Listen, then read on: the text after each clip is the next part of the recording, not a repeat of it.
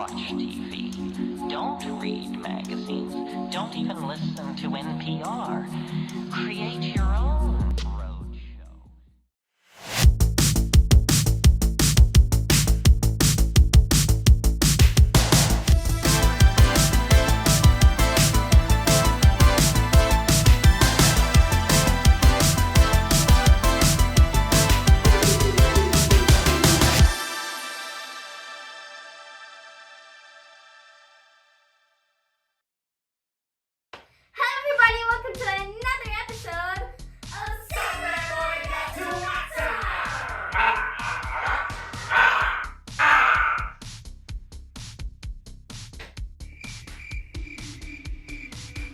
We are here! That's right, we have come back for another Saturday. Not like you weren't expecting us to, but we're here anyways. And we have a ultra awesome lineup for you for today. These lineups are getting better and better, I think.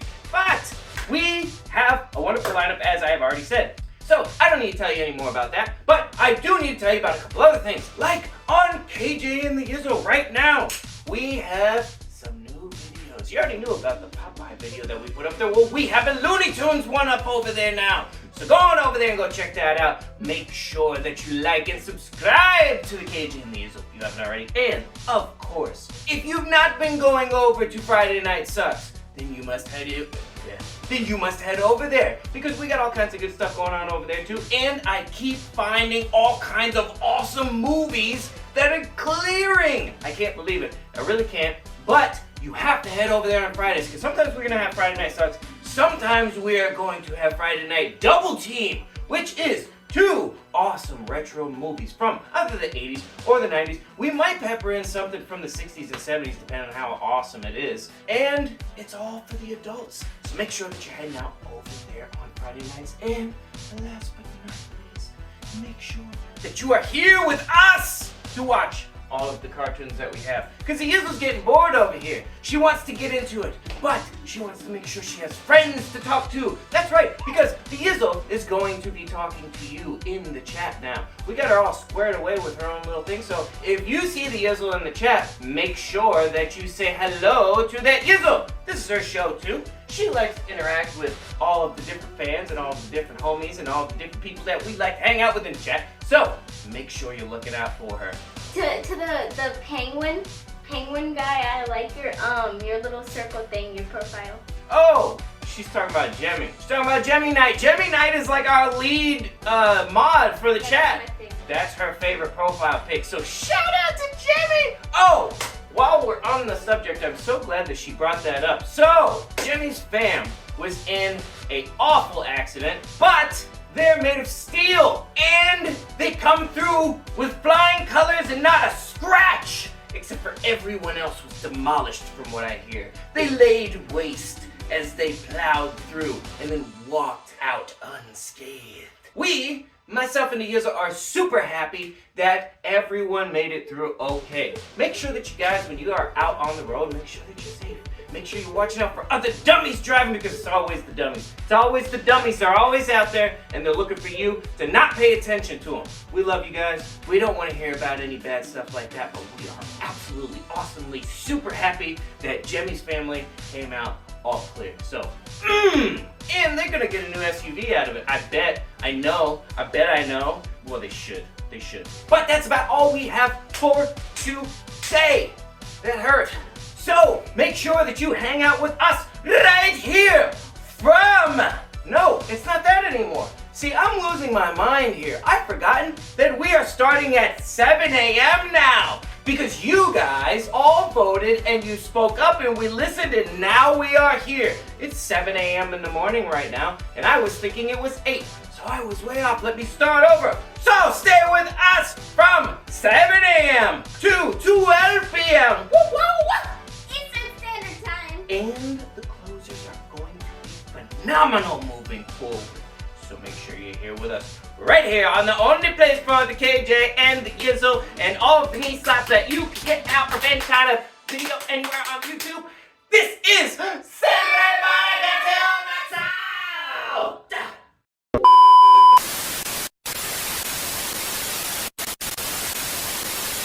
These messages will be right back. With McDonald's new Lego Happy Meal, you'll have hours of fun using your imagination to build all sorts of stuff. There's 8 cool Lego action toys, one in every Happy Meal you buy. What's that sound? It's called quiet. Did somebody say McDonald's? Don't open. Today's assignment, photograph the elusive Pokemon. How do you do it? You're gonna be fast. Ah, missed him. And you better be good. Ah. Great pictures. That's the name of the game in Pokemon Snap. You can go to a participating Blockbuster store, print out your best shots, grab an entry form, and mail it to Nintendo's Take Your Best Shot contest. The best shot wins an Australian safari for 4. And there's lots of other great prizes. $3 per sticker page. Many will enter, few will win. Hang on, it's gotta be fun. Pokemon Snap. Take your best shot. We now return to Punky Brewster.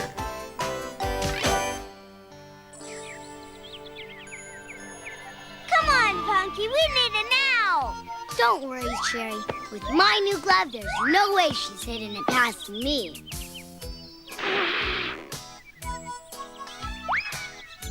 Almost turn to bat ball.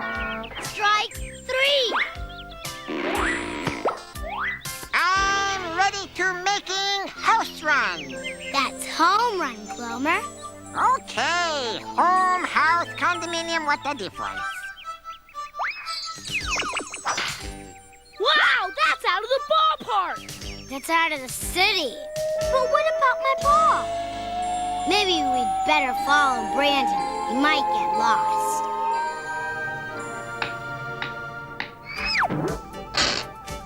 He's just what I need for my rodeo act.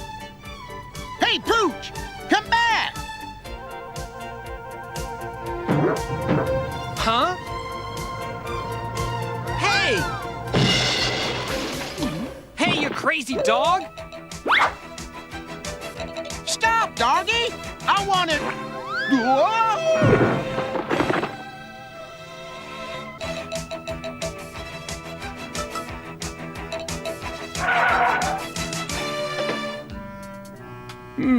No license, eh? I'm afraid you'll have to come along with me, fella. Oh no, the dog catcher's got him.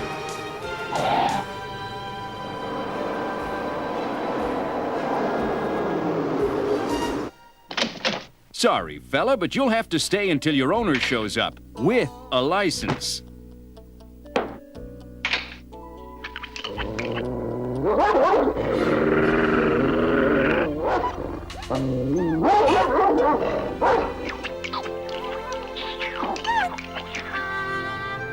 It's all my fault. I was supposed to buy Brandon a license, and I sort of forgot. But didn't Henry give you the money? Yeah, but I sort of spent it. Punky buying new funny glove. Oh, but it's no problem. All I have to do is go to the pound and explain. Brandon will be back home in no time. Even without a license? Sure, he's still my dog, right?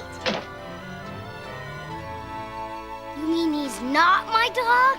I'm sorry, miss, but regulations say until you get a license, anyone who comes up with $25 can adopt the dog. Anyone? I'll be back. Boy, oh boy, Henry's gonna disown me when he finds out, Glomer. Wait, gollywogs. Easy fix. Glomer zap Brandon home. No way! They know my name and address, Glomer. Without a license, they'll just come back and take Brandon away again. Then what do we do? We've got to raise $25, and fast. That's what. Come on! Thanks for your help, guys. But we gotta speed it up. Uh-oh.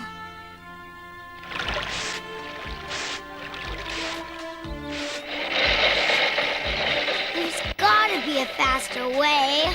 Absolutely nothing to it, Punky friend. Great, Glomer. Let her rip.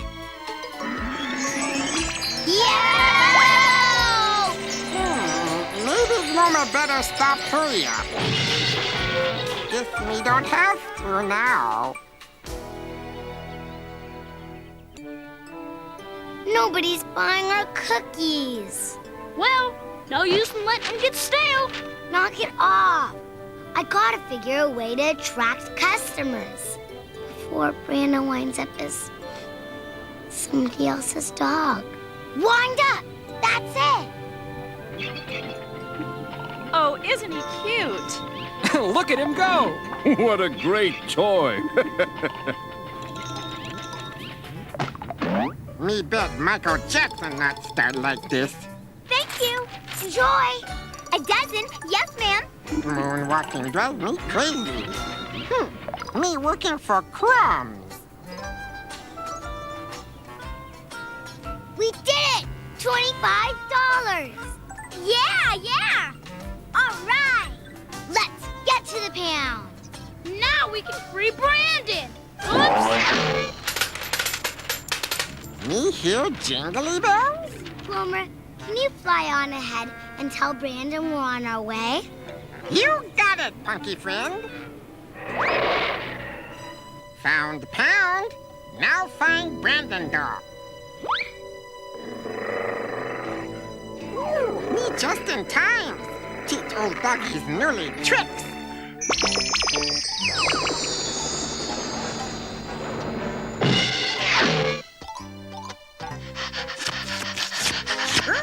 Yuckies, yeah. Safe kisses for Punky friend, Brandon. She on way to getting you out anyway. This way, sir. We have lots of dogs to choose from. Oh, boys, Gloma better be getting out. Split scrazanzis. There they are. I know which one I want, and there he is. That pooch will put some real pizzazz in my rodeo act. Okay, fella, it's time to meet your new owner. $25 for the license, and he's all yours. Oh, Punky not going to like this. Almost there. I can hardly wait to see good old Brandon. Maybe waiting long times to see Brandon dog. Glomer, what do you mean? Oh, money's too late. Funny man own Brandon now. What funny man? Him funny man's. The rodeo! It just came to town. What are we waiting for? Let's go. Okay, we're here. But where's Brandon? You guys look around out front. I'm gonna try backstage. Me also looking too.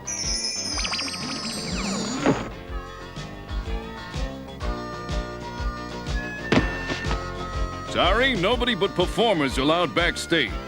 But I'm kind of visiting a performer. Sorta. Sorry.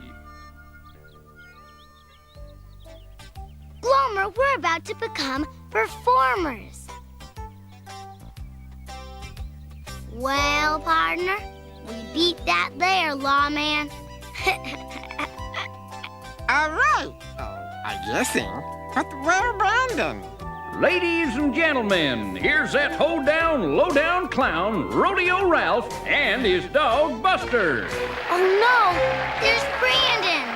He looking different. I'm gonna get my dog. Well, maybe a little later. Hey, you clowns, get out there. What am I paying you for?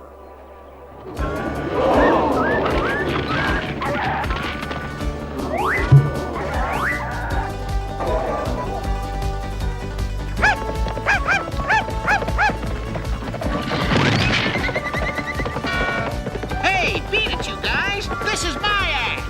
Brandon! Oh, boys.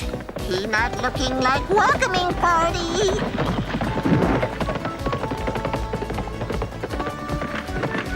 Gloma thinking ball need new springs. Glomer, gonna get clobbered. I gotta help him.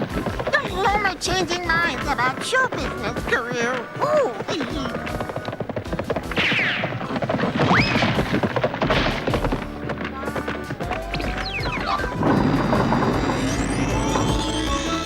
Nice going, Glomer.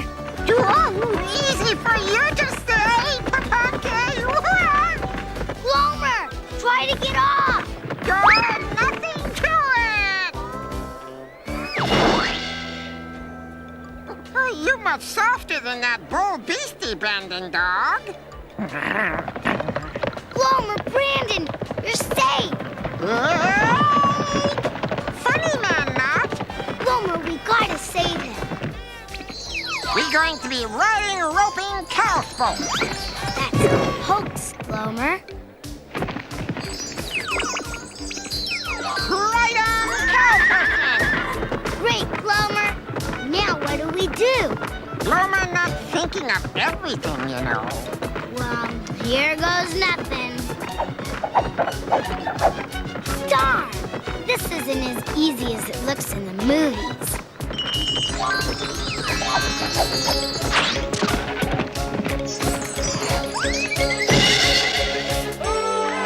Phew, thanks a lot. You two are a great team. You mean us three? You mean my dog Buster? Nope, my dog Brandon. So, you see, none of this would have happened if I got that license like I was supposed to. Well, I guess since you saved my hide, the least I can do is give you Buster. Brandon back. Come on, Brandon. You've got to get your license registered in my name. Say, you wouldn't want to buy a slightly used baseball mitt, would ya?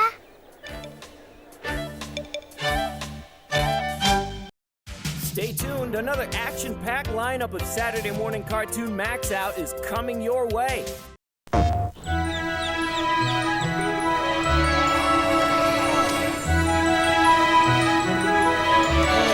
Morning, itty bitty.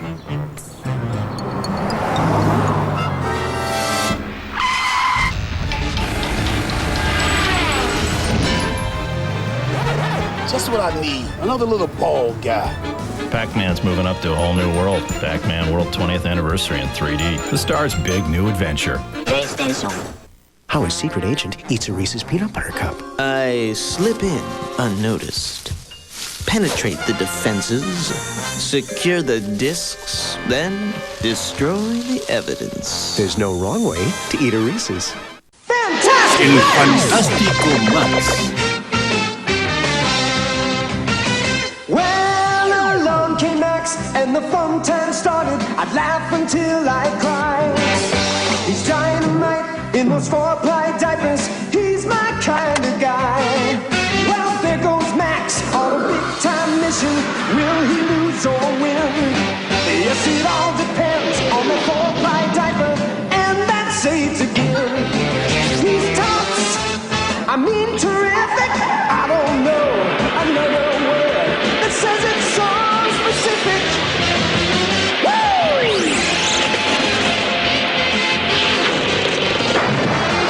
Well, here comes Max and his fun time heroes. It's victory again.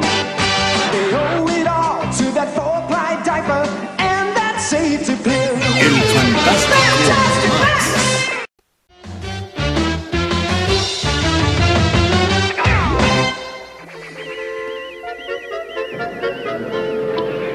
In this corner, coming all the way from under the Andromeda Galaxy, the intergalactic wrestling champion, Yakko.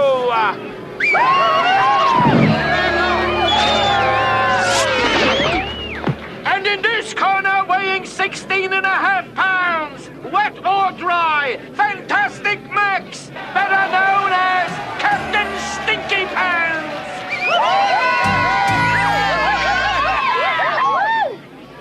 Come on over here, mate, and let me show you what it's like down under.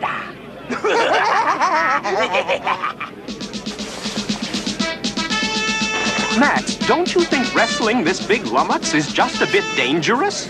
Relax, AB. I'll go easy on him.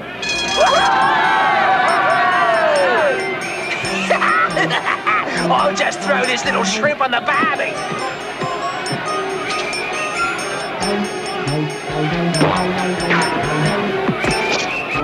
Hey, who's It's greased like a pig! That's not grease. It's baby lotion.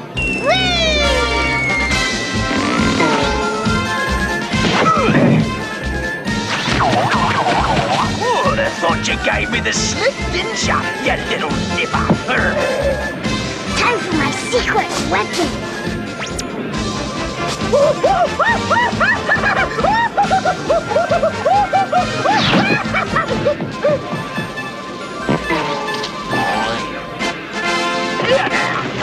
Where the little ankle biter get off to?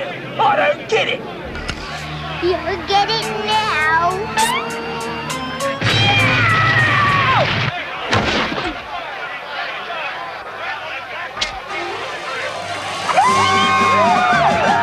Bigger they are, the harder they go. Boom!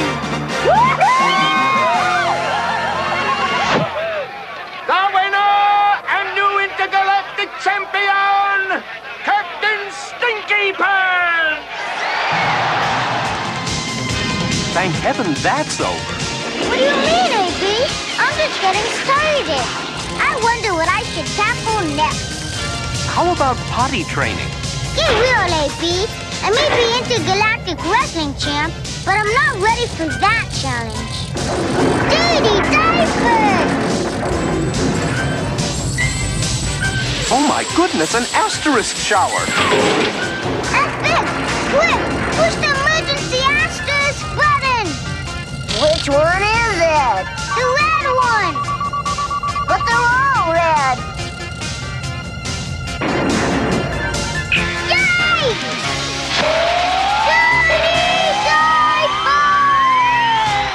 There goes Max! Oh dear, we have to get him back, but the ship's out of control!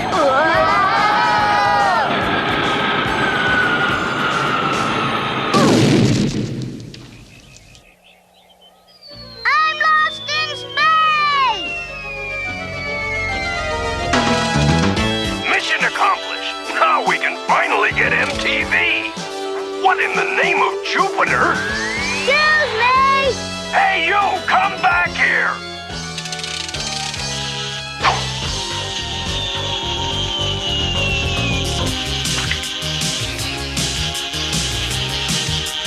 Be gone! Dirty diapers! I'm gonna have a lot of explaining to do.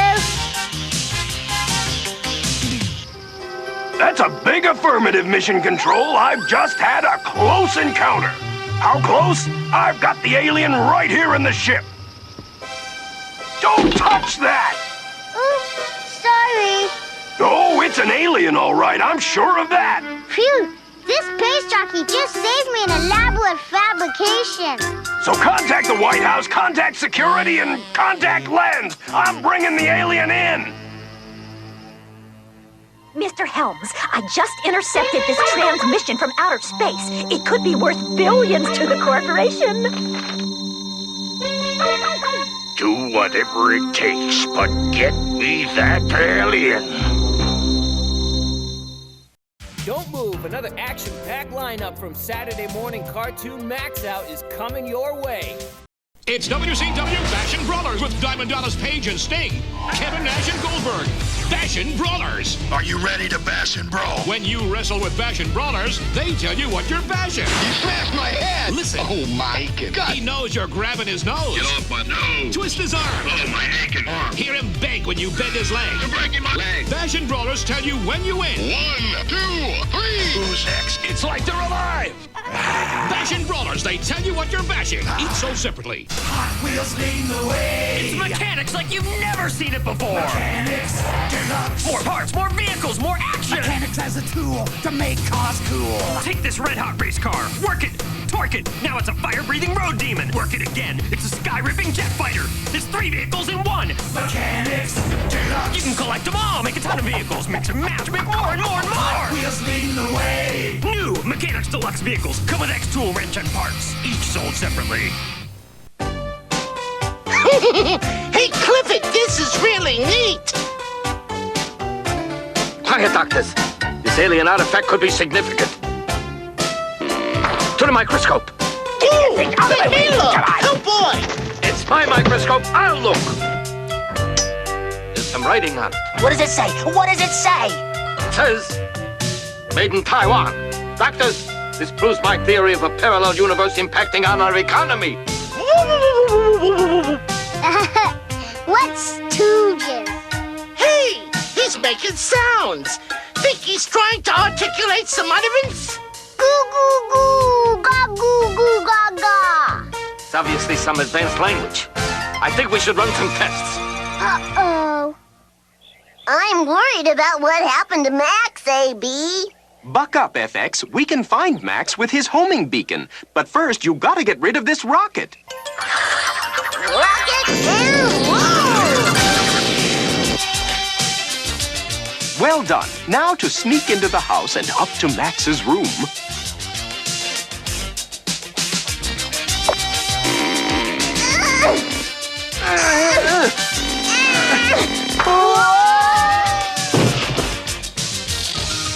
I'll use its lock.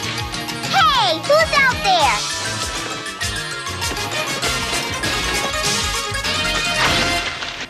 If that's you poking around, Ben, you're rodent food. Huh. Gosh, how do we get in now? Well, there's always Zoe's room. Now, ladies and gentlemen, this is the last stop on our tour. But it's our really top secret laboratory, so cover your eyes and no peeking. On your right, you would have seen some really secret gizmos. Mr. Helms, this is Liesel Von Trapp. I'm safely inside. I'll nab the alien and be back in time for today's corporate takeover. Excellent, Von Trapp. You've been with this company for 15 years. 16, going on 17, sir. Oh, whatever. So, baby, it's time to think about that vice presidency.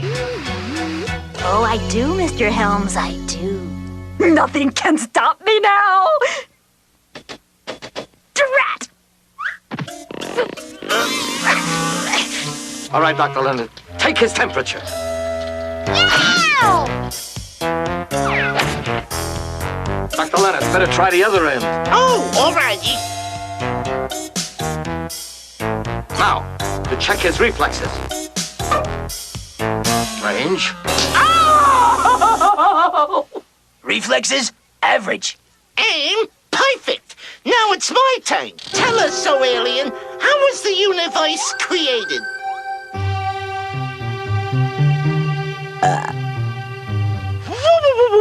That explains everything. Doctors, there was no Big Bang at all. Everything started with a big bite. Enough of your stupid tests. Let's see how he handles my centrifuge. Round and round he goes. Where he stops, nobody knows. We're ready, Dr. Elrod. This could make history. I knew if I waited long enough, there'd be rides. Let her rip! Goo goo, goo goo goo goo, ga ga ga. Amazing! I have him up to 2 G's. If you play the odds, 2 will get you 3. 2 and 3's 5. Do I hear 6? Wow! He sure is going fast. I think we can stop now. We don't want the alien to... Excuse me.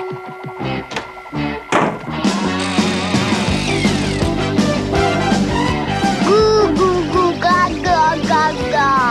Oh, does he look funny to you, Leonard? I think he's mutating. I hope they let me ride the bumper cars next.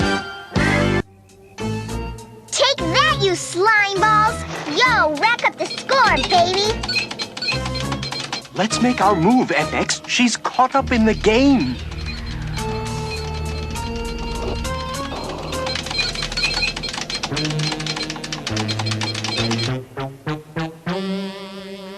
Now, where is Max's homing device? Here it is, A.B. He's not on Pluto or Mars. He's in Texas at the Space Center, and you know what that means. Max isn't in the show anymore. No, you neoprene ninny. It means we're going to need human help. But who? It's absolutely unbelievable. We knew he was extremely intelligent. We knew he was an extraordinary physical specimen. But boy, can he dance! Well, doctors, I think we're ready for a team summary.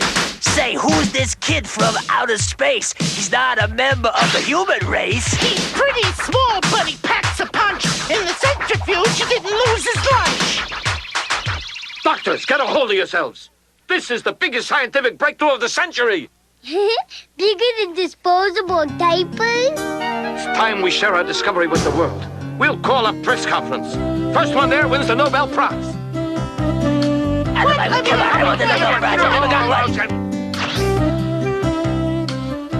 Doctors, we better get our coats. I'm not gonna let a door stand in the way of my career. I'm free to follow my dream. Well, doctors, are we all ready for the press conference? Radio! Perfect. I'll nab the alien at the press conference. DRAK. Maybe next time. Ha! We meet again, King Slime. This time you won't escape me. We interrupt this video Ah, nuts! to bring you this special news bulletin. An alien has landed on Earth. We take you now to the Space Center. Go, goo, goo. That's Max! On behalf of the research team, I want to announce that this afternoon there will be a big parade to honor our visitor from space. With floats and everything. Doctors! Well, there you have it. More news later on this video game. Oh, Max has really gone and done it now. Think you'll get a guest shot on Hollywood Squares? Oh boy, wait till Mom and Dad hear this. We've got to make our move right now, FX. Max is in trouble. Max is in trouble. Go ahead, FX, but quietly. Rocket and roll! Holy cow, that's Max's robot and his stupid doll. Don't tell me they have their own TV show. We do. Hello, Zoe. Ah! I've been playing video games too long! Zoe, we need your help to get Max. We can't ask for human, and you can. Well, almost. Are you kidding? I'm not going to help that brat. You mean you don't mind that Max is being treated like a hero? Think of all the attention he'll get from your parents. You're right! I couldn't stand that! Good. Now first, we'll go to the parade in Houston. Houston? How do we get there? FX has magical powers. He's always making rockets out of sand for Max. Wait a minute. If you guys want my help, we're not taking a dopey rocket to Houston. Then how do you propose to get there? In a sports car. Rocket and roll!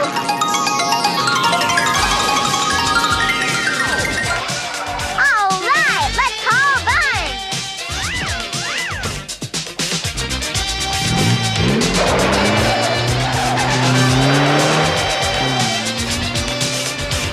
Remember, a car is not a toy! Are you kidding? Wait till I shift into second.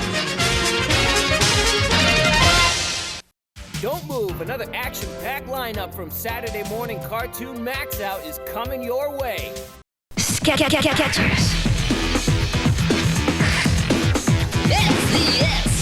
Sketchers. Sketchers.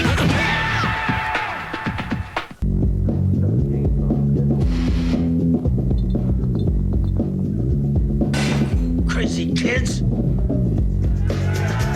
Endless Party Fruit by the Foot, packed in fun party pouches. Just ask your question. Is this party ever gonna stop? Then press to reveal an answer. Dozens of games, riddles, and party pouches. New Endless Party Fruit by the Foot. Party on and on. So is this a cool party or what? Right on.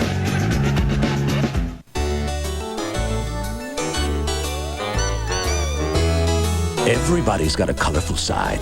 Here's ours. Lots of new color games for Game Boy Color, like Tetris DX, Wario Land 2, Zelda DX, Looney Tunes Carrot Crazy, Quest for Camelot, and there's R-Type Plus, Super Mario, and Conker's Pocket Tales.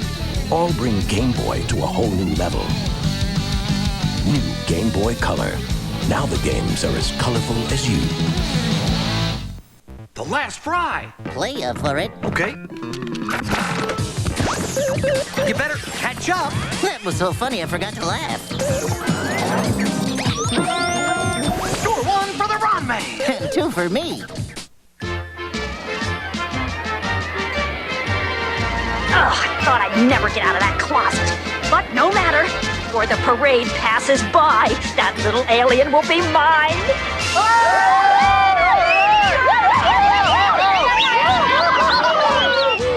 Oh, isn't this great, Dr. Leonard? Next to being a great scientist, I've always wanted to be in the parade. Now I got the best of both worlds. Well, 1 out of 2 ain't bad.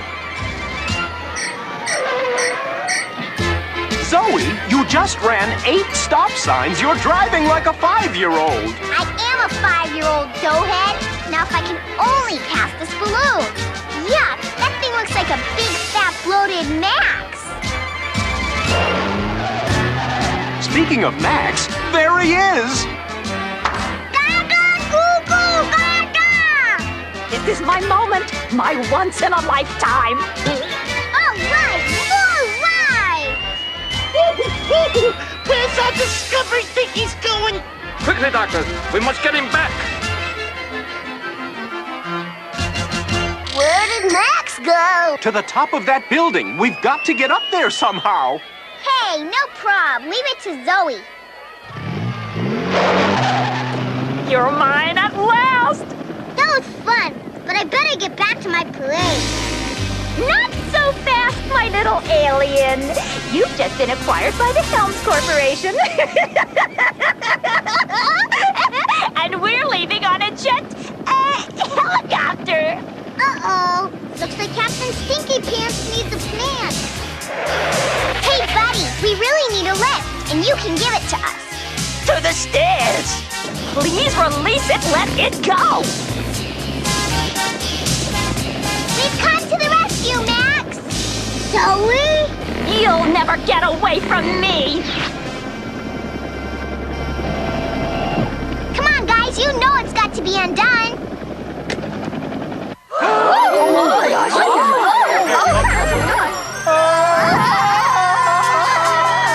An excellent plan, Zoe. Oh, Gads, we're too late! No, we're not. This is going to be better than playing slime ball. Boot up a video game, FX. Rock it and roll!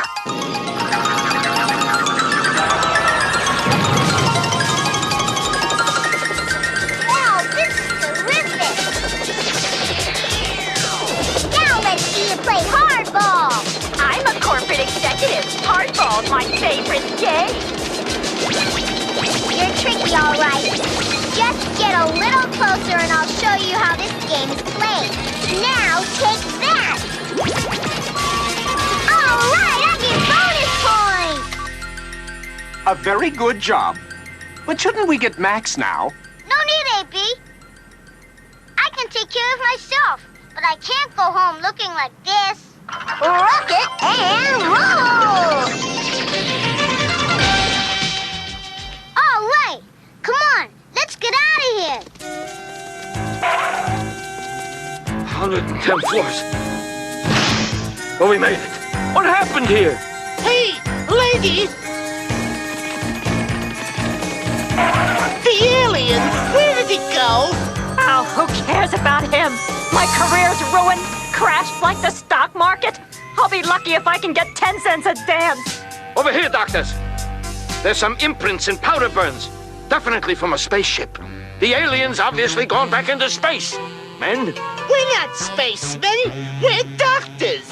Ooh. Max, I still can't believe you're a space baby. I want to hear all about it. You bet, Zoe. But aren't you getting a little sleepy? What do you think, FX? Isn't she getting a little sleepy? Come on, FX. That's your cue. Oh, yeah. She's getting sleepy. Now that we're a team, we're going to have exciting adventures. It worked, guys. Let's get her home. Fast. Max, I'm sorry we had to involve your sister, but we had no other choice. No sweat, AB. Tomorrow she'll think this was all a dream. Won't you, Zoe? Yes, my darling little brother. Darling little brother. Now that is one deep trance. Fantastic Max!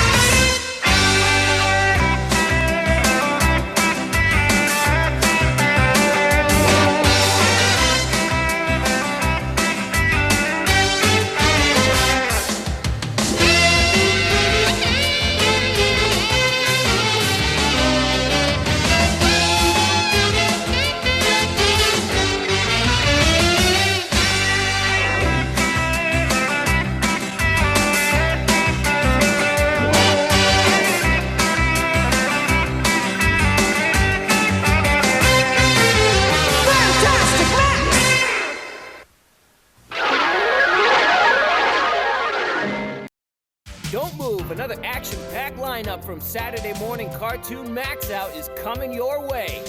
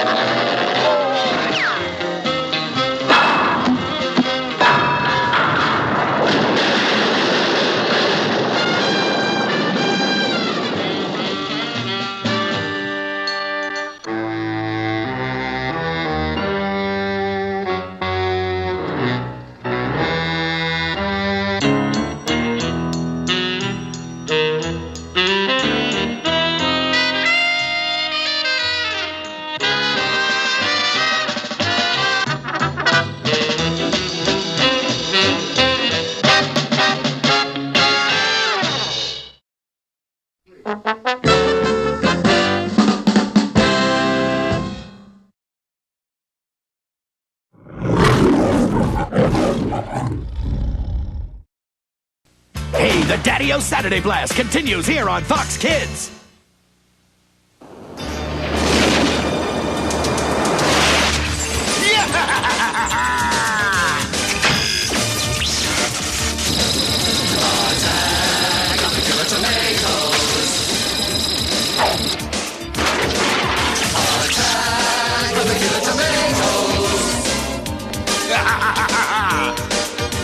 From gangrene I come forth, they treat the right red monsters of which we speak, except when he has a security leak. Tomatoes, tomatoes!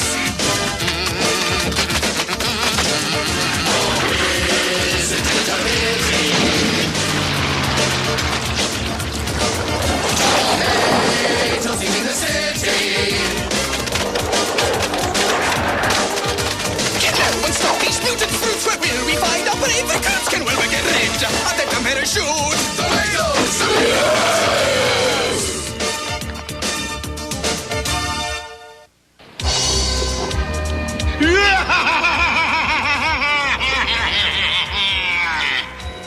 Hey kids, what time is it?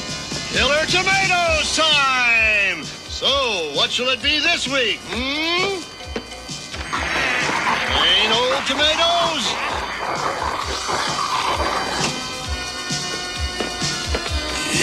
Giant tomatoes?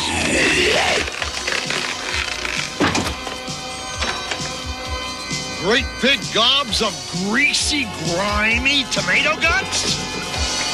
Yuck! Igor! Igor!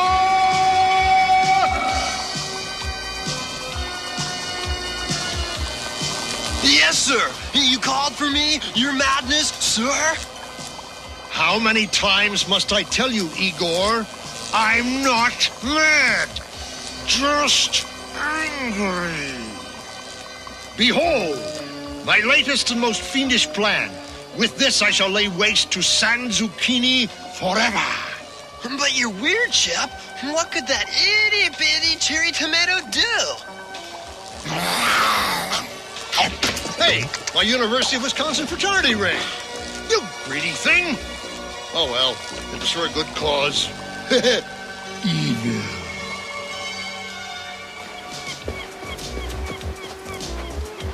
Early morning clouds turn to sunshine, perfect growing weather for ripe succulents. Fetch, FT! Get the frisbee!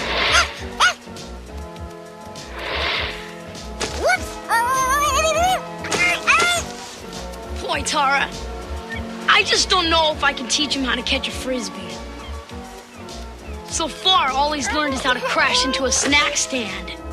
What if people found out he wasn't a dog? Tara, picture FT spread on this. Well, I'm gonna get some mustard. I'm gonna soak up some rays.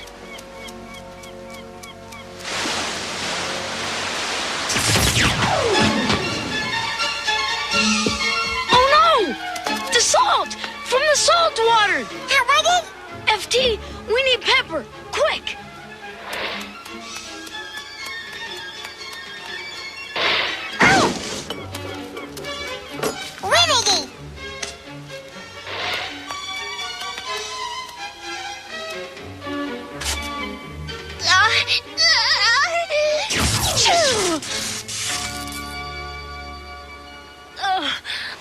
What happened?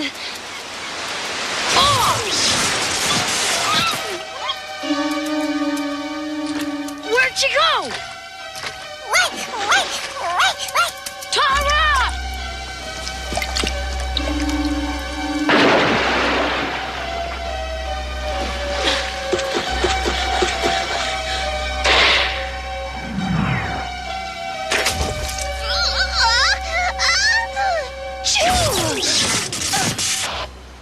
Come in. Chad? Tara? Where the blazes are you? Chad! Yes, Uncle Wilbur! Why aren't you here at the Pizza Palace? I need you. But Uncle Wilbur! Get down here! What's going on? Duty calls. Come on. Hey, you sure you're okay driving? You're not gonna veg out again. Look, I'm the one with the driver's license. Trust me. Oh, now, this is Mr. Clutch, right? You know, this day at the beach was a total washout. Hey, slow down! Okay, I'm putting my foot on the brake. Hey, how about a movie tonight? Yes, sure, anything you say. We'll go to the drive-in. Invader Broccoli from Mars opens today. At last, after months of experiments, Finletter's Tomatoless Pizza Palace presents my culinary masterpiece. Ta-da! Instant leftover pizzas. They already have a slice out of them. Yeah, that's great, Uncle Wilbur. Uncle Wilbur, what's this empty spot in the middle of the pizza? That, my boy, is where the missing ingredient goes. The pizzas need something. Until I figure out exactly what, I can't deliver the orders. If you don't see what you want, just ask for it. Tomato!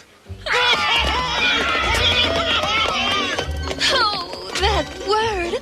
I feel a ripple dissolve coming on.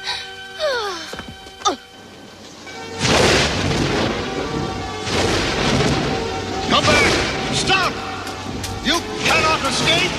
You'll never be a real human! Fuzzy Tomato, heel! Come back, I say! You ungrateful little witch! I made you, and I can break you! And your little dog, too!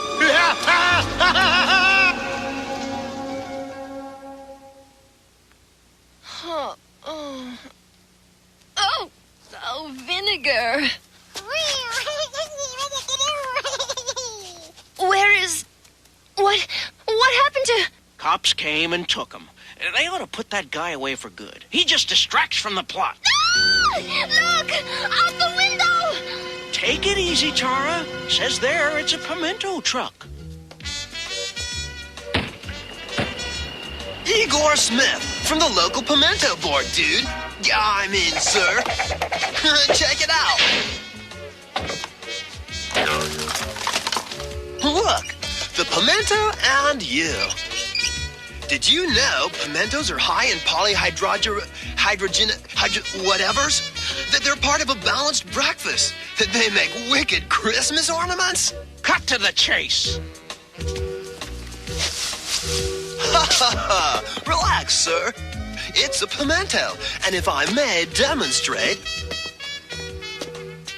Like, voila! The perfect centerpiece for the perfect pizza! Uncle Wilbur, I'm not sure that this is... I'll take it! I'll buy all you've got!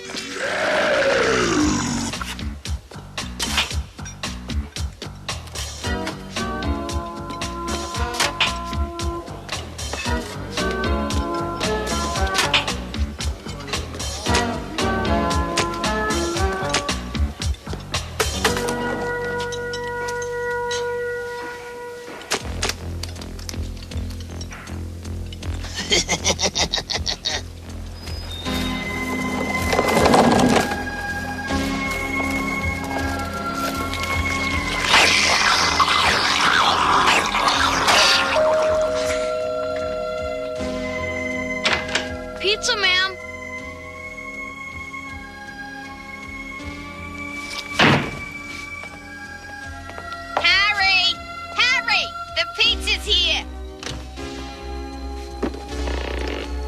I put it in the fridge so it'll be nice and cold. I don't know. Something's wrong. Something's rotten in Sal's zucchini. Hurry! I'm serving the pizza now, so somebody better be hungry.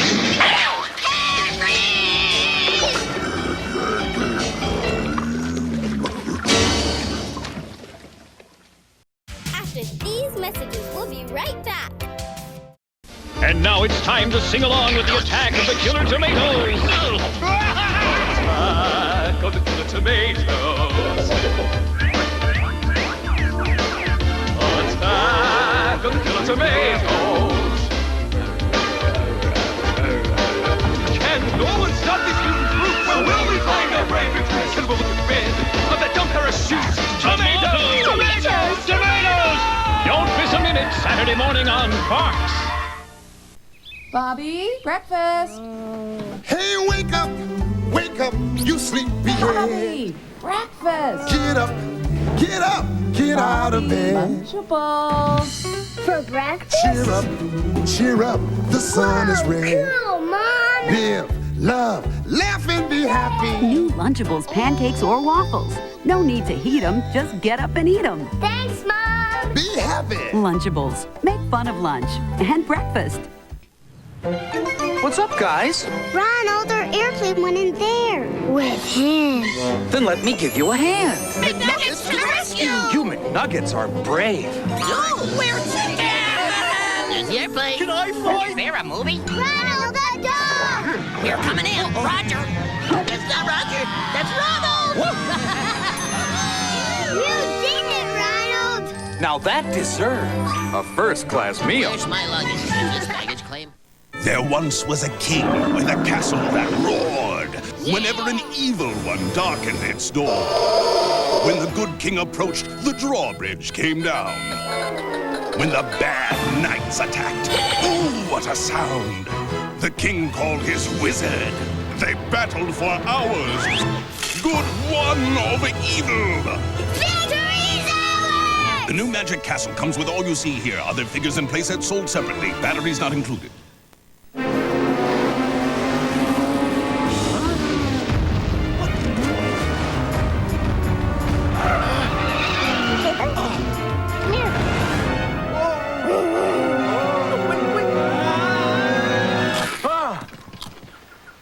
Introducing the intense flavor of Fritos Racers, shaped like Jeff Gordon's race car with a crunch just as loud.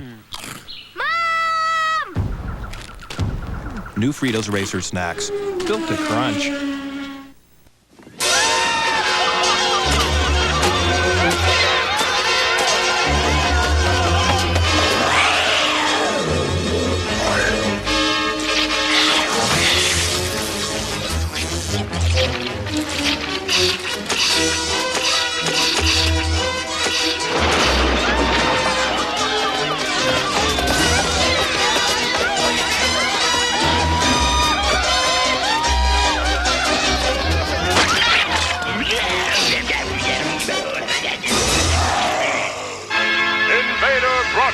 From Mars. Gee, should we screech them now, Rodney? I don't know, Clyde. I'm starving. Why don't we dig into the last leftover pizza in the back? Shh, this is very interesting. I wonder what a broccoli's motivation is. I wonder where FT is. Okay, there you go. Popcorn with just a bit of salt.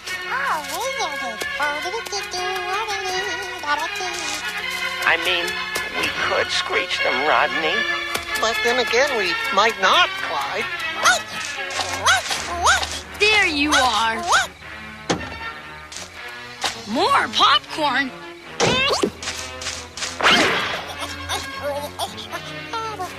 You know, you won't have enough room for pizza.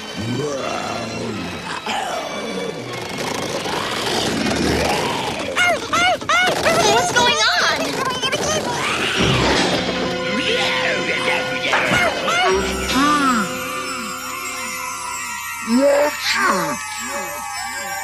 You can't!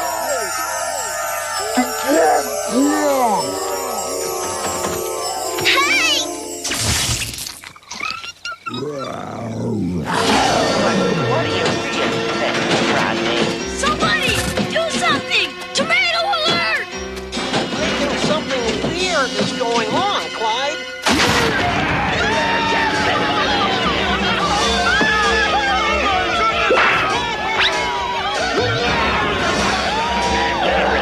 Tora, snap out of it! You know I can't drive! I mean, probably could, but it would be wrong. FD, what are you doing?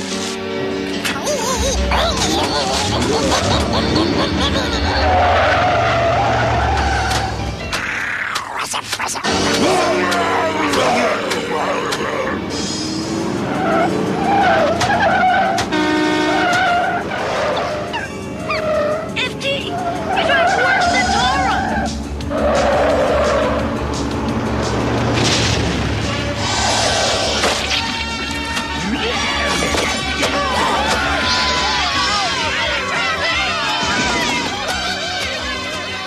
This is Whitley White, reporting live and without benefit of a script, I might add. Tonight, tomatoes again invade San Zucchini. There seems to be no defense against the vicious fruits and/or vegetables. There are reports of looting. Look, there's our chance. A garden supply store ripe for the plucking. Come on, let's go.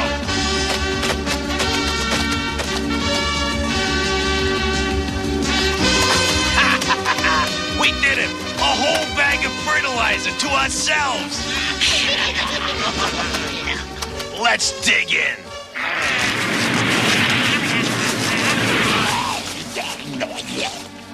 Oh no, not again! Kitty litter! You dolt, you blew it like you always do! Alright, so we'll grovel. We'll go see the doctor. And hope he has some filthy job for us to do. A public service announcement from Whitley White. Citizens are urged to take safe haven in the downtown Solidplex Mall Plaza. Safe haven? Safe? Safe my Aunt Franny. We'll see about that. Zoltan! At your service, Doc. I mean, Doctor. So, Zoltan and the Gang of Five. A more scurvy band I have never seen. Parachutes? Got 'em, Pilgrim. Ready to move out and give 'em what for? I'll show you what for. The pièce de résistance. The crowning touch. The excuse for this whole silly plot. Within these bags, the world's most concentrated, most aromatic fertilizer. No tomato can resist. No matter how sturdy those walls are, a whiff of this, and my killers will tear through them like so much cotton candy. If you do well, perhaps I'll give you each a small pinch. Afterward. So, don't go getting any funny ideas. What do you mean? Well, what are we waiting for? Come on, quit dragging your stems. With humans gone, we will have conquered. And I shall rule. The earth will quiver at my frown. Kids, don't try this at home. After these messages, we'll be right back. Again, we find Dr. Craven in hot pursuit of another Domino's pizza. Must have that delightful Domino's. There it is. Giddy up, my star-spangled pony. So close. The cheese of life. All snug and bubbly inside its Domino's heatwave bag. Be still, my quivering taste buds. Blast. Ugh, rubbish. You can run from me, my tasty treasure, but you can't hide. 1, 2, 3. Pringle packs are here. Pack, pack, stack. Going anywhere. Pringle packet. Going here to there. Pringle packet. Before you go to school. Pringle packet. Crazy, baby, cool. Pringle packet. Now pack it. Pack it good. Stack it up. You know you should. Pringle packet. Pack it good. Pringle packet. Pack, pack, stack. Nothing exciting ever goes on around here. Then try the big berry taste of my Crunchberry cereal. Oh, right, Crunchberries. Whoa! That was cool, Captain. bottom line, please. No problem.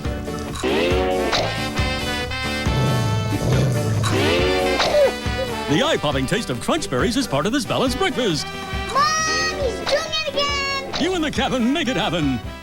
If you were a baby, you'd sit in a high chair and eat strained peas every day. You don't like strained peas? Tough. Babies don't have a choice, but you do because you're a kid. So you can go to Burger King. Get a cheeseburger. No pickles? No problem. You don't like choices? Be a baby. You want it your way? You can go to Burger King. Fun! Food! You don't have to choose between great tasting food and fun at Burger King. You can always get both. Right now, there's a new cat dog action toy in every Tasty Kids Club meal you buy. 5 toys in all, only at Burger King. Taste rules.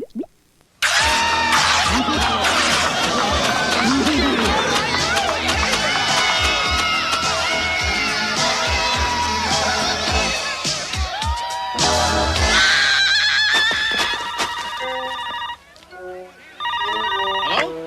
What? We don't serve to turtles. No sewer deliveries. What? Oh, sorry. No, this is not 911. Holy tomato! It's war! They said it couldn't happen again. They were wrong.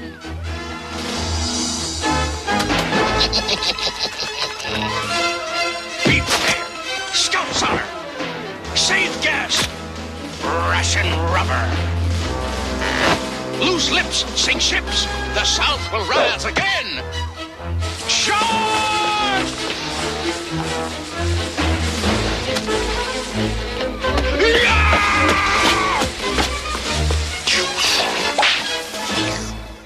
This is Whitley White himself, reporting again on the tomato emergency, and I might add, without benefit of my blazer with the station logo on it. San Zucchini is leveled. Most of the populace has fled to the mall plaza. The tomatoes are advancing upon it. You hear that, FT? We've got to do something. Head for the plaza. But first, a detour through that warehouse.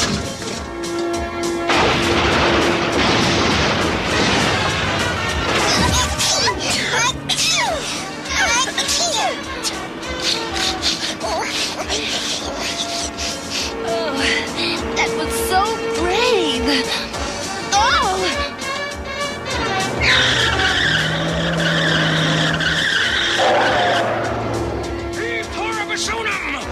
No taxation without representation! Soak the rich!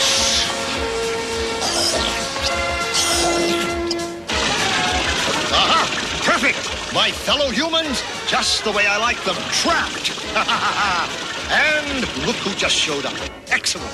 I want them included in the festivities. Come in, Tomato Task Force. Get down to the plaza. We need you. And, oh, what the heck? Let's blow the budget. Call out the National Guard!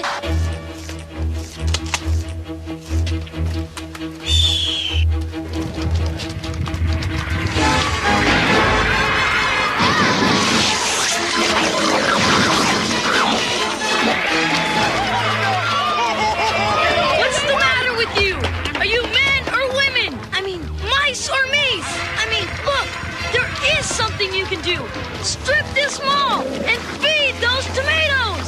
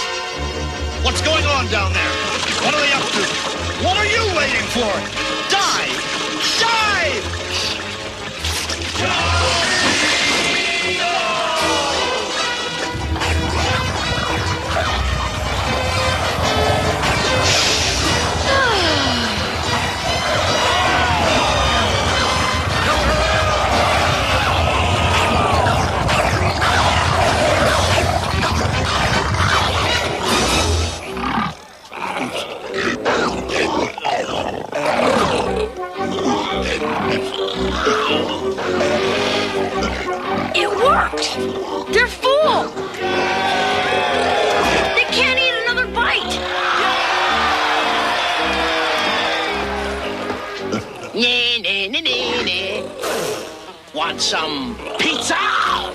A little dessert, huh?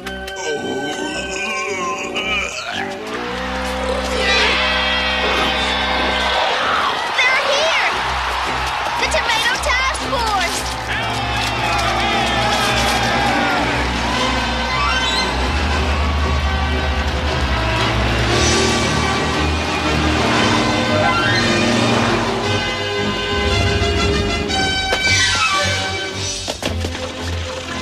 Curses! Simply, yet cleverly, they squashed my plan. Well, that won't happen again. Not next time.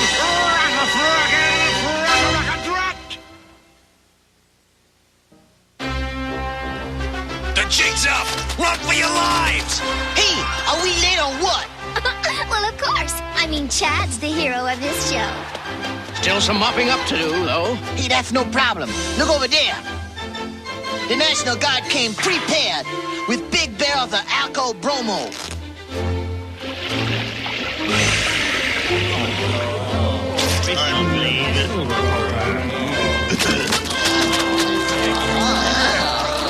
Gee, I didn't do so bad, did I?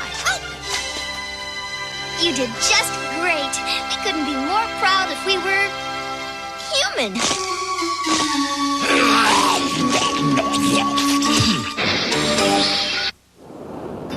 Clayton Broom there. Yes. Where are you from, Clayton? Moore, South Carolina. My name is Chris Leary from the Fox Kids Network. You are the Fox Kids Be Batman Contest Grand Prize winner. Awesome. You won every Batman toy available. You won a year's supply of Batman comics, a Batman toy sculpted in your likeness, and a Batman comic book cover in your likeness. Excellent. Who gives away the coolest prizes? The Fox Kids Network. Don't move. Another action-packed lineup from Saturday morning cartoon Maxout is coming your way.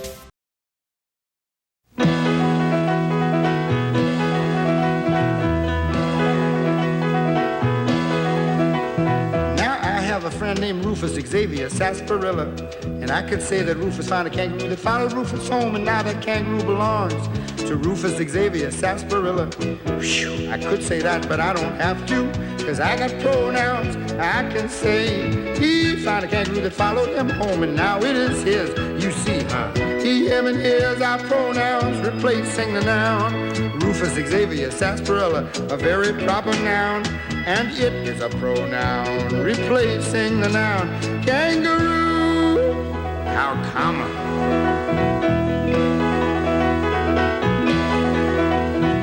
Rufus has a sister named Raffaella Gabriella Sarsaparilla. If she found a kangaroo, I'd say to you, she found a kangaroo that followed her home, and now it is hers. But I can't say that, because she found an aardvark that fell in love with her, and they're so happy. And my name's Albert Andreas Samadilla, no relation to the Sarsaparillas. Because of pronouns I can say, I wish she would find a rhinoceros for me, and we'd be happy. You see, a pronoun was made to take the place of a noun, cause saying all those nouns over and over can really wear you down.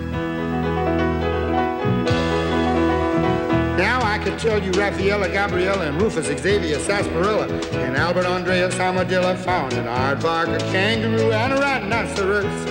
And now that aardvark and that kangaroo and that rhinoceros belong respectively to Raffaella Gabriella Sarsaparilla and Rufus Xavier Sarsaparilla and Albert Andreas Armadillo.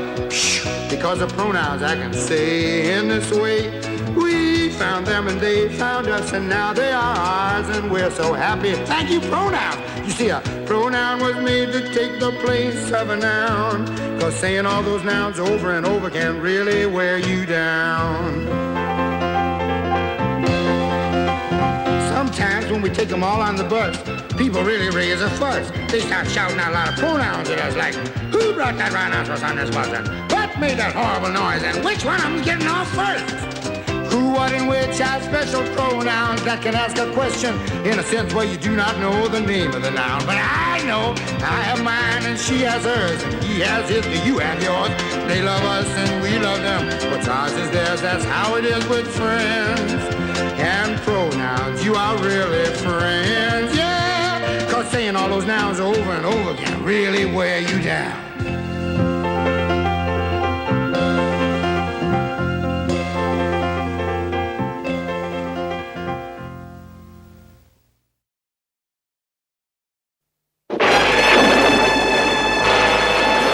From the monsters of the past comes a new generation dedicated to reversing the evil image of their forefathers.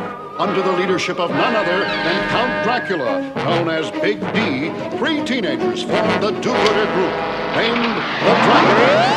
With special powers, they can transform into super mighty monsters and use their skills against all evildoers, especially the diabolical Dr. Dread and his renegade rascals Toad, Fly, Mummy Man, and Vampira, a group known as Ogre, the organization of generally rotten enterprises. It's right versus wrong, good over greed, niceness against naughtiness. That's the dedication of the terrific trio, Frankie, Howler, and DRAK Jr., the DRAK Pack. After these messages, we'll be right back. Hands up! Madball. Welcome to the wacky world of Madball action figures, a world of good guys. Attack, Skullface! Get under his brain! Up with the head, Archosaurus! Defend yourself, Slobulus. Gotcha, Screaming Mimi. And bad guys. Wolf breath! Bear's feather! Heads off, Blockman! Wow! And you can switch heads from body to body. It's a world of funny friends and frenzied fun. The world of Madball action figures with head-poppin' fun. From Amtoy! Bet you can't lick a Gold Rush bar. It's ice cream with chocolate to chop. It's ice cream with nuts to crunch. Ice cream with caramel to chew. Real ice cream. You get your teeth into. No, you just can't lick a Gold Rush bar. 'Cause once that taste puts a bite on you, You gotta bite back, yes you do. Yes you do, I do. No, you just can't lick a Gold Rush bar. Try Gold Rush vanilla, chocolate, and peanut butter.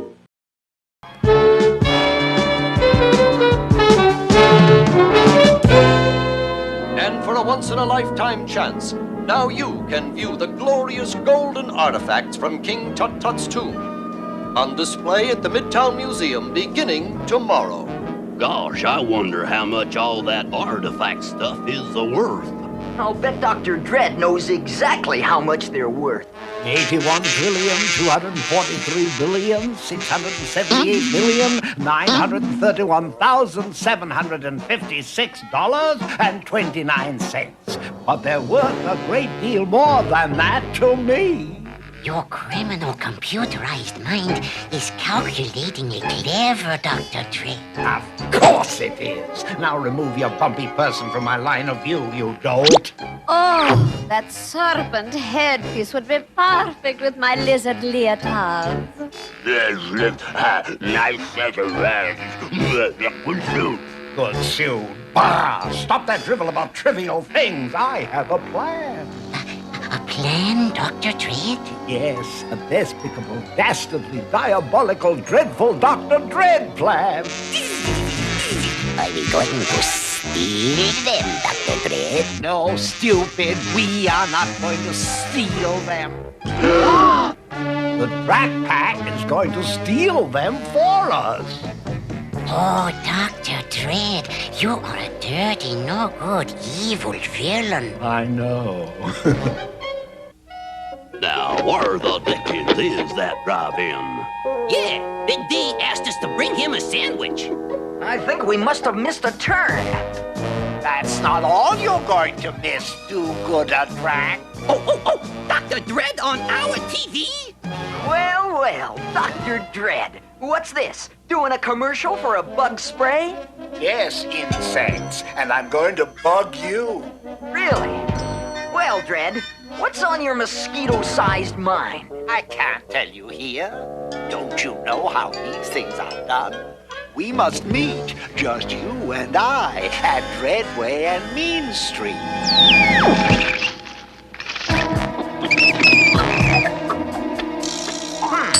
Another one of Dread's brilliant secret meeting places. Not only that, he didn't even bother to show... Glad you could drop in. But enough chit-chat. This meeting is to inform you that by midnight tonight, the Egyptian artifacts will be mine. And nothing the DRAK pack can do will alter that fact. Oh, no. Not that. Why, those artifacts are priceless. Priceless? They're worth a lot more than that, dear boy. But time flies. Watch for me. Remember, midnight tonight. The witching hour of midnight, he strikes. And that's the whole story, fellas. So, Dr. Dread is up to his old time-worn tricks, eh? Which means dirty tricks. What should we do, DRAK? Well, I think it's time to consult Big D, our devoted and dedicated leader. He'll know how to clean up Dr. Dread's dirty deeds. DRAK pack, calling Big D. What's this? Can't a retired vampire take a bubble bath?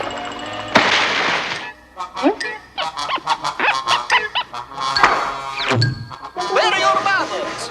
Remember, you were brought up to be good guys and make up for all the bad stuff Werewolf Frankenstein and I pulled off for centuries. But Big D! Don't interrupt! I know all about Dr. Dread and the artifacts. I know everything. So what are you doing here? Get to the museum and stake it out. And speaking of steaks, where's my T-bone sandwich? Never mind. Go stop Dr. Dread. Oh, I'm losing my bubbles. Kids today, who needs them? They're nothing but troubles. Whoa, wow! This calls for the DRAK pack. Yeah, time for the DRAK whack. Wacko!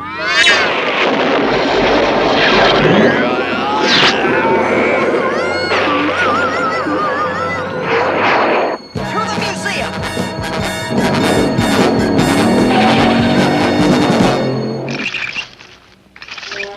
Quiet down.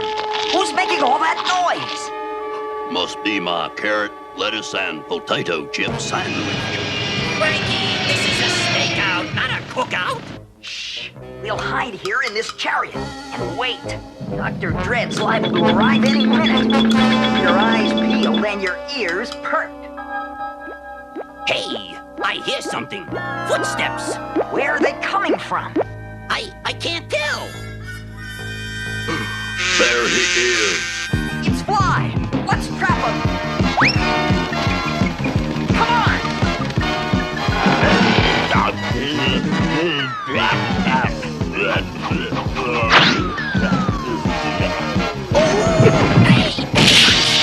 We're all stuck. The old mummy muslin and adhesive tape trick. A little late figuring that out, young man. Just as I planned. It is now 5 minutes to midnight. By midnight, all this will be mine, just like I said. Oh, yeah? You lose, Dread. You can't possibly get all those artifacts out of here in 5 minutes. Really? Watch. Vampira, direct the levitator beam over here. Power on, Doctor. Uh-huh. The old magnetic beam trick. Well, I guess the joke's on me. Not only the joke, young DRAK. That's DRAK. Whatever. But the blame is on you, too. Going up.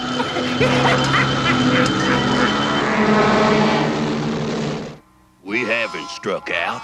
That alarm will bring the police. And they'll think we did it. Oh, boy, we're really batting 1,000. Batting?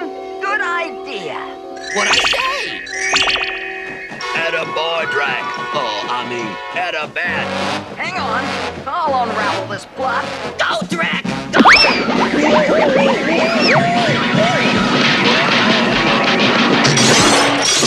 Are you guys okay? Oh, I will be as soon as the museum stands still. Stop spinning, DRAK! What are we gonna do? Yeah, we'll be blamed for this. Not if we can find Dr. Dread and get those artifacts back. Let's go! Oh, gentlemen. There he is. Smile. Say cheese. What in the dickens did he do that for? He took our picture. I think we've been framed. Follow that balloon. All right, what's happened? Hey, King Tut-Tut's gold is gone. Who would be so dastardly? Huh? Oh, I don't believe it. Look, the DRAK pack. Oh, no. So I turn on the TV to catch the news. And what news do I catch? The DRAK pack suspected of taking the Tut-Tut treasure. But Dr. Dredd tricked us. You're supposed to make us look good. Excuses. If my suit wasn't at the cleaners, I'd handle this job myself. Now recover those artifacts and all that good stuff and clear our bad name. Kids, all this bungling. It's enough to give a vampire a fang. Oh, that's smart. Which way should we go, Right? Just keep driving while I feed the computer some DRAK fact. Let's see now. King Tut-Tut's artifacts. Dr. Dredd, hideout, last seen, Midtown Museum. DRAK. Not now, Frankie. Don't you see I'm trying to find some sign of Dr. Dredd? But Dredd! Frankie's already found the sign of Dr. Dredd. Welcome, DRAK Pack. Well, how about that? An invitation to that building. Look! Vampira. Well, that cinches it. Let's go.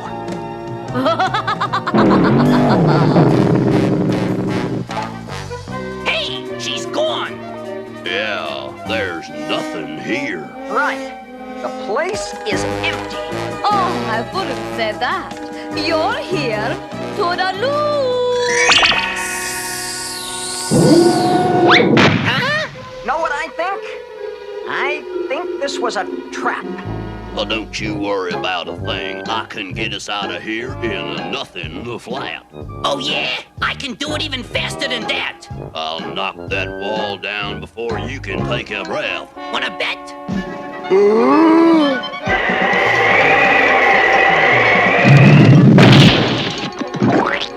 Hey, you guys! Come here! Look, while we were trapped in the warehouse, the computer figured out Dredd's location. The readout says Ogre Island. Yeah, they're floating dreadnought. Well, what are we waiting for? Fasten your seatbelts. And switch to air jetster. It's fly time!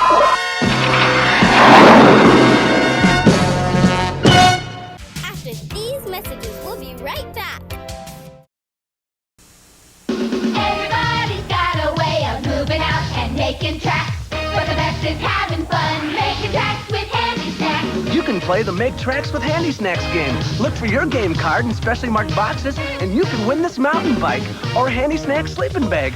And everyone gets cool stickers. Go in and sit or back to back, making tracks with Handy Snacks. For free game card, write to Handy Snacks, P.O. Box 1233, Skumpy, Illinois, 60076. Thousands enter, hundreds win. Make tracks! Sages. He's the king of the road, the master of sass. Right thing. Got an 8-ball shifter. Whoa. Got some flames on the door. Just live to pop wheelies with my 4x4. Better than a bunch of singing raisins. Rat Fink and the Rad Rods, each sold separately. Ow! You drive me wild! Think. I'm Captain Cupcake. What makes Hostess Cupcake such fun? First, you lick the fudgy icing off. Then you eat up all the double food cake.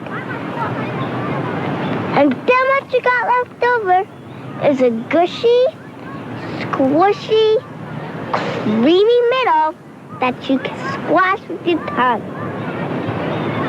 Hostess Cupcakes, fruit pies, and Twinkies cakes. Fresh snacks with a snack in the middle.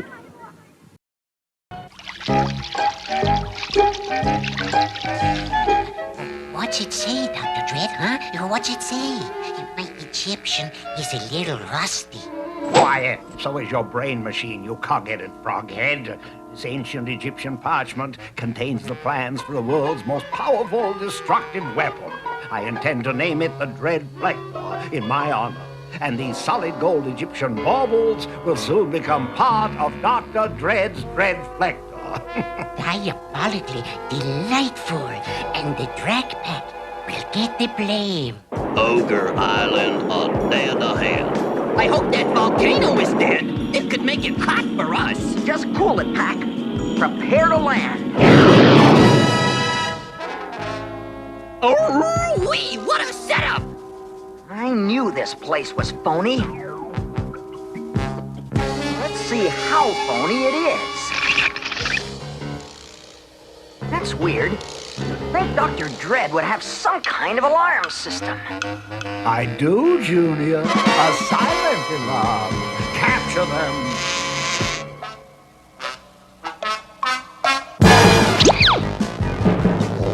It sure is quiet. I wish somebody'd say something. Hello? Oh? Hey, a way out. Let's go, Pack. This time, DRAK will really fall for me.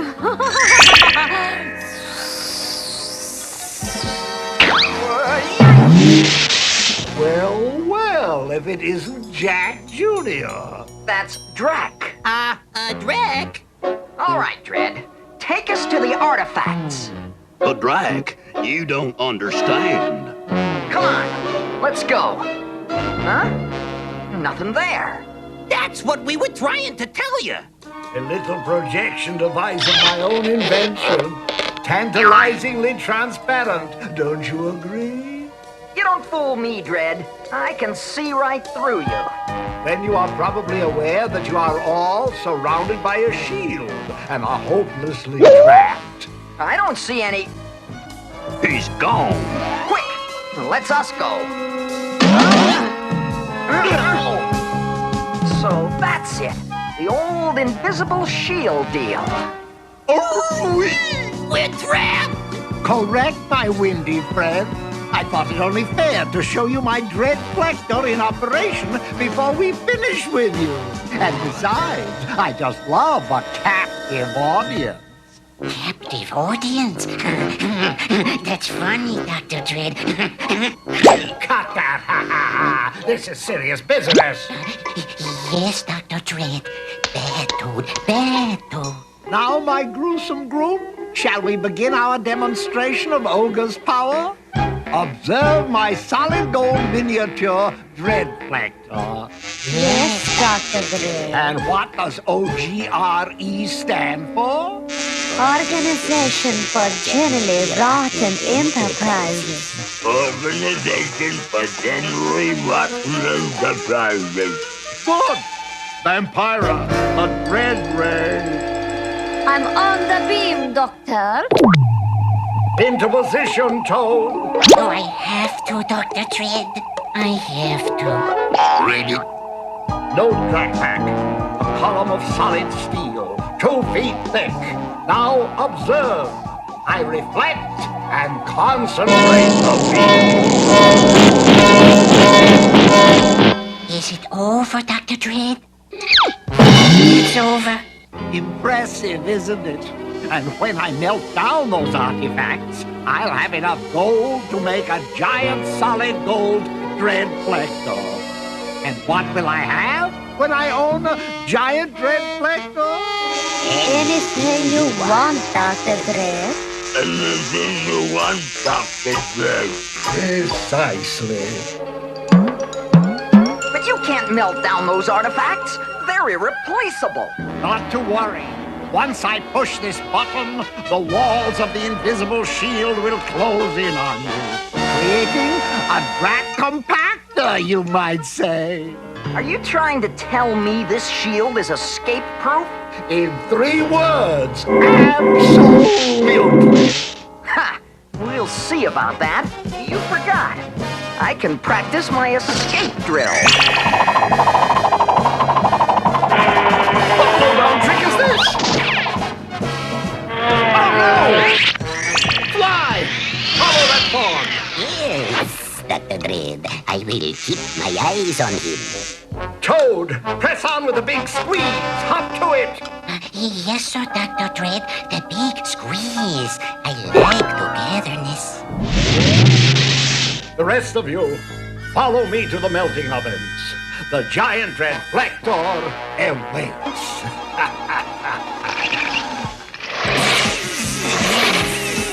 That DRAK pack's got to be here somewhere. Now, to find which room he's in. Soon I'll show the world my new power. Oh, I can hardly wait. Should I melt the North Pole first? Or turn the Sahara into glass? Just what I was looking for. This can of glue gives me an idea. Just as I planned, I've got him trapped. There's no way out of this storeroom. Uh-oh. It's easy to see you are cornered. What? What is this? A little homemade flypaper fly. Stick around. I've got some rats to catch. This is revolting. It's so nice to see such close friends. Oh, it's you. You're too late, DRAK. I'm the only one who can turn off the DRAK converter. Oh, yeah? Dredd would never put you in charge of the off button. Oh, yes, he would. There it is, that red button right there. Really? There, Toad. Thanks, Toad. Well, we are close pals. Yeah, but this is ridiculous. Okay, Pack. Break it up. Thanks, DRAK. Come on. We've got to stop Dr. Dredd. There, Toad, there. Ah, the giant dread reflector will soon take shape. Uh-oh, it's that do-good Rick. That's DRAK. Whoever, you're too late. Nothing can stop us now. I'll get this show on the roll. I wouldn't say that, Vampira. You're out of gear. Stop him, Mummy Man.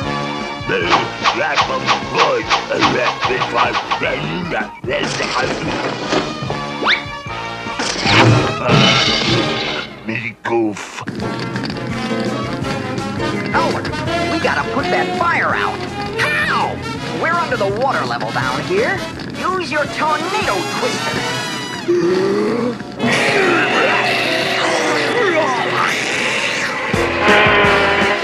That's a breakthrough. Well, that should put a damper on Dredd's plans. We're flooding, Dr. Dredd. To the dredgeable, hurry! Hey, they're escaping. Never mind them. We've got to save the artifacts. I'm with you. I think. Where are you? Now there's a hideout that's gonna be really hidden. I wonder if the dredgeable got out. Knowing Dr. Dredd, he probably... Of course I escaped, you numbskull. You haven't heard the last of indestructible Dr. Dredd. Faster, fly! We're sinking like a lead balloon! Keep flapping! I'm flapping. Vampira, hold that rudder straight! I'm holding. Mummy Man, keep patching! Unpatching. How about me? Toad, keep rowing! I'm rowing. Could you gentlemen use a Toad's stoolie around the house? I dust, I scrub floors, I wash, I iron, cook, sew, sing, dance. Do you do windows? Forget it. I'm rowing.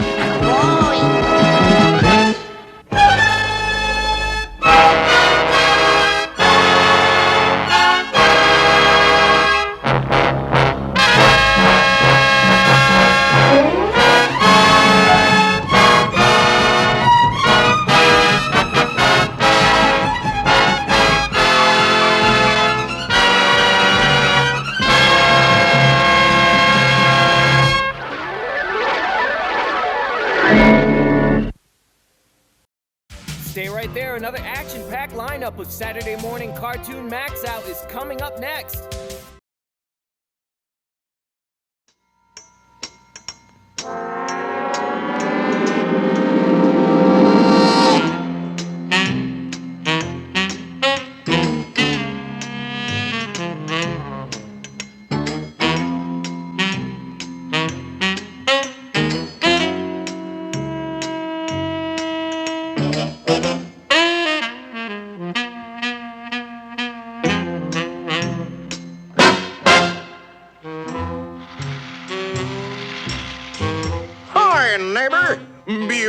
morning, ain't it?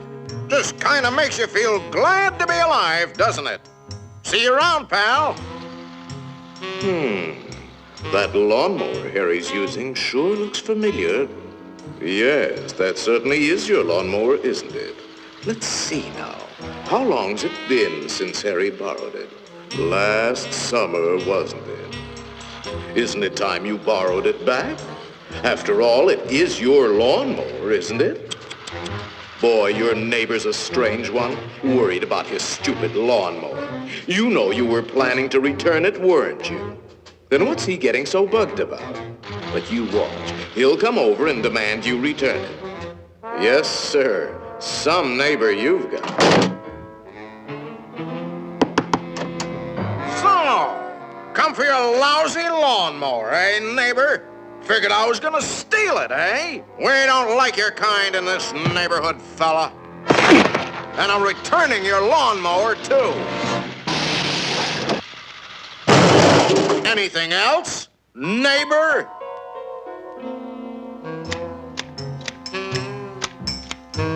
Hey, aren't those your hedge clippers? Did you loan the hedge clippers to Harry? That's stealing. He saw you with those clippers, and he wants them back. You love those clippers, don't you, Harry? Didn't you spend over an hour sharpening them today? You bought those clippers with your time. They belong to you. Are you going to let him take your clippers away from you, Harry? I'll be up if he does. Wait a minute. Harry didn't ask you if he could borrow the clippers, did he? Then why ask for trouble? Just go into the garage and take them. They're your hedge clippers.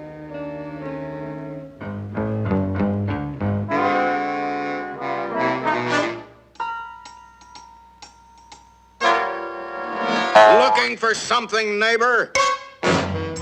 Say, there is a way of getting even with Harry. Part of his tree is on your side of the property line. You know the one I mean. See how it messes up your yard? You like raking up Harry's leaves? You think Harry would ever cut that limb off? Then you cut it off. He's worried about his property line, Harry.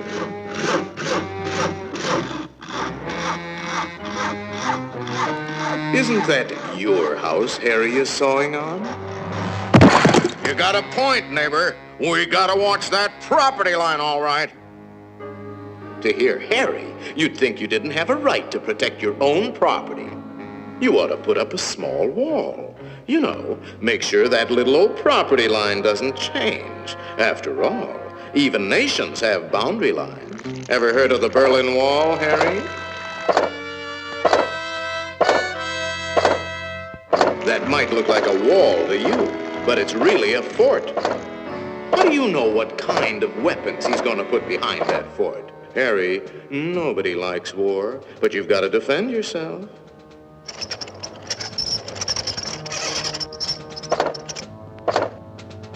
It's not a game anymore, soldier. Harry means business. You kidding, Harry? You'll lose this war with the first shot. You need help, Harry. Now, before the shooting starts. That's right, sir. We'll need the whole 48th Division.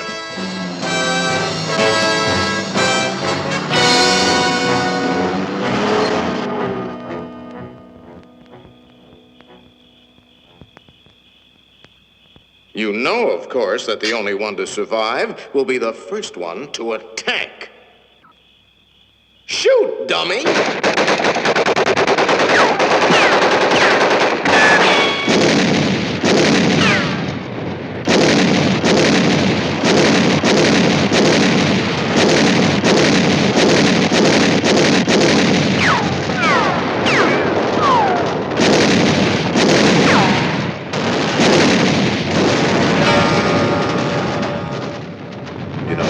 It might be a good idea to return that lawnmower you borrowed.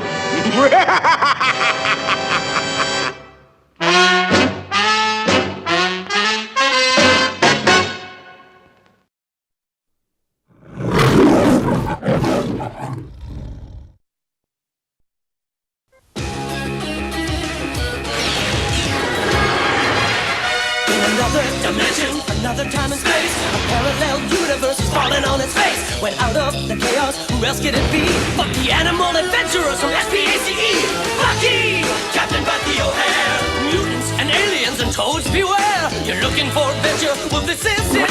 With Jenny, Deadeye, Blinky, and Willie to win. I said Bucky! Captain Bucky O'Hare. And now an update on Bucky O'Hare of the Toad Wars. In the battle of the Anniverse, you don't know what's next. You only know amphibians have made it complex. When you check out your scanner and the evil that it poses, there's only one course of action. Let's cook us some toads! Bucky! Captain Bucky O'Hare. He goes when an ordinary rabbit would dare. If your righteous indignation has suffered a hit, and your photon accelerator's broken a bit, and you're losing your mind, and you're having a fit, get the funky fresh rabbit who can take care of it. Bucky! Captain Bucky O'Hare. You say Bucky? I said Bucky! Bucky O'Hare. Let's croak us some toads. After these messages, we'll be right back. Tired of smooth skin? Try Warts Up, the amazing new wart cream. We interrupt Toad TV for an update on Bucky O'Hare and the Toad Wars. The Toad Air Marshal has ordered his Storm Toads to crush the Freedom Fighters. Captain Bucky O'Hare. Battle stations. Gunner Deadeye Duck. Let's group toads. And boy genius Willie DeWitt. Ever see a toad fly? Yeah, those filthy mammals. Bucky O'Hare and the Toad Wars. New Bucky O'Hare action figures sold separately. And now back to Toad TV. Hey, ready, go!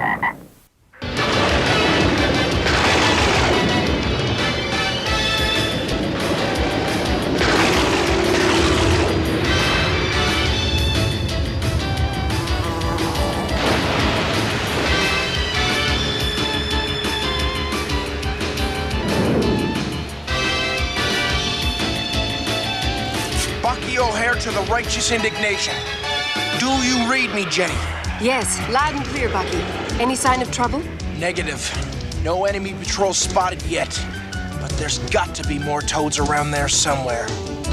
Bucky, me boy, I wish you'd let old Deadeye come with you. My fingers are itching to fry the woods up a few dozen fly-munching toadies. Sorry, Deadeye. This is one mission I have to do alone. That flea bag of a fur bag? Bag of a fur bag. You've gone and made me mad.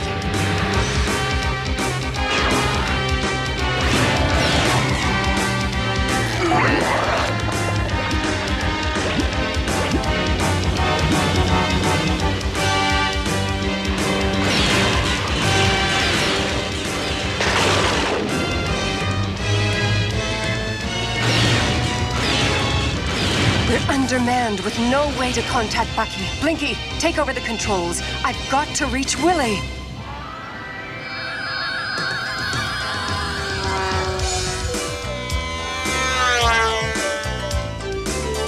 Willie! Willie, do you hear me? Yeah? Who's there? Willie, use the memory stone. Jenny! Wow! I could hear you in my head! Willie, we're under attack, and we've lost communications. Please come quickly. We need you. Sure, you bet. I'm on my way.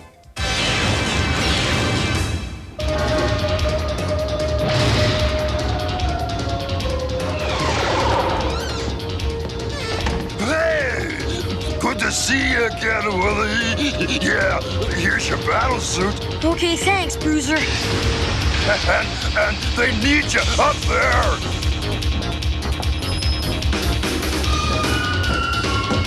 Jenny, what's going on? Where's Bucky?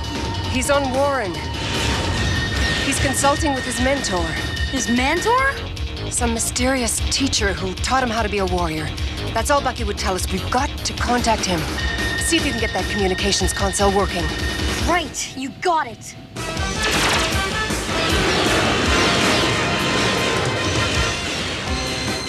I'll never rest till I find where our captured people are and freed them from Toad slavery. That's why I've come to seek the Mentor's wisdom.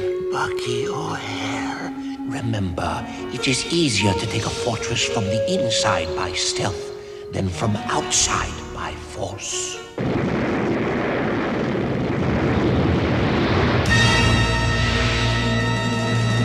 It's Bucky O'Hare! Get him!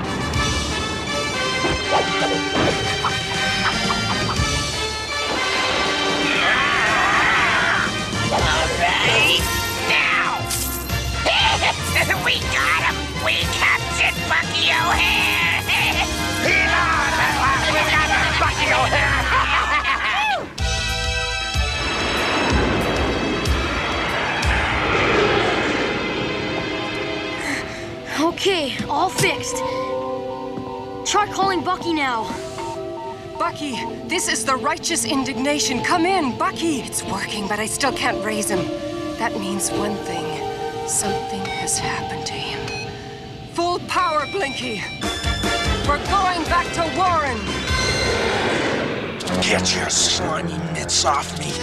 I'm not slaving for the likes of you, wart bags. Ooh. Does the big bad captain think he's too good to join the slave pens with his brothers? Well, we'll see. Get me the air marshal.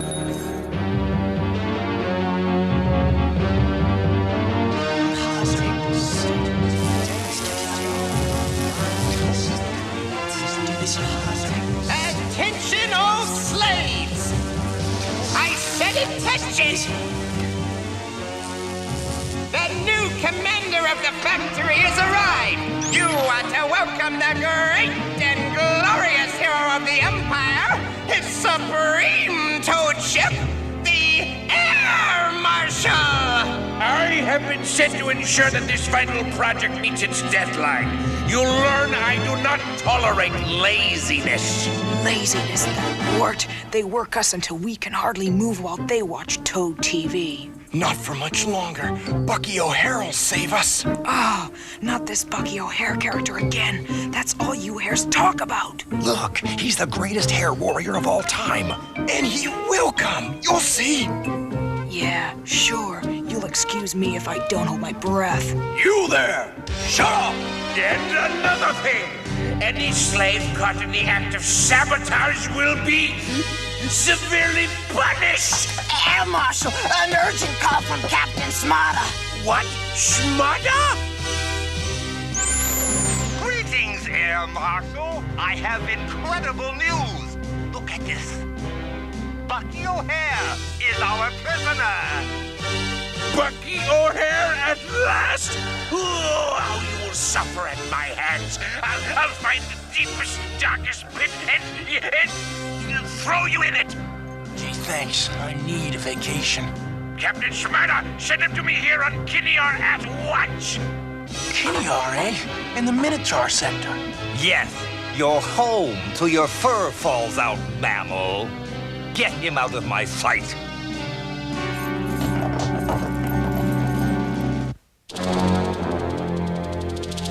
I take great pleasure in announcing a new slave on his way.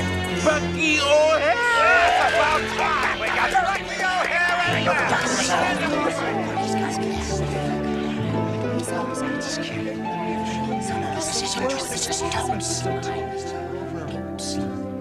How could it happen? How? He was our last hope. So much for your great warrior. Look, it's what I've said to you all along. We can't depend on anybody but ourselves. Listen, this is the perfect chance for me to sneak a look at their computers and figure out what this project really is. Cover me.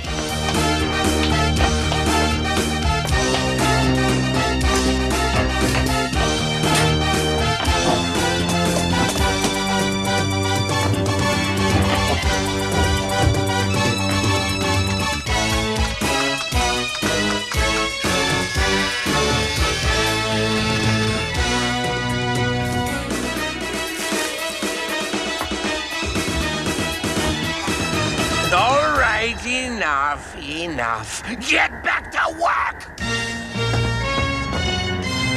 Hey, where's that fox? She's right here. See? Yeah, okay. You heard the Air Marshal. Back to work! I got it, but it's nothing I've ever seen before. Any idea what it is? It's a climate converter.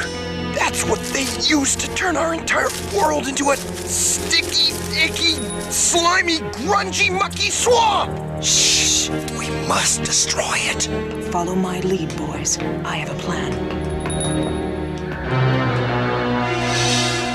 Captain Smarter, why was I not informed of the capture of Bucky O'Hare? Complex, but you are the master. You know all. I assumed. You assume too much. Put Bucky O'Hare in your fastest transport and send him back here. Yes, we have a score to settle with that repulsive rodent. Oh, I hear and I obey.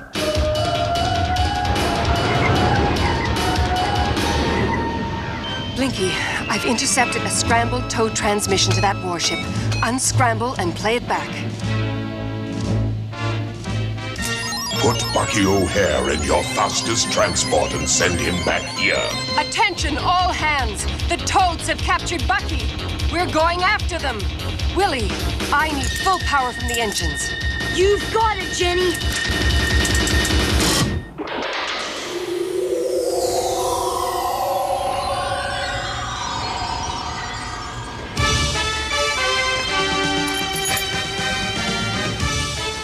Now!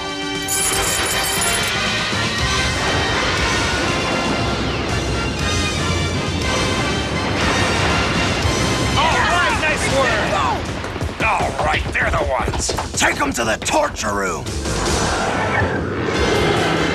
Looks like we're being pursued by a mammal ship. Yeah, it's the righteous indignation. Toads might as well give up now.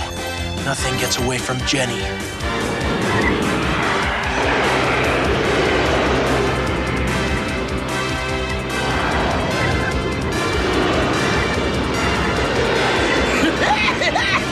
Got him in my sights!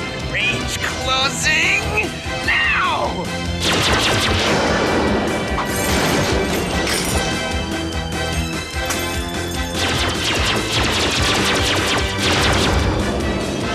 To the righteous indignation! Hold your fire! You're burning fur here! Bucky, that you? We thought you were captured. Just hanging out a little with the Toads. Needed to get some information. And now I think I understand what my mentor meant when he said it's easier to take a fortress from the inside by stealth than from the outside by force. But how can we get inside Fortress? We can't, but old Angus McJump can. Who? After these messages, we'll be right back. Bucky! Captain Bucky O'Hare! He goes where no ordinary rabbit would dare. Look out! It's the Toad Double Bubble. Listen. I love that sound. Oh no, it's after Willie. The Double Bubble's got gruesome gripper claws. Hang on, Willie. It's Bucky to the rescue in the Toad Cooker. Let's grow toads. I hate that sound. Bucky! Captain Bucky O'Hare! To say Bucky! I said Bucky! Bucky O'Hare! Let's croak us some toads! Toad Croaker, Double Bubble, and figure sold separately.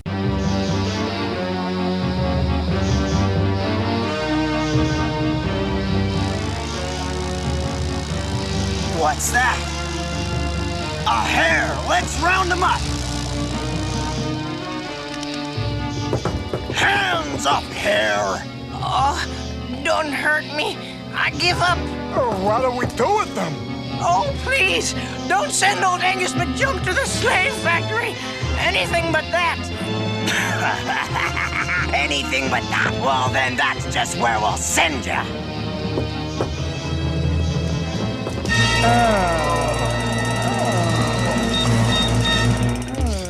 They sound like they're suffering. All we're doing is inputting Toad TV directly to their brains, ears, and eyes. I wonder what's on. Yes, it's 2 papers in 1. A wallpaper and a flypaper. Now you can brighten up your kitchen. And have lunch at the same time. There's nothing like a quick fly snack on a beautiful wall. And remember, it comes in 5 enchanting decorated colors and flavors. The usual high standard at Toad TV.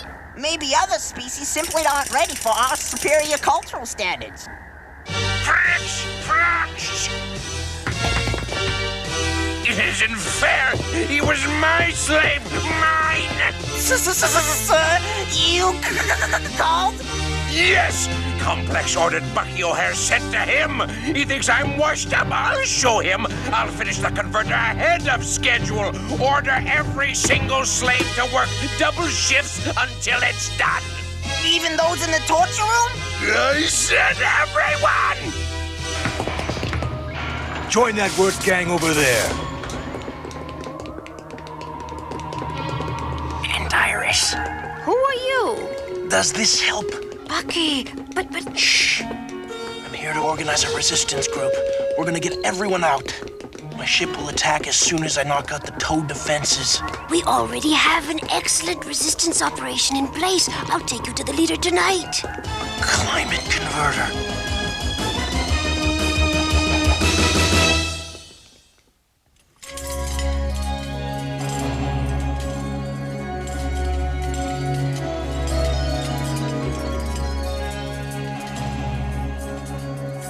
There she is, Mimi LeFleur. The converter is nearly finished. We must strike now. Talk about a fox.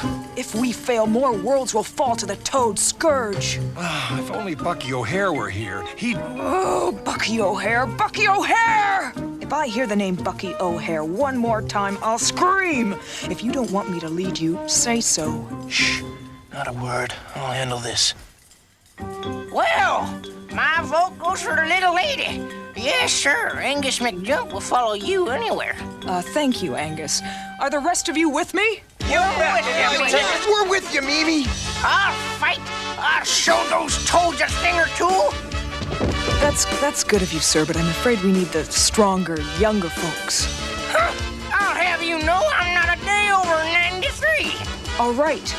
You can be a lookout. I hope you can see. Our entire plan depends on reaching the command platform at the top of the dome. I need the best jumper you've got. Larry was the best jumper on Warren, except for Bucky, you know who. Here's what we have to do. Gather round.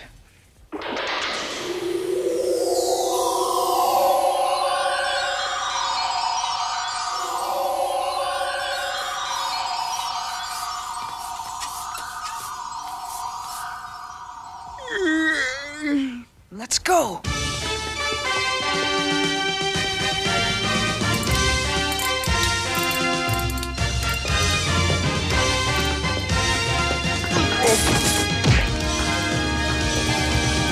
Stay here and stand watch.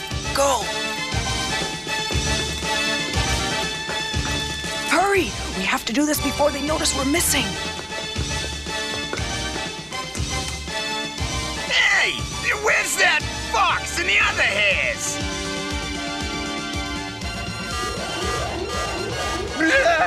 What's that? It's the escape alarm. Don't worry, we'll find them. We've only got a minute before they spot us. Larry, it's up to you.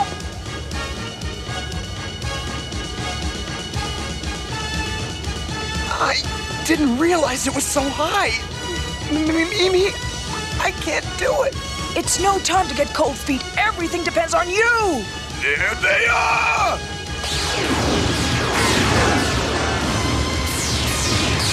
We're out of time. It's now or never. I'll try. Forget it, kid. You'd never make it. I'll go. I told you to stay below. Sorry, Foxy Lady. I'm not too good at taking orders.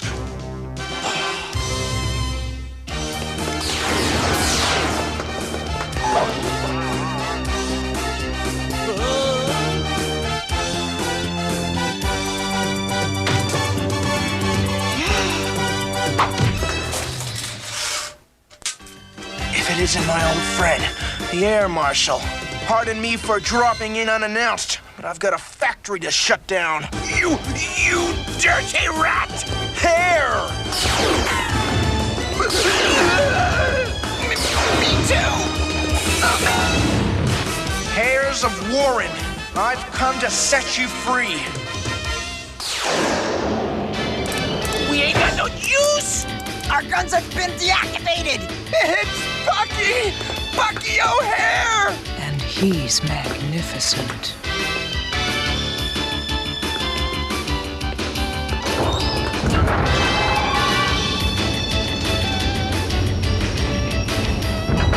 Our long-range sensors show the factory's defenses have gone down. Bucky's done it. Hang on, we're going in.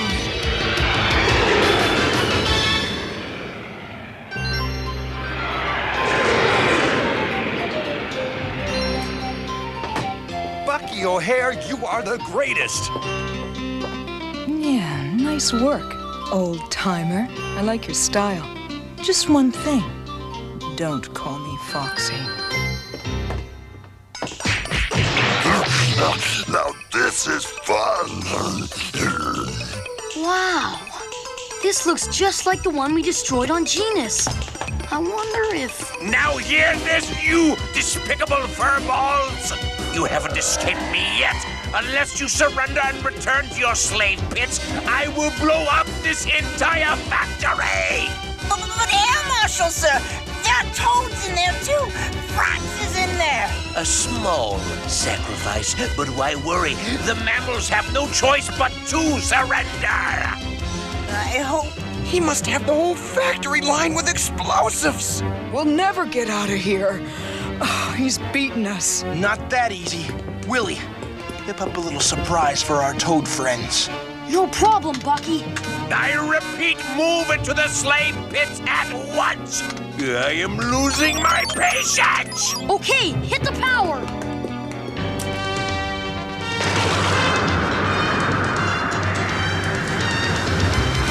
The climate converter! They've turned it on!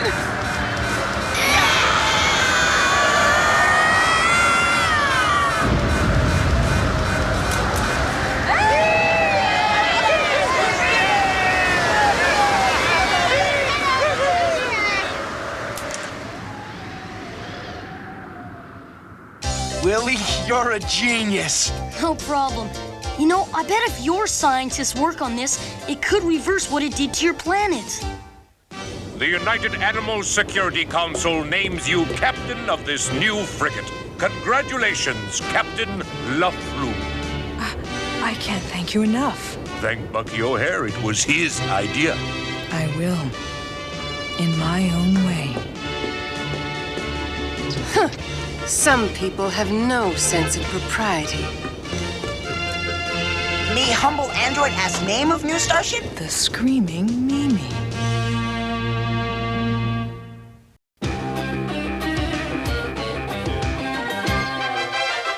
In another dimension, another time and space, a parallel universe is falling on its face. When out of the chaos, who else could it be but the animal adventurers from SPACE? Bucky! Captain Bucky O'Hare! Mutants and aliens and toads beware! You're looking for adventure? Well, this is it! With Jenny, Deadeye, Blinky, and Willie to win. I said, Bucky!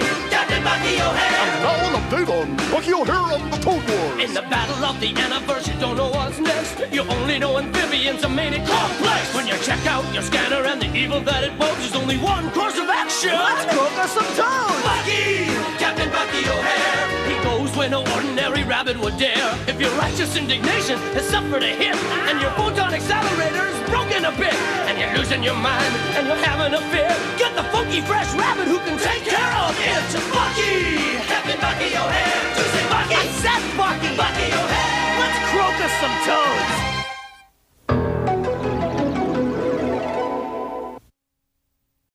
Stay right there for another action-packed lineup of Saturday morning cartoon Maxout.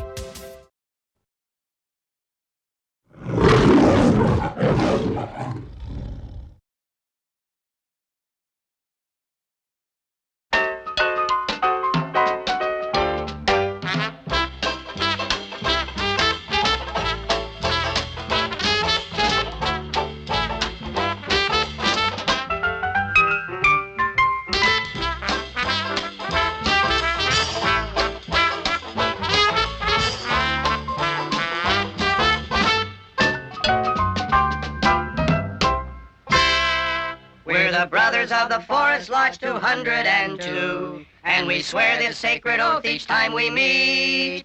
If a brother is in trouble, be he big or be he small, a brother of the forest will hearken to his call.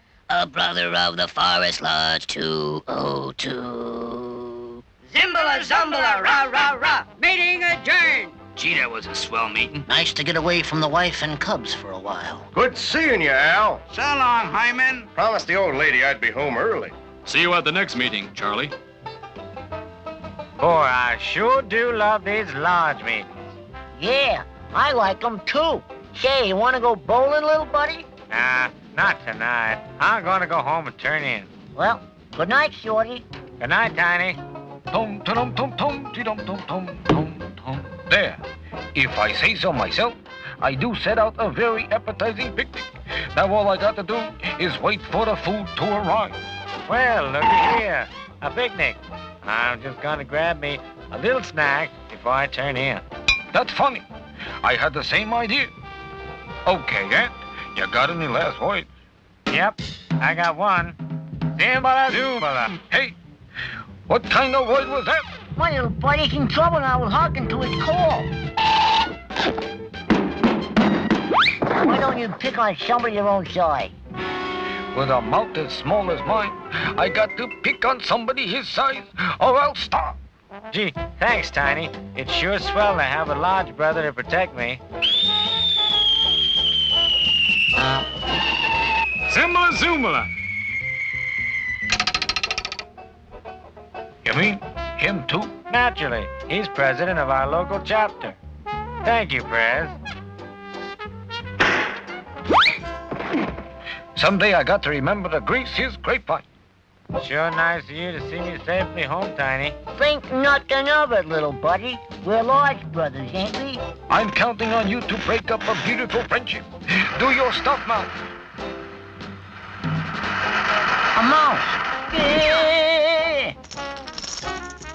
Shoot, I'm allergic to meat. Are you hurt, little buddy? No, Tiny. I'm just fine. That's good. Nobody asks me if I'm hurt. Are you hurt? Yeah, I'm hurt. Good. This is such a good fit, it's practically a convulsion. Here they come. Are you comfy, little buddy? I sure am, Tiny. Who's that? I'll take over now. He ain't a member of our lodge. Hey, you! Just a dang minute.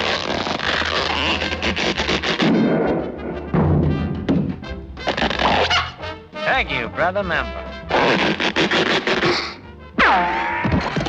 If I had as many friends as that ant, I'd run for governor. Well, I guess we got rid of that pesky old ant here. But keep on the lookout. You never know.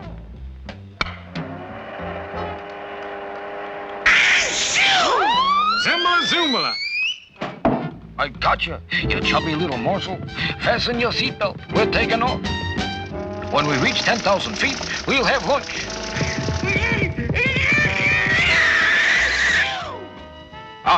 At last, peace. I'll pull this plug, and we can also have quiet. You naughty ant! You turned off the fan! In that case, I better bail out. It's a good thing us ants carry parachutes. I'll be back as soon as I get this plugged in. Better hurry. Ground zero coming up. If I can get it in, I better land in that saltwater lake.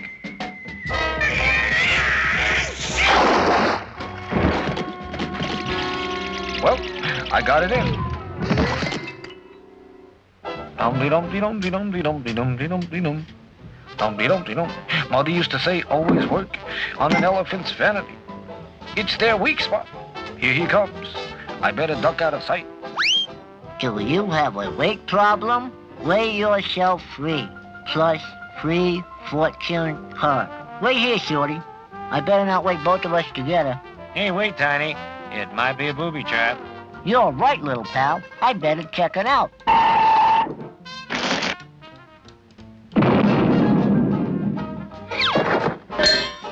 Free fortune.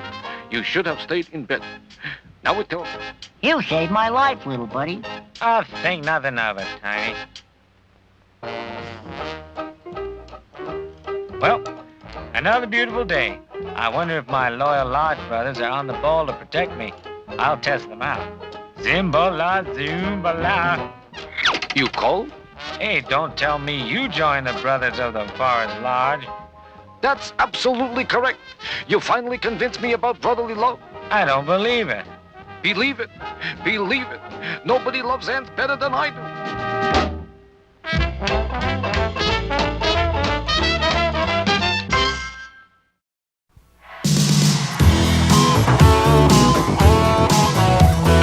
Doyle was a high school star.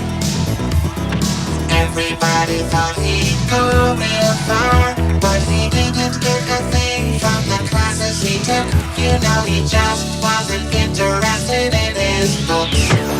Amy was the smartest,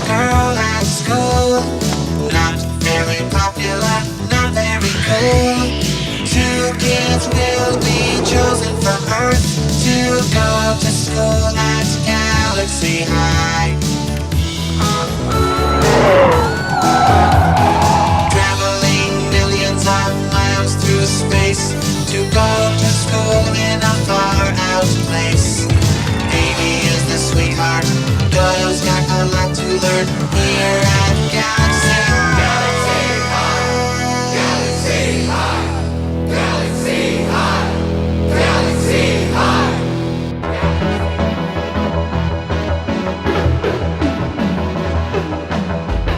Oh my gosh, I don't believe it! Like it's a miracle, a dream come true!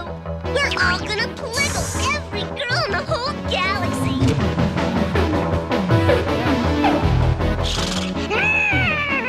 Okay, girls.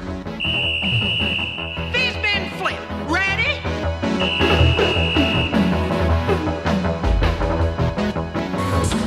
He's coming! Mick Magger's giving a concert here at Galaxy High! Mick's coming here! I said flip, not slip. Girls, get on back here. What's going on? Mick Maggers. Maggers? What's so great about him? They don't play his records back on Earth? Jumping galaxies! He's only the brightest rock star in the Milky Way! A real dreamboat! Oh my gosh! Mick's coming here? He's finally coming to meet me! Really? Coming to meet you? This is from Mick Maggers. I'm hoping to get a concert date at Galaxy High. When I do, look me up. I'd like to meet you. With much affection, Mick Maggers. Oh, Louie, this is incredible. Yeah, I know. Hardly believe it. I could just pliggle. I'm gonna get to meet Mick. Nobody's gonna get to meet anybody if we don't get tickets to that concert. Better hurry, girls.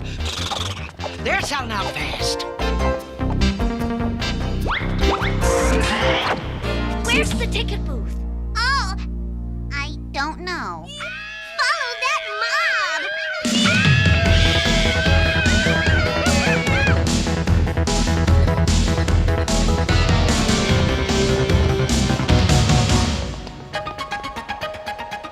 So, by mixing the rocks from Saturn with a recipe from my grandmama, we should get yogurt. Or maybe a own Danish.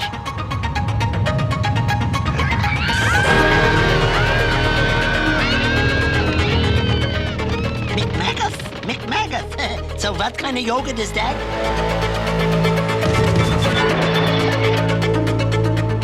Oh, Amy, you look wonderful today. Like a slush bun dibbling in the moonlight. Hey! Thanks, Creep. Bowie, you slimed me. What's going on? There's no time to talk. I'm gonna meet Mick Maggers.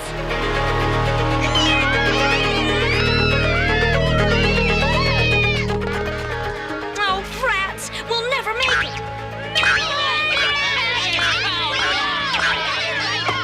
Ticket, please. I'm sorry. We're sold out.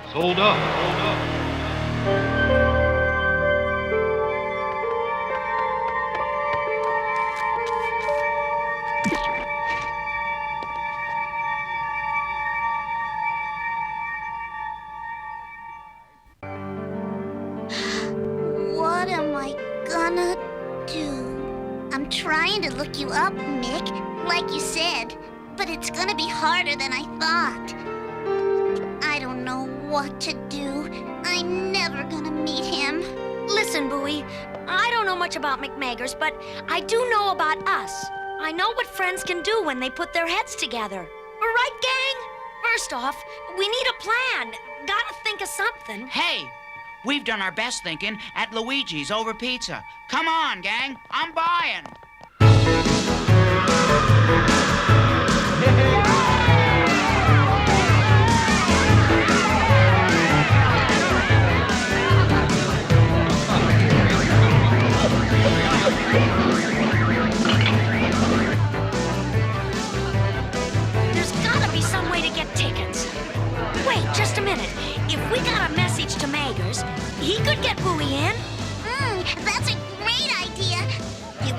could. Why not? If Magers is really such a dreamboat, he couldn't resist helping out a true blue fan.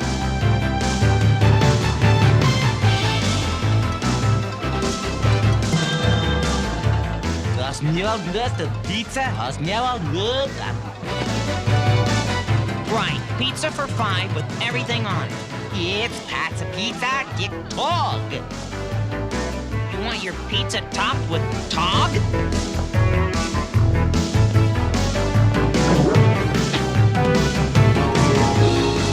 Oh, Beefy, how's the greatest guy at Galaxy High? Okay. You don't have to play this game with me, Wins. I'm already taking you to the concert, so lay off. Beef, how are you getting in? The concert's sold out. When Beef wants something, he gets it. Right, Beef? You got it. Hey, what are you doing? I fixing the pizza. You taking the orders. You crazy kid. You put a tog on a pizza? You got luxurians out there. Why, yeah. It was a special order. Something wrong? Wrong? Wrong. We're gonna have a pizza monster running loose. I don't got enough to run loose. That wasn't such a good idea, Beef. Telling him you can get Magus tickets. Yeah! How are you gonna get tickets? I'm gonna go make friends, Earl, like I made friends with you. And nobody makes friends like the Beef. Oh, I love it! I love it! And who's he gonna make friends with? Okay, here's the plan. We'll get Bowie's letters to Mick Magers. And if that doesn't do it...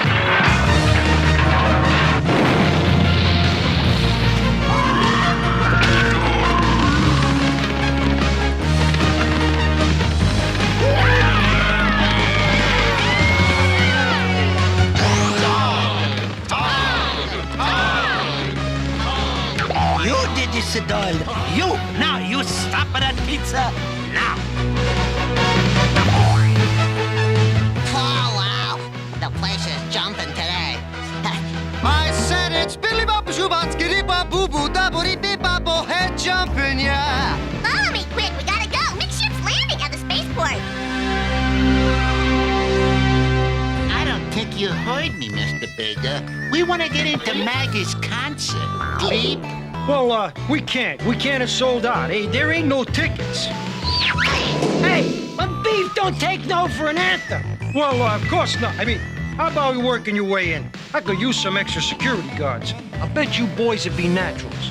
Security! I love it! I love it! Look, Mick's due at the spaceport in a few microns. You could start right there. Don't let anybody near the ship. You got it?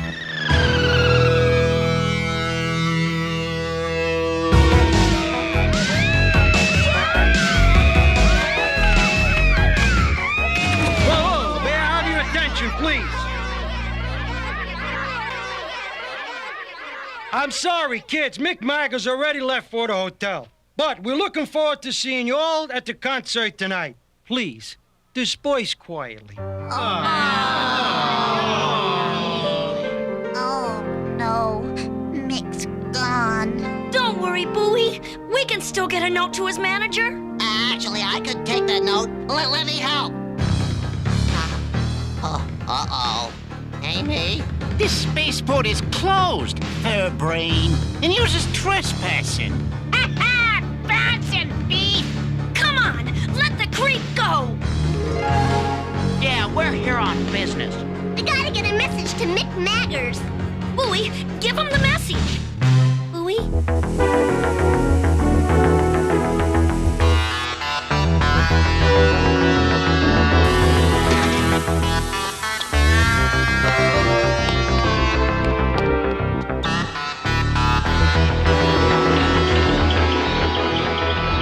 First, this luggage goes to Mick's room at the Galaxy Grand Hotel. Room 42, the luxury suite. We put in some extra guys on duty at the auditorium, so don't worry. Room 42, Galaxy Grand. I've gotta tell Amy. Are you looking for someone? I startled you. I mean, you startled me. No. Are you looking for someone? I'm looking for Mick, but you you're not Mick. No, I'm James. Are you with Mick? No, not right now. I mean, I was, but he's gone. Gone? Now I'll never get to meet Mick. Is that so bad? He's just a regular guy, you know. Oh, no. You don't understand. It's more than that. He's magic. When he sings, it's like he's singing just to me. Holding me when I'm lonely. Being my friend when I'm sad. I've got to get this note to Mick. To let him know I'm his friend too. That he's not all alone out there. Sounds like you really care about him. Listen, I kind of help Mick out every now and then. Maybe I can get that note to Mick for you. Yes! I mean, no! I'd really rather give it to him myself. Hey, behind you! Look out! Somebody! Anybody! Help! But Billy, you dropped your letter! After these messages, we'll be right back. Your step must be quick. Your action, sure. Yoda Puppet and the Force Lightsaber, each sold separately. As you move your lightsaber, the sound of the Force moves with you. It can be a powerful friend. That is your first lesson. Learn it well. The Force isn't my lightsaber. The Force is in all things, even you, my young Jedi. The Force Lightsaber and new Yoda Puppet, each sold separately from Kenner's Star Wars, The Empire Strikes Back collection. Messy Marvin and his pal Wally are making a news report for school. Perfecto!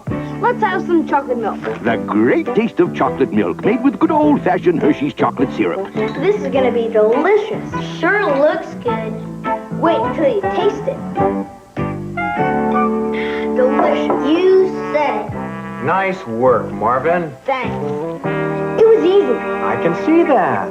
Hershey's chocolate syrup. It's delicious.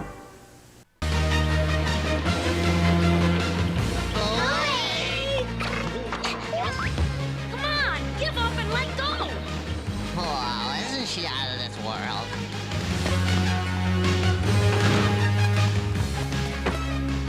I met this guy and I almost got the note to Mick, and then I lost it.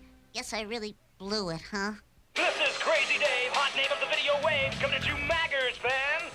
We've got concert tickets galore. Just be caller number 2,356,742 to win. Who is ticket? Phone Crazy Dave, quick! Me down.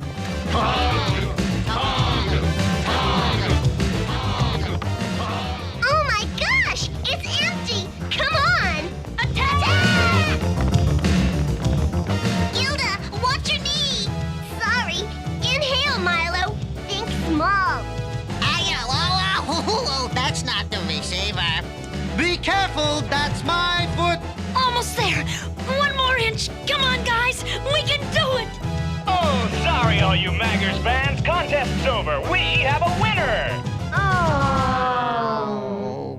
Come on, guys. We gotta get out of this phone booth. Hi, guys. You want a party line? We're a little tied up right now, Freddy. No problem. Always room for one more. Listen, I just heard a rumor. Rumor? That's right. Maggers is on his way to his hotel. Problem is, nobody knows where it is. But I do. Oh no! Roland's guarding the door! Don't worry, Bowie. I've got the way in. We're gonna mail Freddy. Huh?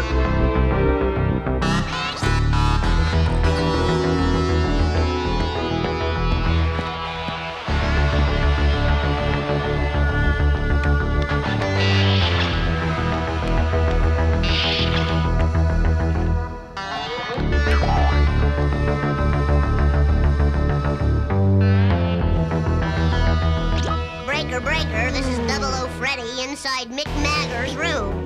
Wow, one more. Freddy, exactly what's going on? I'm walking towards the door, Breaker. I'm almost to the window. Oh my gosh, someone's coming. Freddy? Fan mail? Sheesh. I bet Mick doesn't even read this stuff.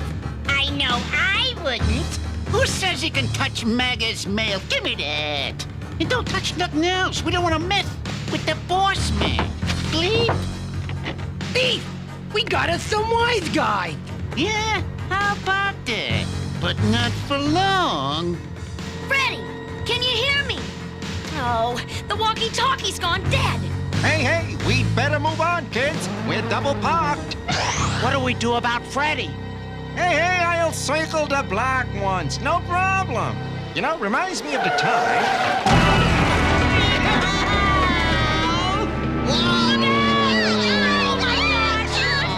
Hang on, kids. Crash landing.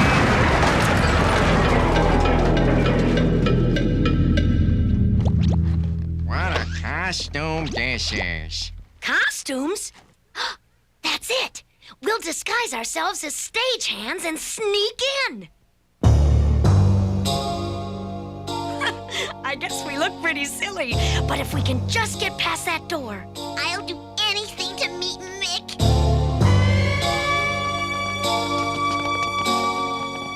Hey, Beef, how are we gonna see the concert if we're checking deliveries? Hey, we're checking for gate crashes too, like this one. Delivery for Mr. Maggers. I love it!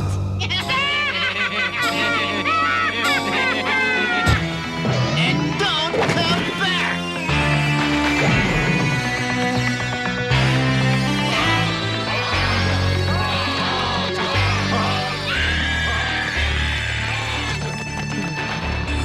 At least Wendy's having a good time. Oh, there's gotta be another way in. Something we haven't thought of. No, Amy. I'm never gonna meet Mick. It just wasn't meant to be. Listen, I really appreciate what you guys have done, but I just want to be alone. Amy! Amy! Oh, there she is. Oh, Amy, I've been looking everywhere for you. I have the most wonderful news. Huh? Each city Mr. Maggers visits, he presents the student with the highest grades a free concert ticket. A little encouragement from Mick to you. Oh, thank you. Thank you. You have no idea how important this is to me. Hey! Hello? Hello. Last time we didn't get a chance to talk. I was worried. I know. The conveyor belt. I guess I got carried away. Listen, I just can't talk right now. I feel terrible. I think I have just the thing to cheer you up. Bowie! Bowie! Mick Maggers! Finally, Mick Maggers! Mick Maggers! Uh-oh. James! Wait! Where are you going? Ticket, concert, Mick Maggers. Oh, wonderful, wonderful. Amy gotta. Boobity-bop-a-scoop-up-and-bop-and-doobie-do ticket. And I want you to have it. A ticket? How'd you get it? Amy won it for good grades. Oh, but I can't take this, Amy. This is yours. You earned it. Bowie, how's Mick gonna play his best without his greatest fan in the audience, huh? You've gotta go. It would make me very, very happy. Amy, you're the best friend I've ever had. I still can't believe it. I'm finally gonna get to see Mick. Oh, but I wish you guys could come too. That's okay. You'll tell us all about it afterward. Yeah, we'll be waiting right here.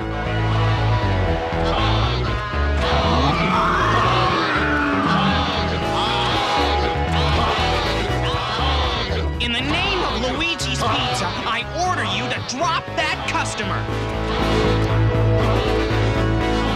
The ticket! I can't find my ticket! Look, there it is. Follow that pizza. He's got our ticket. This is getting really old, Pizza Brain. Now put me down.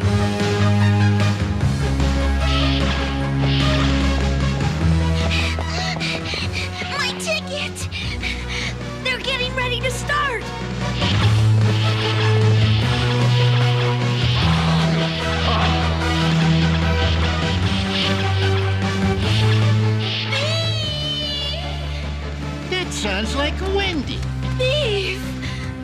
something. It is Wendy. She stiffed me for some pizza with a ticket.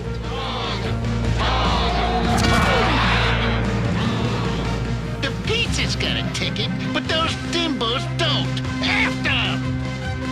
Don't you understand? I have this rule. I don't date pizzas.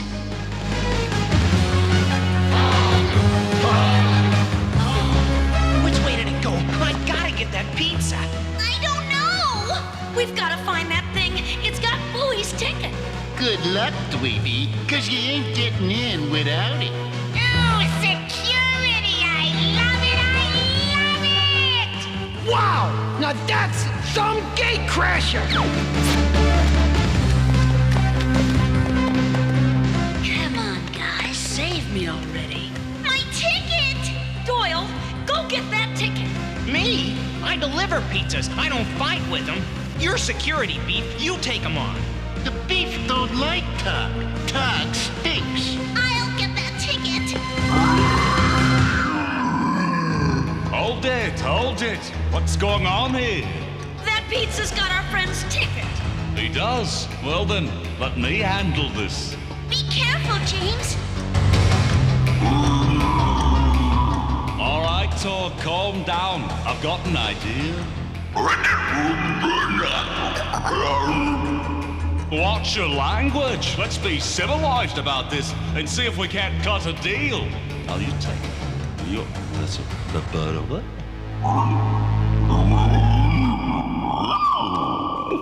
Here's your ticket, Bowie. But there's one condition. You've got to go to the concert with me. You got it. And all your friends, too.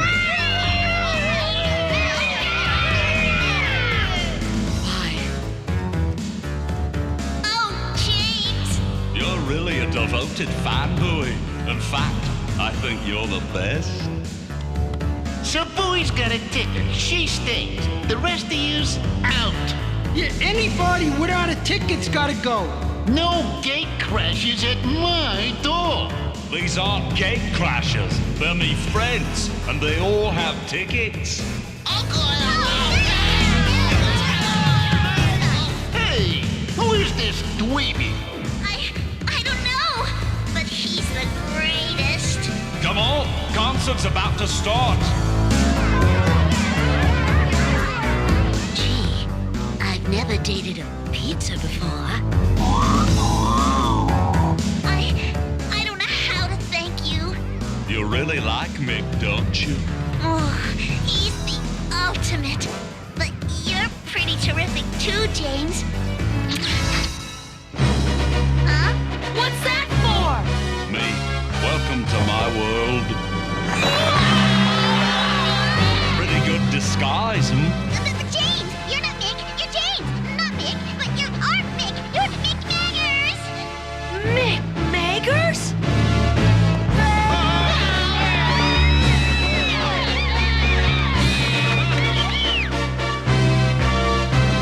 Do you still think I'm the greatest? I like you better than ever. 1, 2, 3, 4. Bowie, Bowie, she wrote me a letter, yeah. And then I met her. There's no one better than Galaxy High. Oh, Yeah. After these messages, we'll be right back. Sarah Tucker, there's a rainbow on your table. Oh, that's my new dessert. Rainbow in a cloud, made with Cool Whip and Jell-O gelatin. You get fruitiness and creaminess in every spoonful. How do you make it, Sarah? It's easy. Just swirl in fresh-tasting Cool Whip and spoon in your favorite flavor of Jell-O gelatin. Two delicious tastes in every bite. I love rainbows. Rainbow in a cloud from Cool Whip non-dairy whipped topping and Jell-O brand gelatin. It's new AT-AT, the all-terrain armored transport from Kenner. Batteries not included, action figures each sold separately. You can make AT-AT walk. Its legs are big enough to crush obstacles. You can move AT-AT's head and pretend to scan for rebels. AT-AT has a cockpit for Imperial Commander and AT-AT driver and laser machine guns. When you push a button to fire the laser cannons, you activate battle lights and sounds. There's even a troop compartment. New AT-AT from Kenner's Star Wars, The Empire Strikes Back collection. They call him Trader Rick, because he always trades away his wholesome snacks. You'll love this. Then his mom tried Mott's fruit packs. Pretty Trader Rick. Just call me Rick. In new mixed fruit and Dutch apple spice flavors.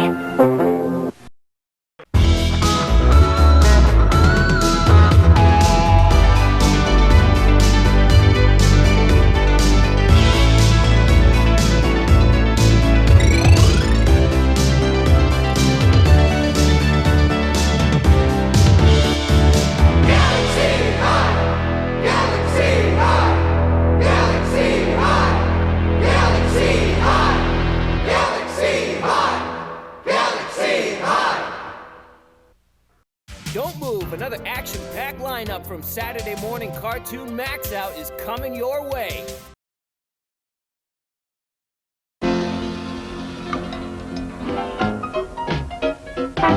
When you look down the street, what do you see?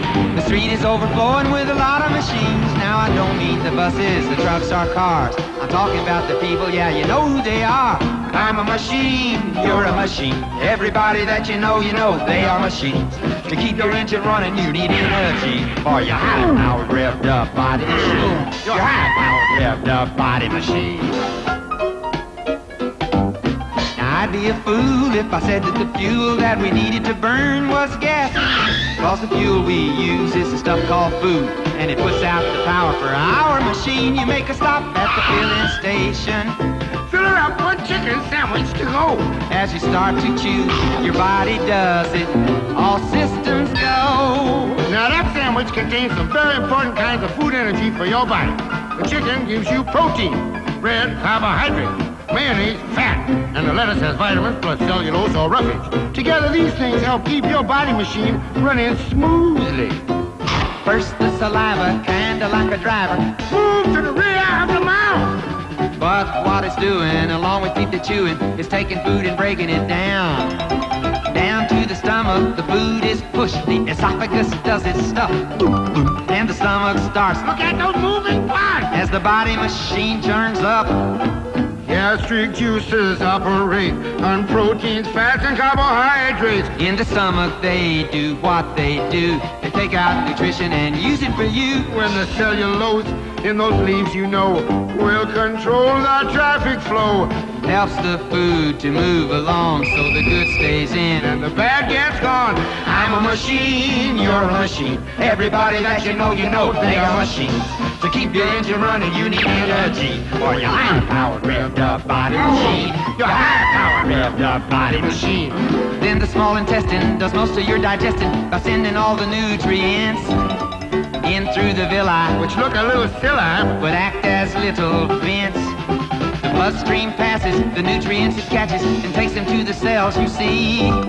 You use what it delivers and store some in the liver for future energy. I'm a machine, you're a machine. Everybody that you know, they are machines. To keep your engine running, you need energy for your high-powered revved up body machine. Your high-powered revved up body machine. Your high-powered revved up, complicated, tuned-up, fascinating body machine. Take care of that machine. You got such a great model there, honey. Give it the right fuel. High protein, low calorie. Take it out for a spin every day.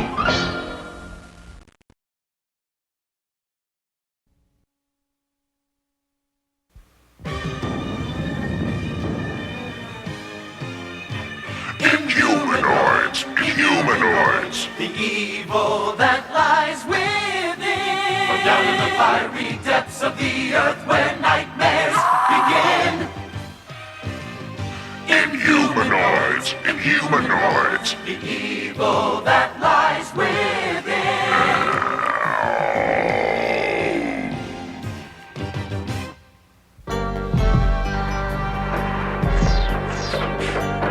Good afternoon. I'm Hector Ramirez, and this is 20 Questions, the news magazine that's not afraid to ask the important questions, such as, who were the Inhumanoids really? And what did they want? The Inhumanoids are gone. Yes, the monsters who first struck in San Francisco, then again at a power plant in Southern California, and later at such diverse targets as the Gettysburg battlefield and the Soviet arsenal in Kamchatka. In fact, I believe... Yes, we are going to switch you now to Soviet television for a first-hand report. Last month, Red Army forces led by Comrade Anatoly Kiev gloriously defeated several monsters. Are we on? Oh, there you have it, live from the Soviet Union. I am now standing in front of the Earth Corps headquarters where the brave team of scientists who defeated the Inhumanoids prepared to hold a press conference. Gentlemen and ladies of the press, may I have your attention, please? As most of you know, I'm Herc Armstrong, and to my right is Sandra Shore, representing Shore Industries and the Shore Foundation. And next to her is Derek Bright and Mr. Jonathan Slattery, better known as Liquidator, and Auger. I hate reporters. Together, we form the team known as the Earth Corps. Can you tell us exactly what happened to the Inhumanoids, Mr. Armstrong? Metlar, the leader of the Inhumanoids, was trapped by the powerful magnetic fields of a Mutor ally known as Magnacore. Decompose was tricked into an amber vat by Earth Corps with the help of the red... Don't tell him about the trees! Certain surface creatures of an undetermined nature. Would you care to describe these creatures? What are you trying to hide? It's apparent to this reporter that the story of the Inhumanoids is far from over. But this much is known. The tendril creature, which was originally released by Sandra Shore's evil brother, Blackthorn, is at the moment safely imprisoned beneath the earth. Meanwhile, Blackthorn Shore himself currently serves a 5-year sentence in the Glades, a maximum security prison. It is interesting to note that Blackthorn shares his cell with the infamous Dr. Herman Mangler, the geneticist who was convicted of manufacturing nightmare creatures in his private lab. Yes, the Inhumanoids are gone, but a small piece of the tendril monster, removed during the Earth Corps' first encounter with the Inhumanoids, is missing. Is it important?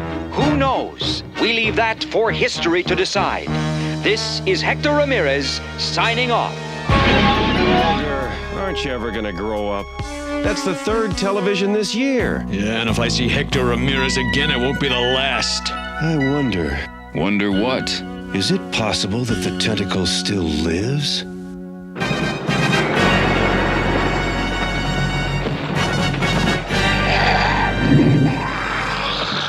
Whatever that is, I don't want to know. I'll be back in a few minutes. Hey, I'm out of here.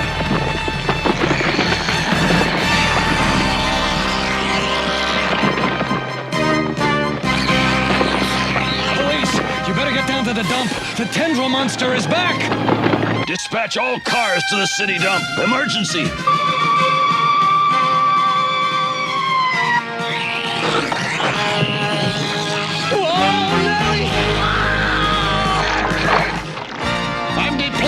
Choppers!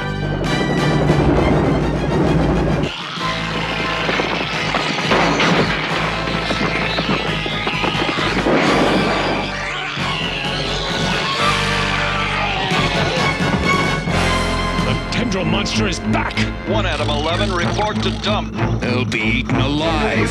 We can't let them tackle that thing alone. This glue might stick him for a while. Did you say might? Let's go!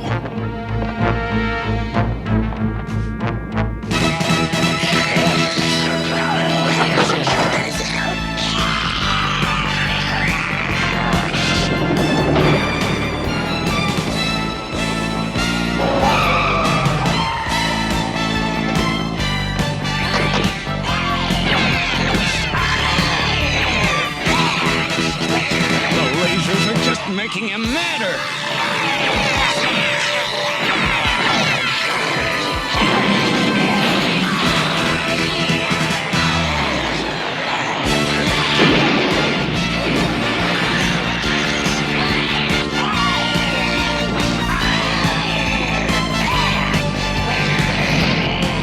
Liquidator slowed him down.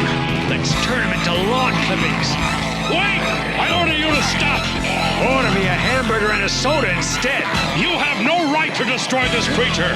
What's in this for you, Masterson? You're gonna buy his vote? As chairman of the Wildlife Committee, I intend to put him in the zoo. The zoo? Do you have any idea what that thing could do to a zoo?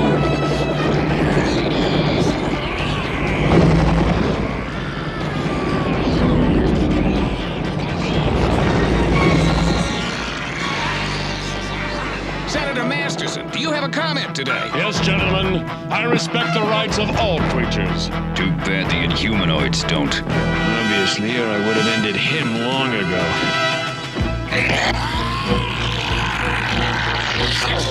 Cipher is the most advanced language computer ever created. How come it can't communicate with the monster? It's the creature that can't communicate. I know for a fact that creature can communicate.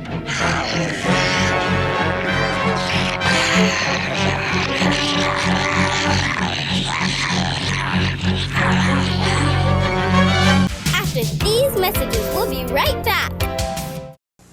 The deadly Inhumanoid tendril lashes out, and the forest comes alive as the redwoods help their scientist friends. Nasty redwoods! Inhumanoids! Inhumanoids! The evil that lies within. I can't hold them much longer. Where's Redland? Here's Redland! Nasty redwood! Let him go, Tendril! I'll get you next time. Way to go, Redland! Redland and other figures sold separately from Hasbro. Inhumanoids! Decomposed traps Liquidator, but the mighty granite springs of the Earth core attack the evil Inhumanoid, forcing him back into the Earth. Inhumanoids! Inhumanoids! The evil that lies within. Your friends can't help you now. But the leader of the Granites can. Grana! Your evil ways are over. Escape on the Terror Scout. Thanks, Grana! Granarch, other figures and vehicles sold separately from Hasbro. Inhumanoids! Tendril, awaken. The human is sleeping. When we escape. As soon as I interface with the zoo's security computer. Never mind. Just wait and remember our deal. I give you your freedom, and you do exactly as I tell you. That does it. I'm free. I'm free. Careful. Remember, I am fragile. And now the news. This just in. The tendril monster has escaped. For an eyewitness report, we go to our man on the scene. Well, Dick, police officials are stymied. As best we can ascertain the... Great, just great! Tendril could have gone anywhere. My feeling is he headed where he'll feel safe, right back down into the earth. One thing disturbs me. Why did Tendril take Cipher along? Who cares? Let's get down there and defoliate them. No! Going down there without preparation would be suicide. We need information. Right's right. We don't dare fight Tendril on his own terms. Hey, does anyone smell... Smoke! Look out!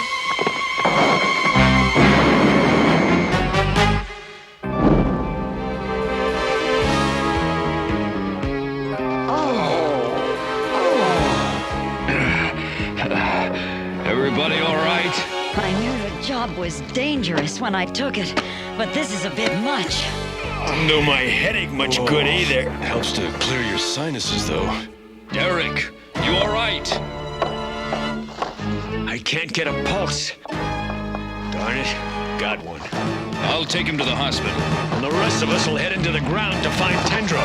Come on! My sensors detect only 2 night watchmen, and they are asleep.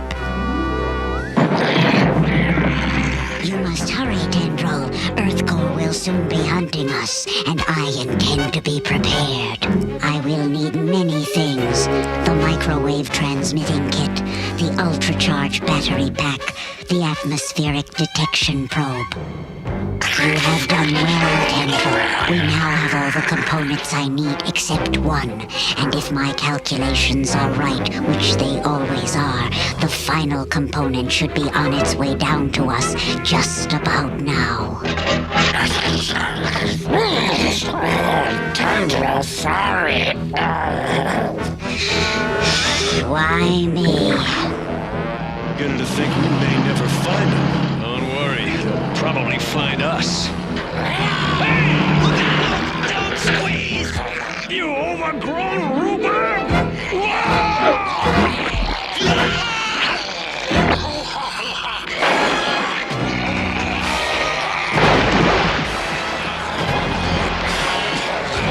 He's getting away!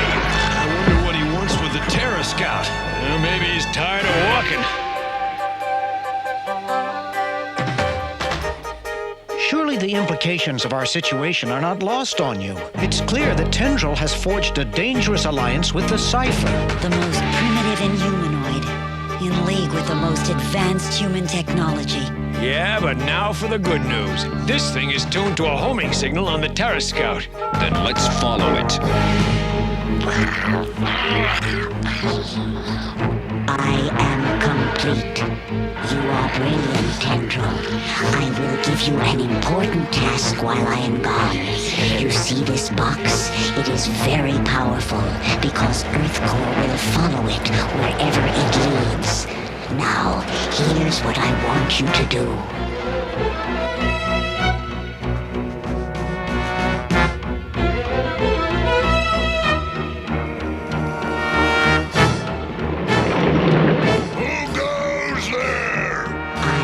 Cypheroid. I must speak to your leader, Granahue. Does the worthy Granahue awake you? Do not test my patience with stupid formalities. Open the gate. Hostile alien at our gates!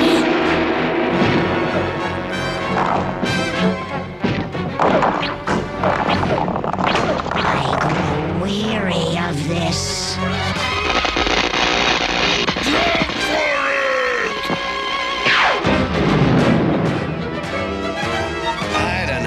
I don't know what the others think, but I'm persuaded. I am happy to see that reason has prevailed. Order Pyre and Crygen to release Metlar into the computer's custody, now! I am glad to see you are as intelligent as I was led to believe. I wouldn't release him if every surface creature on Earth were! Your sentiment is appreciated, Pyre, but your mode of expression is unlikely to persuade. It was my desire not to use violence, but... My bonds are broken!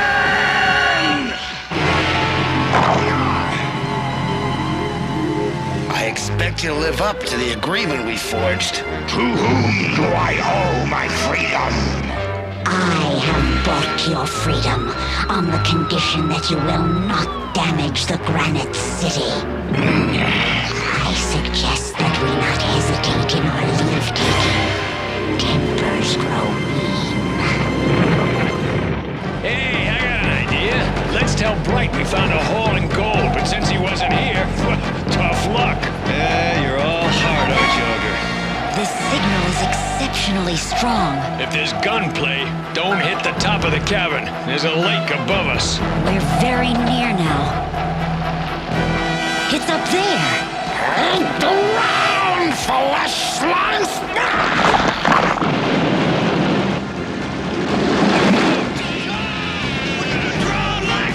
Swim for it!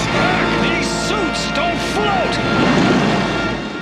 After these messages, we'll be right back. From the depths of Earth comes the barbaric inhumanoid Tendril, devastating everything in his path.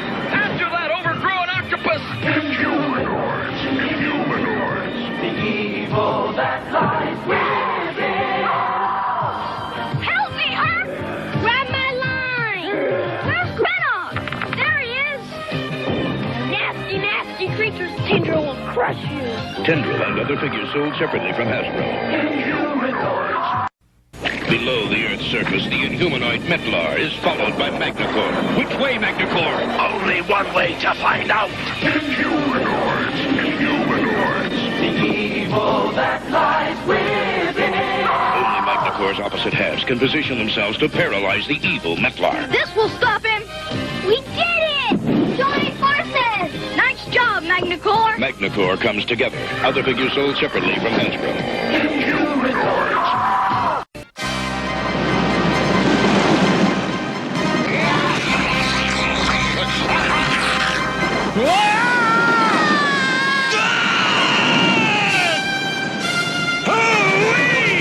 This is an E-ride!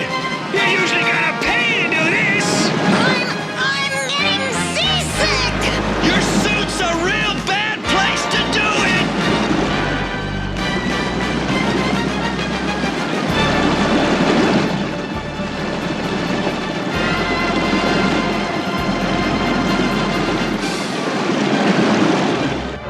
To what do I owe my salvation?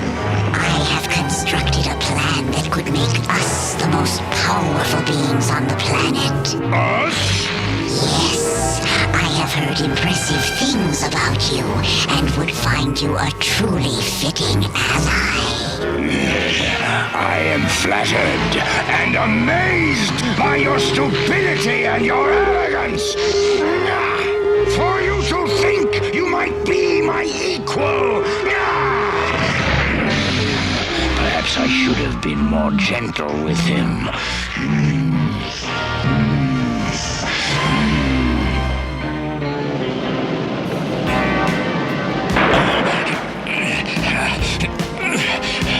No two ways about it. These suits aren't gonna make it in Malibu next year. Sandra, you didn't get seasick, did you? Don't ask. We ought to do this more often! In ancient Asia, there was a god who could turn men into snakes. Perhaps he knew something of your dark science. Yes, perhaps he did. Sure. Your lawyer's on the phone. You call yourself a lawyer? This is not your lawyer. I am a friend who wants to break you out of there in exchange for your help. I've spotted the trapper. It's resting on a narrow ledge. Let's pull it out.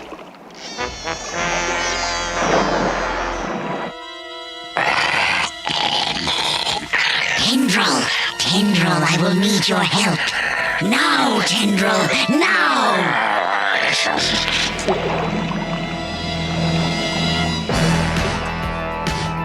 Come on, let's dump this stuff. The vapors are killing me. Why don't they just pour it down the sink? It's toxic waste, dummy. If anyone just touched it, they'd start looking like something out of a horror film. Oh, that's real nice stuff. Reminds me of your sister's spaghetti sauce. This arrangement seems suspiciously easy. You haven't seen the monster I have to snag in exchange for...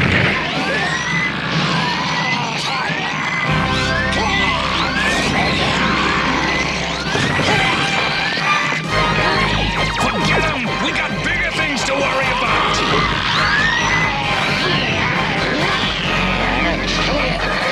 It's a jailbreak! We're free! Run for it!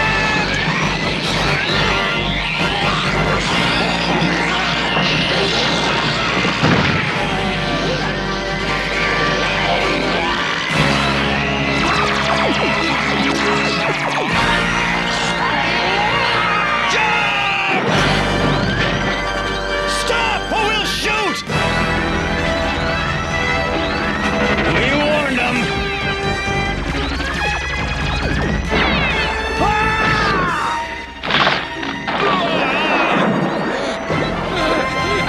It's eating my flesh! Magna! I'll come back for you! The humans. You promised to lead me to them. Soon, Metlar. My sensors indicate they approach. Slowly! Slowly!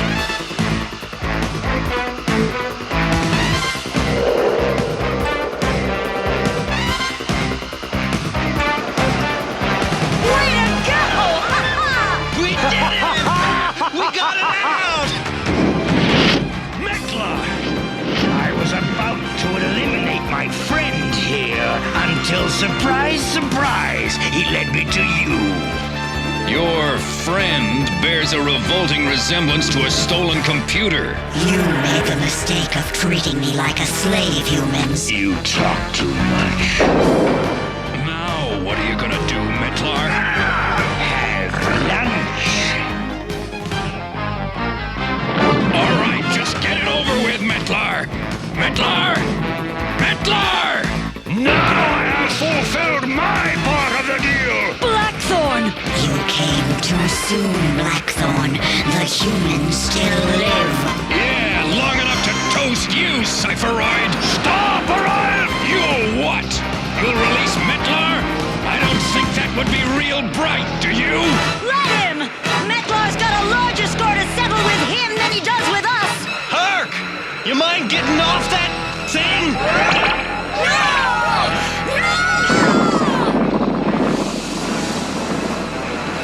That's what I call software, and all it took was a little shot of acid. If I release you, will you destroy them? Of course!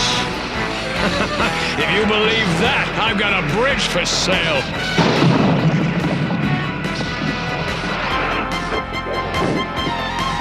Tendril, destroy him! I know what's coming next. Let's get out of here!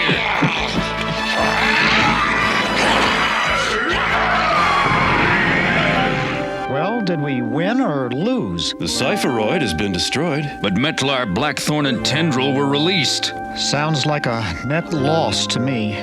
Wait a second. We didn't release the monsters. We won. Masterson and the others lost. No matter how you add it up, the best we did was break even.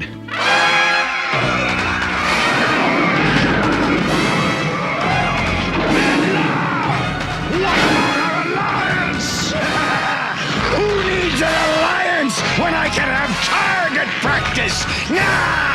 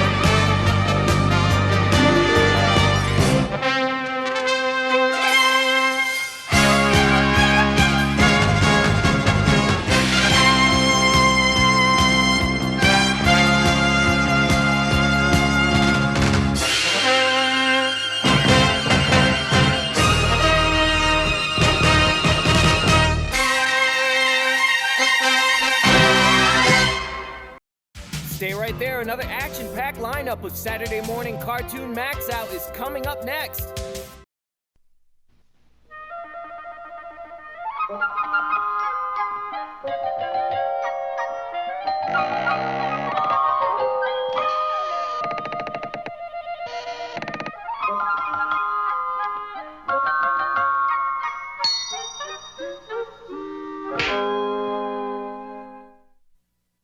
This is the story of Dick Whittington, who lived a long, long time ago in a country called England.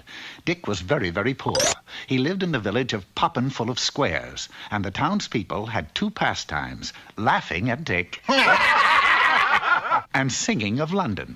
Oh, London town is made of gold, made of gold, made of gold. London town is made of gold, my fair lady. The townspeople chanted this ditty constantly, day in and day out. Taking everything into consideration, they were quite foolish people. So one day, Dick, feeling quite cheeky, said, "You are quite foolish people," and left for London town to tip loose a few cobblestones of gold so that he might have the last laugh on the people of Poppin full of Squares. What are you doing? I am loosening a cobblestone of gold. Cobblestones of gold? This is London, isn't it? Yeah. Then this is a cobblestone of gold. Well, if this is London town, as you say, then most certainly that is a cobblestone of gold. However, if it does happen to be an ordinary cobblestone, here is my card. Dick rushed off with the cobblestones he had pried loose, but found that he could purchase neither food nor drink with them. Perhaps now I can be of assistance. My card. When I start taking advice from a cat, I knew they were rocks anyway. Here now! Vandals, robbers! Thank you, young man. It's getting so you can't walk down the street at night anymore. But come along. You must have dinner with me. In the course of the evening, Dick was offered a job in Mr. Fitzwarren's household. It didn't pay much, but it was better than shipping up rocks. So Dick took the job of errand boy. Hello, my name is Miss Alice. Oh, Dick decided that he'd be very happy in Mr. Fitzwarren's household, and he would too, except for one thing. Mr. Fitzwarren was sailing for another kingdom on an extremely important mission. Everyone in the household was giving Mr. Fitzwarren a going-away gift. Alas, poor Dick, he had nothing to give him, and he wanted to make a good impression on Miss Alice. Well, show me the gift, Cat. You're looking at it. Mainly me. So a good impression was made on both Mr. Fitzwarren and Miss Alice. The Queen of the kingdom to which Mr. Fitzwarren was hurrying had named their kingdom London too, and upon finding out that there already was a London, the Queen became very unhappy. Upon seeing the Queen unhappy, the Prime Minister became unhappy, and then the Parliament. And when the Parliament becomes very unhappy, everybody becomes very unhappy, and eventually everybody looked like the unhappy Queen, even the King. To solve this crisis was Mr. Fitzwarren's mission, which became even more of a crisis when he found his face changing too. The Queen was fit to be tied. It's all your fault. If you hadn't named that city of yours London, this never would have happened. Now we can't call our kingdom our own or our faces. Not so fast. All is not lost. My card. But I don't want a face. I have a face. But just look at this face. It's a beautiful face, but it's not my face. That face is a happy face. Your face is a sad face. You're unhappy because you cannot name your kingdom London. When you are happy, the happy face will be yours. But what can I do? I so love the name London. And you shall have the name Nodnole, which is London spelt backwards. And so the name was changed to Nodnole, and the Nodnolians regained their happy faces, and the Queen became the most beautiful woman in the kingdom. We are indebted to you and your cat. 4 ships filled with gold are yours for helping us. So Mr. Fitzwarren and the cat said goodbye to the Nodnolians and returned to London town and gave Dick the money. Right on my foot! For Mr. Fitzwarren knew that the money would be in the family anyway, for the next day Dick married Miss Alice and called her Miss Alice from that day forward, and she called him Mr. Whittington, which all their friends found a little stuffy, but with all that money, who cared? The following spring, Dick became Lord Mayor of London, and so had the last laugh on the village of Poppinfull of Squares. Heh, heh. In the village of Poppinfull of Squares, the people never sang their song of London town. Well, Governor, you'd hardly expect us to sing London town is full of rocks. And never again did they laugh at Dick Whittington, or anything else for that matter. But the story does have a happy ending, though, for the next year, ice cream was invented, and everyone lived happily ever after.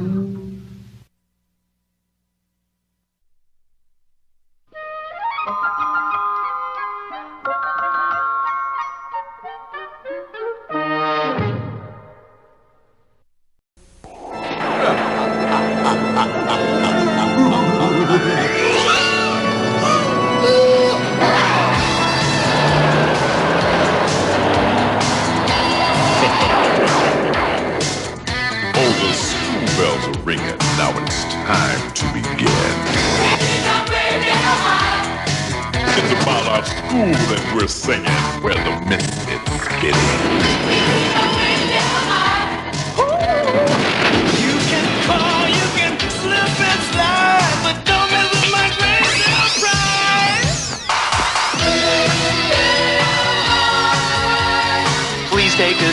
yeah, we're dying to meet ya. Go with the spirit and chillingly cheer it. Hooray for Gravedale.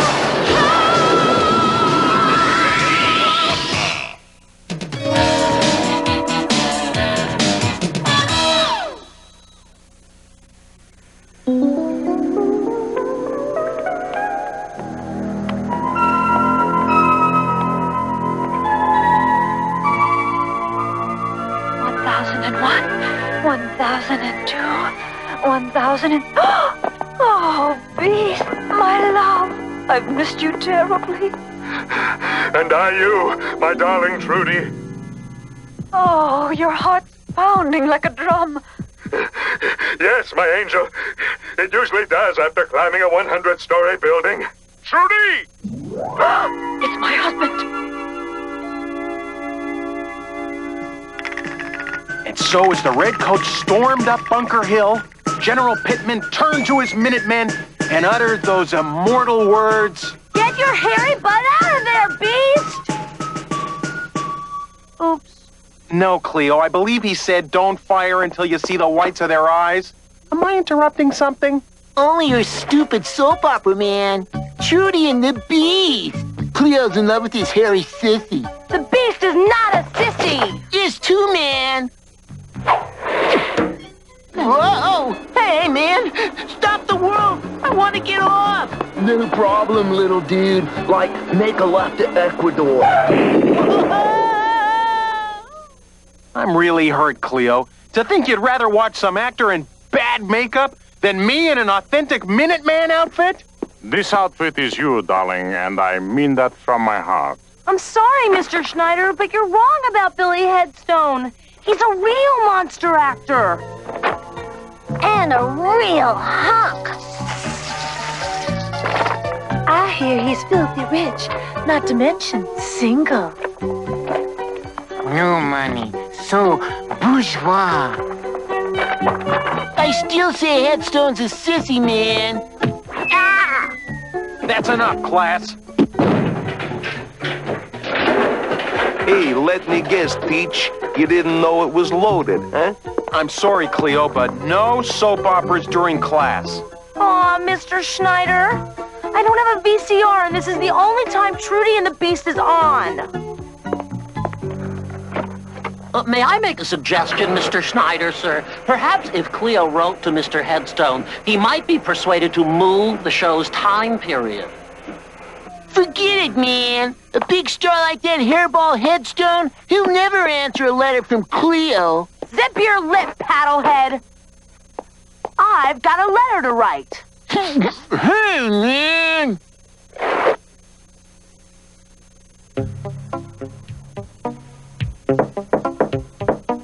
"5 minutes, Mr. Headstone." My word, Melrose. I don't recall ever receiving a fan letter on papyrus. Well, not since we did As the Tomb Turns in Egypt, sir.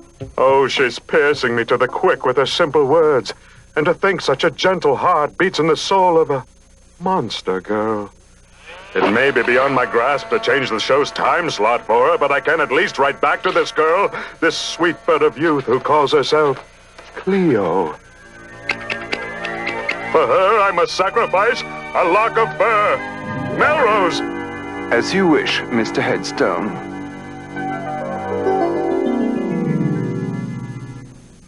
Oh, I've finally got a piece of the Beast. It's like a dream come true.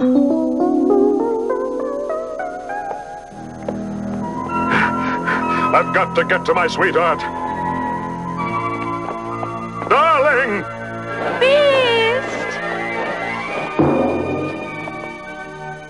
Oh no, it's me, Doozer! Cleo, snap out of it. Ooh, gross me out. Is Reggie shedding again? No, it's Billy Headstones. Ooh, a hank of hunk. That's not all. He sent me an autographed picture, too. And he wants a picture of me. He does? Well, better make sure it's a good one. Gee, Billy, a good picture? Oh, I'm not sure I have one.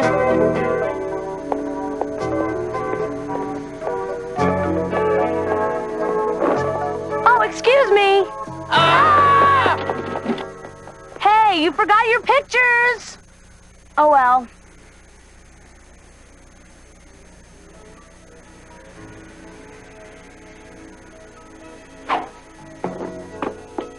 Come on now, Cleo, think pretty. No fair, I wasn't ready. This is my good side. Or is it this one? Oh, I'm so nervous. I need to unwind a little. No, that's too much.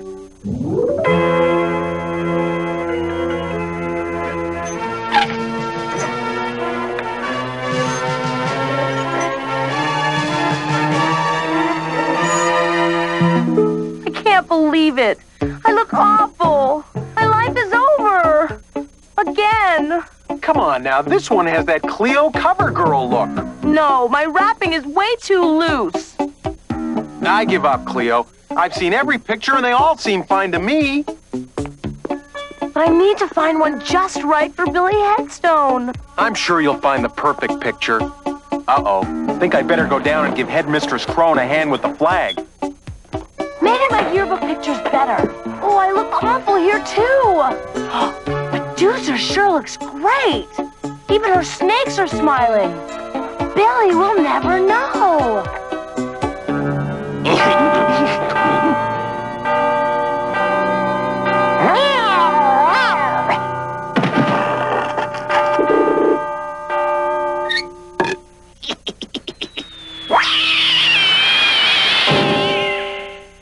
Okay, class, that's the late bell. Sounds to me like the late Crawford. Hey, rest in pieces, kitty. Very entertaining, Sid. And speaking of entertainment, how would you all like to take a fun field trip? Great! The swamp. The tar pit? The wax museum? No, and no. I just got some free passes to Midtown Amusement Park. Bummer, dude. Hey, yo, a human amusement park? I think I'll pass on that fast. Well, will it, be more fun than the alligator rides at the Gravedale Carnival? You bet, Gil. What about you, Cleo? You in? In? Sure. But can I run out and mail this letter? You know who. Sure, Cleo. But hurry back. Oh, love letters. I could just die. Don't be redundant, Blanche. On second thought, could you please send that airmail?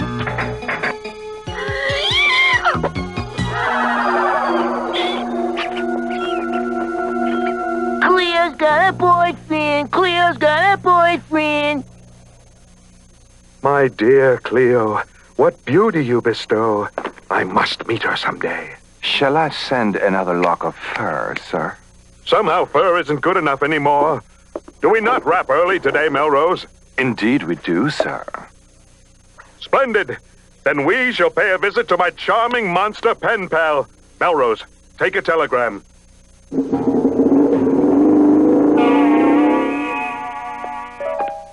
Telegram for Cleopatra. Hey, telegram, dude. Her locker's over there. Thanks. Hey, watch where you're going, man. Yikes! Hey, yo, can't a guy take a bat nap around here? Are you looking for me?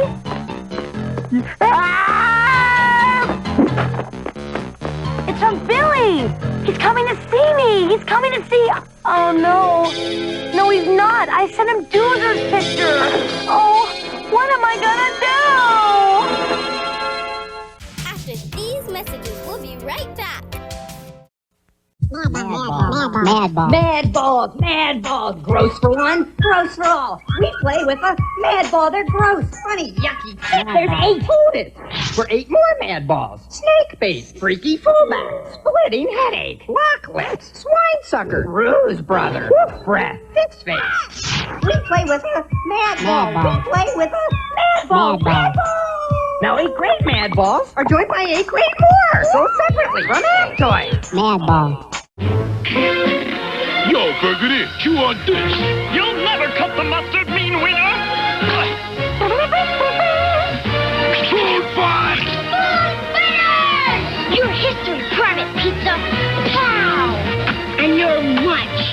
Combat curtain! Fire! What's going on? Joycelyn is food again, Mom. Food fighters, figures in combat carton each sold separately. Toys do not walk in book.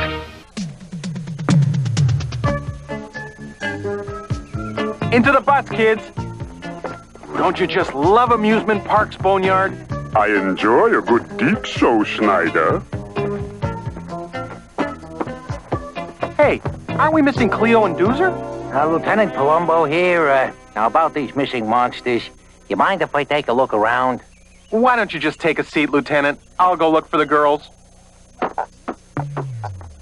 So you sent him my picture, huh? Smart move. Then you'll do it? You'll pretend to be me? Yeah, sure. I guess I can bag the field trip to go out with this hairy Adonis. Remember, look, but don't touch. Got it? So there you are. Come on, girls, you're holding up progress.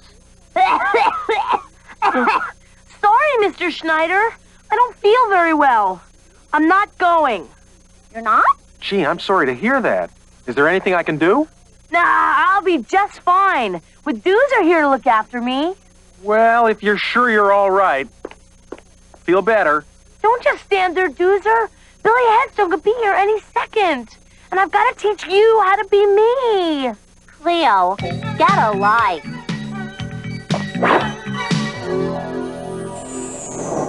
Roll the corpse gently to the grave. Merrily, merrily, merrily, merrily.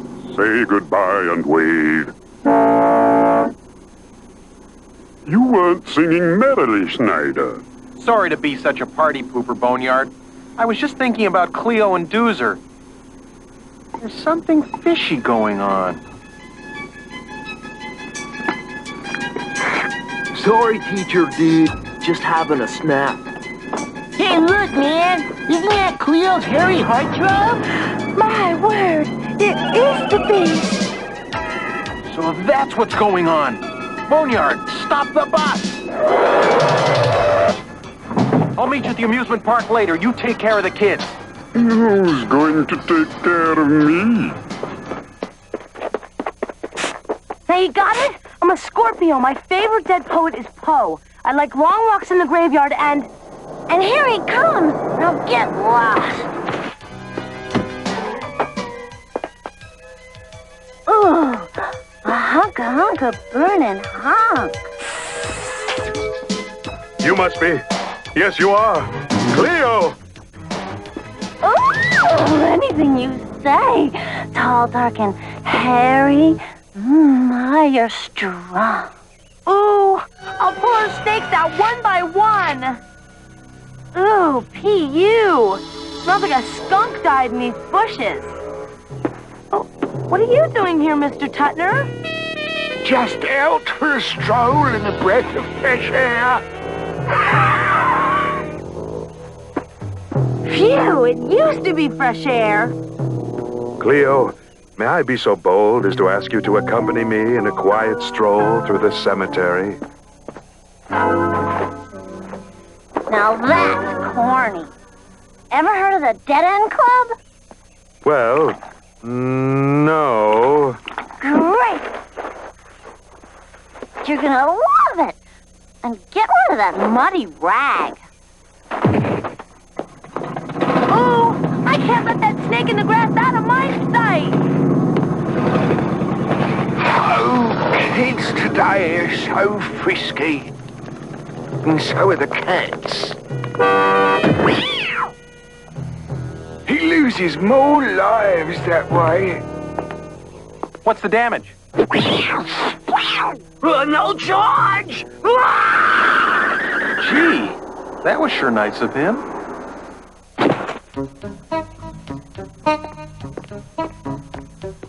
Cleo! Doozer! Anyone home? Oh, Cleo, what have you done? I'll tell you what she's done. She went bumper skiing behind some big limo. What about Doozer? Was she with her? Not exactly. She was in the limo, hugging on this hairy beast and yelling about some dead-end club. Is anything wrong? Just a little case of mistaken identity. You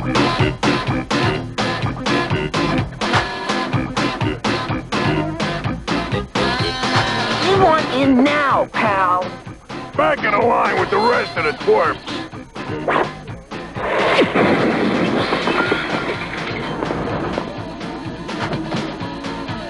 Is this place too much or what? Look, it's the beast. Hey, I watch you all the time on TV. Welcome to the Dead End Club, Beast. I'm his date. Don't listen to her. I'm his real date. That's what they all say. Back in the line, sis. If that's where you want to go, bro.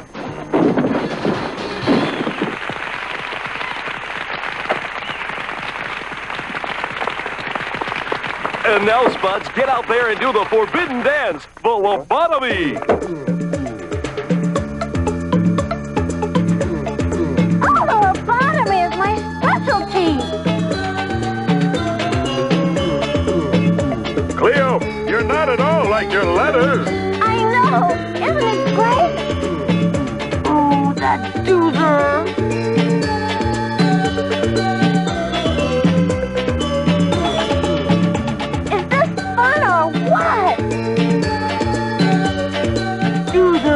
I warned you!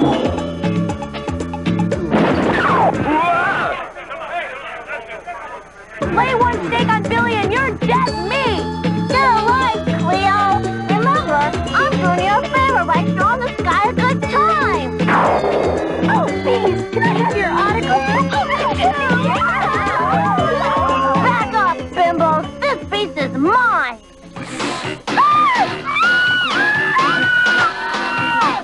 Cleo, please! I must escape this dreaded cacophony! Me too! Let's hit it, Headstone! I know the perfect place to go! Doozer, stop! You're not going anywhere without me! Hey, there she is! Let's 86 that rag hag! Hey, let me go! Like I said before, sis, to the back of the line! Mr. Schneider, what are you doing here? I'll tell you as soon as I start breathing again.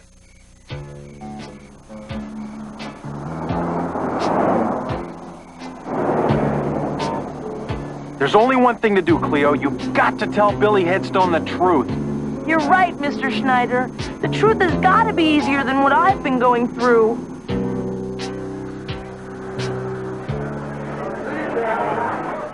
Mom, look at those funny costumes, and it's not even Halloween. Remember, kids, stay together. Oh, look at that ride. I tried, Schneider. I tried. Hey, think I'll check this ride out.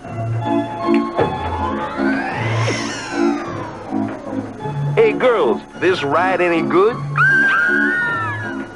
Sounds cool to me. And last call for the submarine ride. Hey, sorry, you're late. Yeah! Looks refreshing, dude. Think I'll join ya.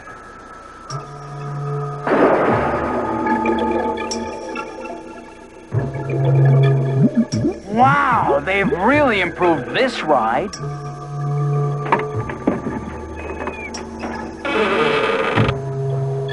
Oh, JP, This charming ride looks just like my home sweet home.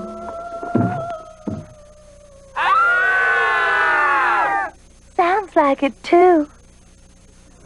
Please keep your arms inside the car. No way, man! This is the best part!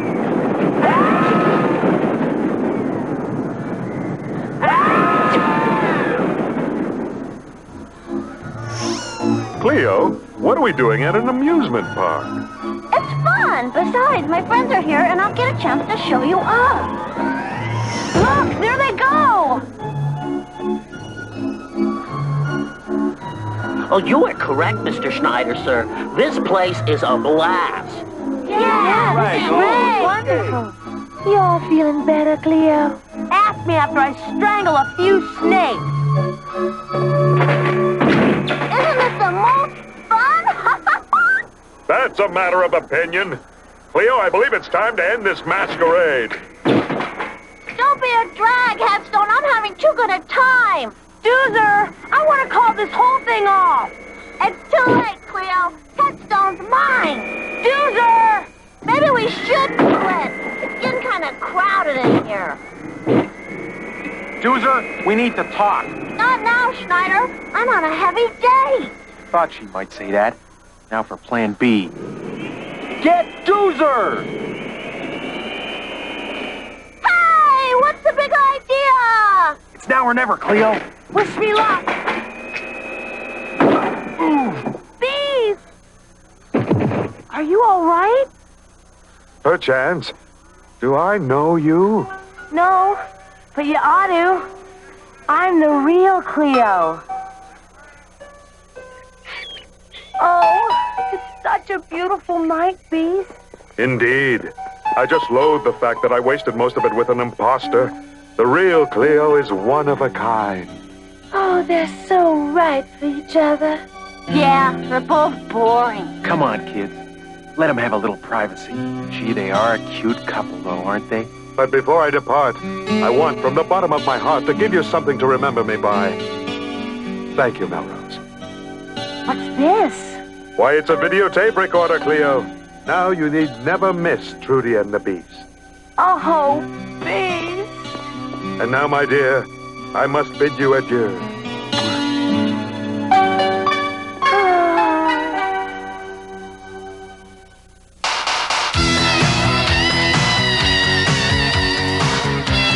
Hey kids, one of your favorite rap groups has a new show on NBC, so get ready to rap with Kid and Play. Coming up next, only on NBC.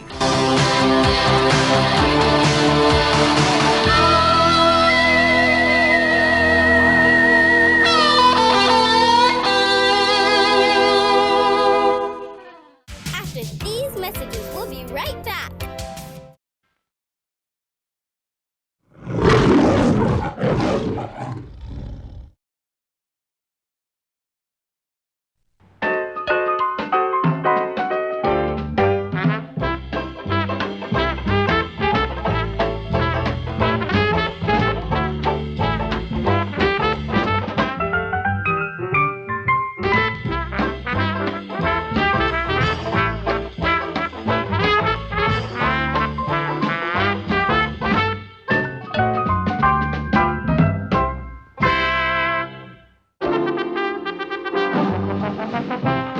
There must be 50,000 species of animals. And wouldn't you know, I had the rotten luck to be born an anteater. Oh well, another day, another ant. Aha! An anthill! I'd better check to see if I'm in good suction this morning.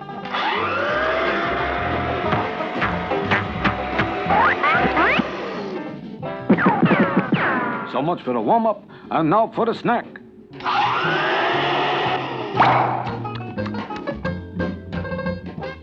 Nothing. I guess there's nobody home. Oh, from the looks of those tracks, I'd say my snack's been hijacked. What incredible good luck! A fine specimen of rare Hematomerus amphiphobus. Hymenopterus amphiphobus. And all the time I thought I was eating ants. Ah, what fine muscle tone. I must make a complete study of this specimen.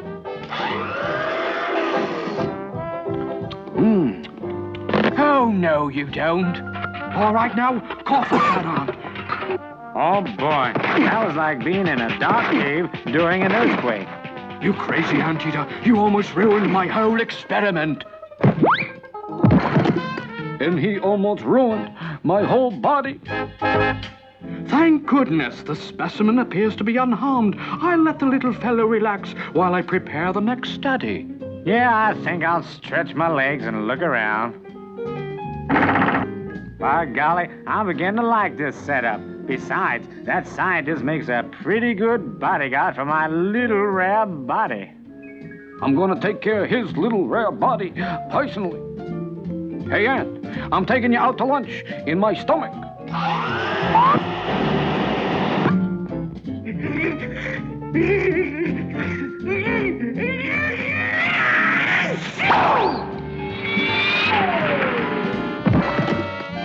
I'd like to give up and go home, but my stomach keeps saying, hang in there, kid.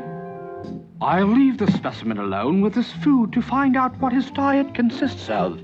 Man, look at all this delicious food.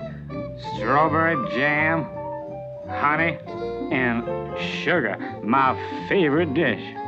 In a minute, he's gonna find out what my favorite dish is. Uh-oh, guess who's coming to dinner? Now I'll give a little inhale, and it's lunchtime.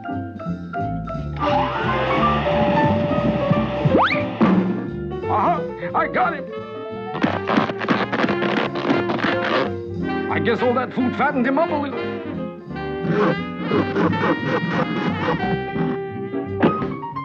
Oh boy, cookie crumbs.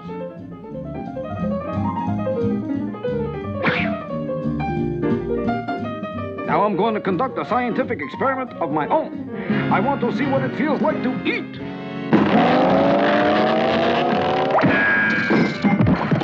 If this keeps up, I'll have to get a schnoz transplant. I'll put the specimen in here for safekeeping while I review my findings. Wowee! A split-level pad with a view. You've heard of singing for your supper? Well, this is what you call sneaking for a snack.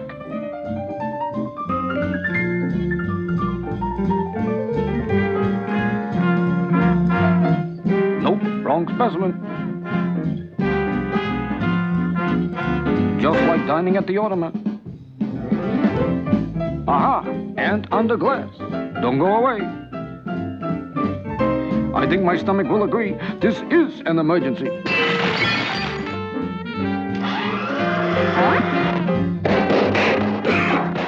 Ow, oh, cut it out! Ow, oh. Now beat it. Is there a Boy Scout in the house? I'll keep the ant in one of my regular specimen containers. I'll try a lightning-like commando ray. Sorry to eat and run, but you know how it is. Where's my specimen, you crazy anteater? Search me. That's a good idea. Ouch! Easy! Oh. This time I can't fail. I'll have lunch by remote control. Uh-oh, it's him again. Maybe I can change his eating habits. If I got to say so myself, this is a honey of an idea.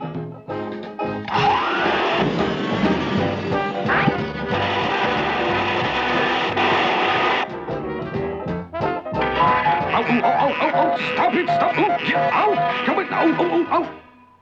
Now that I have finished my experiment, I'll release the specimen. That wasn't so bad. It's good to know that I'm in top physical shape. Oh, no, not you again. Don't worry, Ed. You're safe. I've been put on a liquid diet for 2 weeks.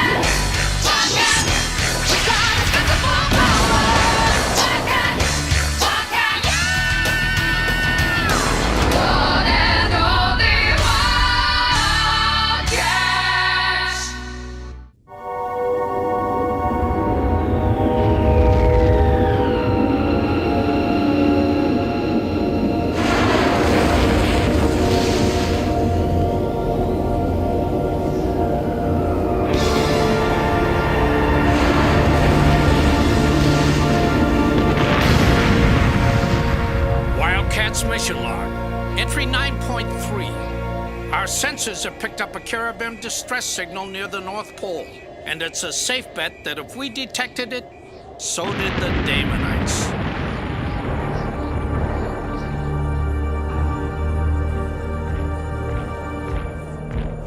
Target sighted, Lord Hellspawn. It is, as you predicted, a Caribbean stasis pod.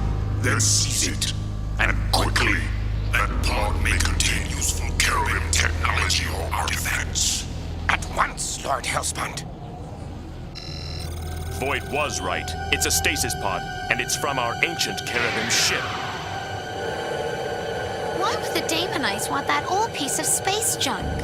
Perhaps we should inquire. In a language they would understand, of course.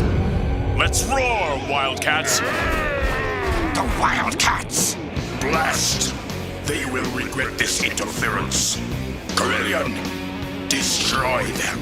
At once, Lord Hellspawn. Man, I knew I should have gone for the insurance rider. Zealot and Grifter are down! Claws out, cats. We're going in. Now you're talking my language. The pod. Keep it away from the pod. Look out! Stay cool, big guy. I'll do the VOO. Thanks, Voodoo.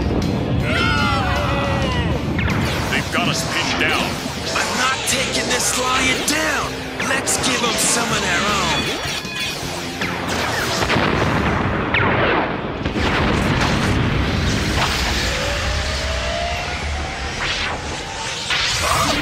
What the? It can't be. By hecket, it is.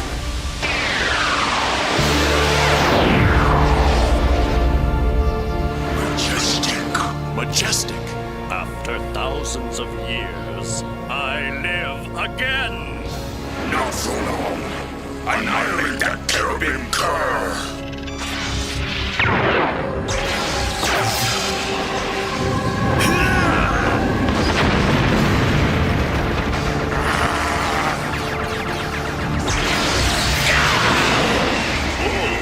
Whoever that guy is, he cooks.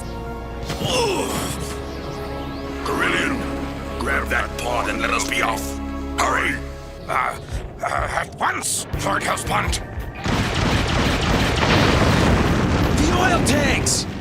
If that flame reaches them, this whole place will go up. I've got to stop it.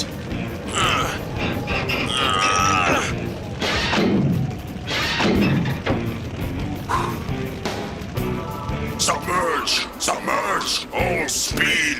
You shall not escape me, Hellspawn.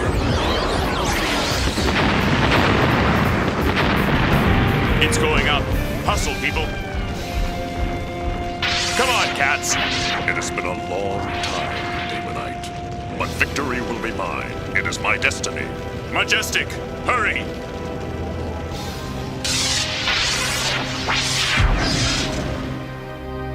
Jacob Marlowe, permit me to introduce Majestic, commander of our Caribbean battle cruiser, before it crashed to Earth.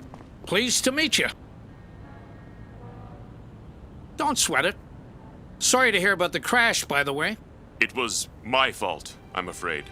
I was at the helm when we finally caught up to the Damonites, not far from this planet.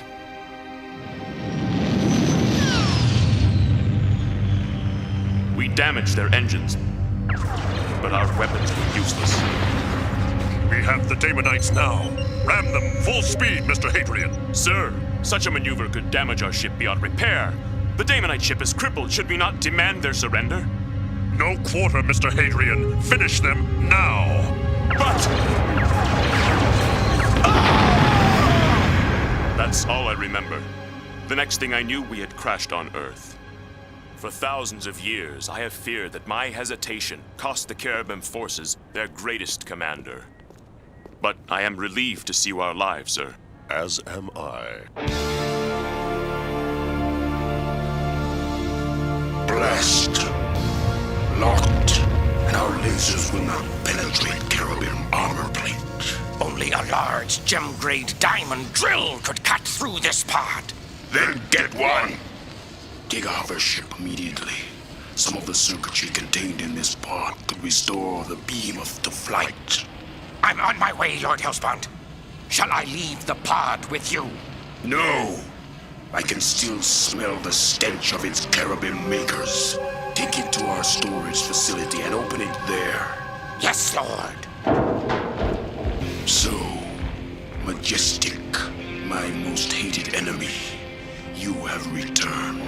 And just as I am about to unearth the ancient puzzle which tells the prophecy of the orb, but neither you nor the Wildcats will stop me from obtaining that orb, and with it, the power to crush the entire galaxy beneath the fist of Daemonite rule.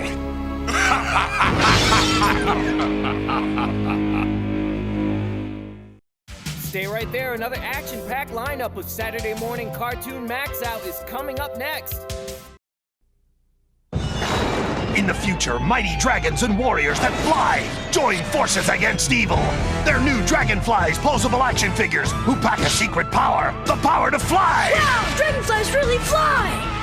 Dragonflies on dragon launchers, zenith, peak, fly 'em, crash 'em against the evil Dreadwing. Now I rule the skies. Dreadwing, you're a dead ring. Dragonflies, flight is might. New Dragonflies flying action figures with dragon launchers, each sold separately, new from Galoo.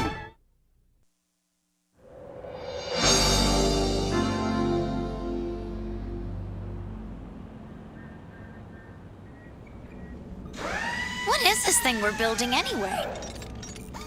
You got me, but Majestic says it'll stop the Daemonites for good. And that we must do, and quickly, for the Daemonites are after the orb.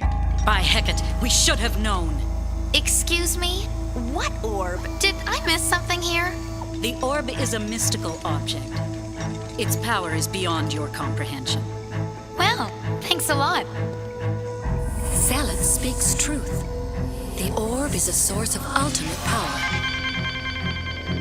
20,000 years ago, the Elders of the Galaxy decided to conceal it for safety's sake on an unknown, insignificant planet. A planet called... So that's what old Flame Face is looking for. Yes, but my vortex device will stop them permanently. I can substitute most of the original components using the Earthlings' rather primitive technology. However, we must still locate my quantum energy module, which was lost in the crash. According to my files, the module was recovered by the Air Force. It is currently being studied at a secret research facility in Maryland. Then that is where we must go. Hold on a minute, team. Newsflash. I just got word that the Daemonites have attacked a major diamond exchange in Holland. They're after diamonds. Let's take a look.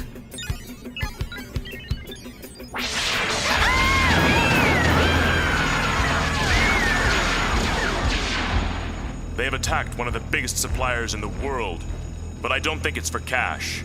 They appear to be looking for a large diamond, one too large to sell easily. The pod. What? The Daemonites are attempting to open the stasis pod. They would need a large diamond to drill through it. Where's the stasis pod now? In Canada, the Daemonites have placed it in a guarded storage facility. With the circuitry in that pod, the Daemonites could restore the behemoth to spaceflight. They could locate the orb easily. We must prevent them from opening it. Spartan, you and the other Wildcats travel to Holland. Prevent them from obtaining a suitable diamond. Sir, wouldn't it be simpler to... Spartan! Yes, sir. We'll leave immediately. That's better. Zealot, you'll come with me. We still need to secure my quantum energy module.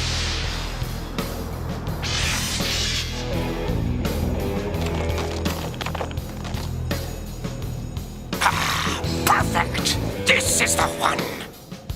Help yourself to any others you may wish. Now you're talking.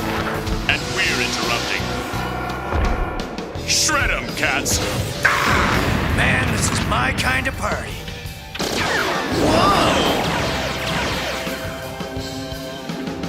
Success! Majestic and Zealot are in Maryland. The others are in Holland. Events are proceeding as scheduled. I wonder. What do you mean? How did Majestic get into that stasis pod in the first place? You were the ship's computer. You should know. I'm sorry. All records of the crash are missing. They must have been damaged. Sure. Why did Majestic send the whole team off to stop the bug faces from getting a diamond that'll open the pod? When it would have been much easier just to go get the pod itself. That's what Spartan was going to suggest. An error. I don't think so. Not if Majestic's as good as you say. No, there's something in that pod he doesn't want us to find. And color me curious, but I think I'm gonna go see what it is.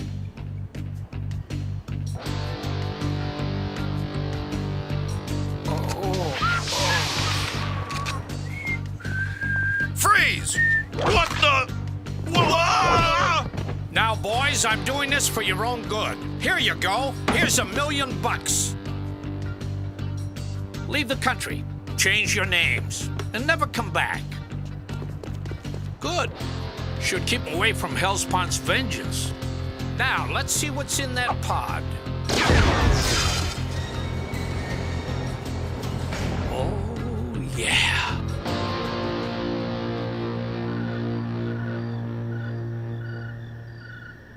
The quantum energy module is in there. Then let us go get it.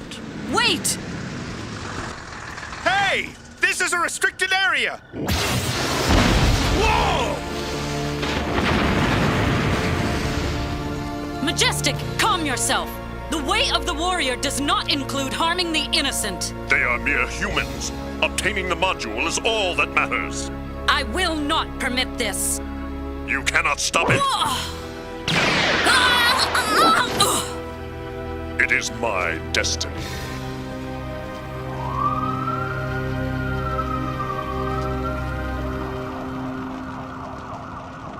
We got what we came for! Entering vehicular mode. Let's lower the boom on them. Now, cats, pounce and pound them. Spartan here. Spartan, we're receiving an emergency signal from Zealot in Maryland. We gotta send in the cats. But the Troika, they have the diamond. That's not a major concern right now. Zealot is. So move it, mister. You got it. Wildcats, fall back. What? Yeah, how about finishing this job first? I mean now. Zealot needs us.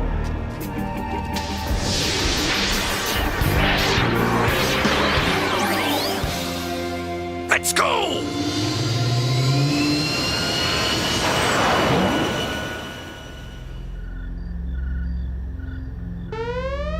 Code Red, run!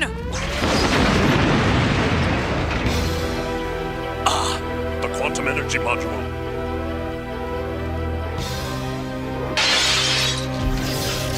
Victory will soon be mine! Zealot! Is she? She's okay, just stunned. What about Majestic? That answer your question?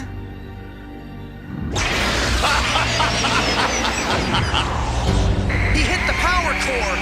It's going to blow!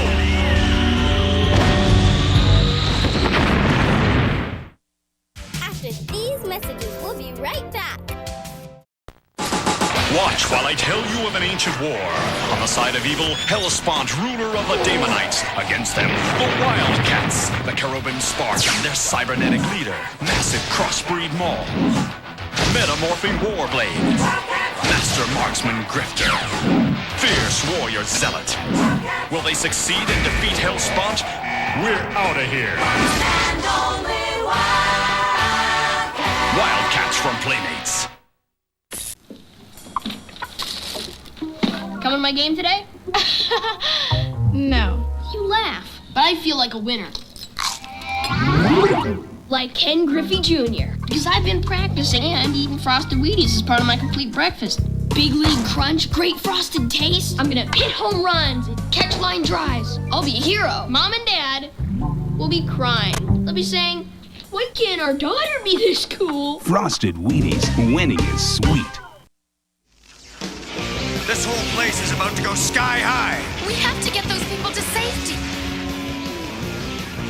No, there is no time.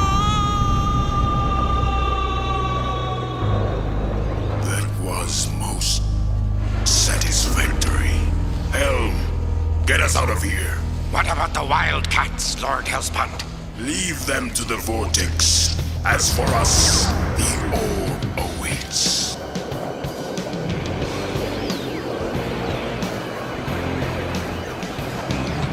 Must stop vortex.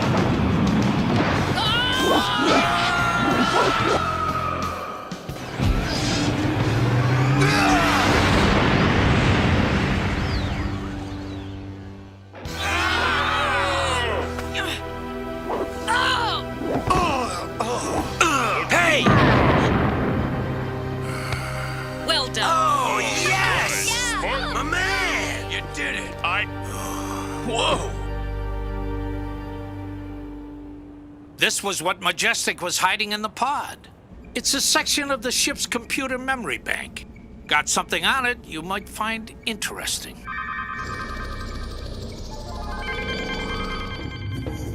We have the Damonites now. Ram them full speed, Mr. Hadrian. Sir, such a maneuver could damage our ship beyond repair. The Damonite ship is crippled. Should we not demand their surrender? No quarter, Mr. Hadrian. Finish them now. But...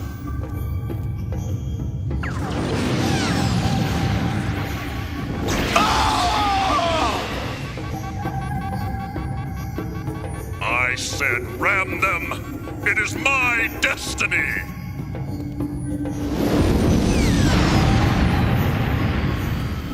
Red alert, red alert. Damage critical.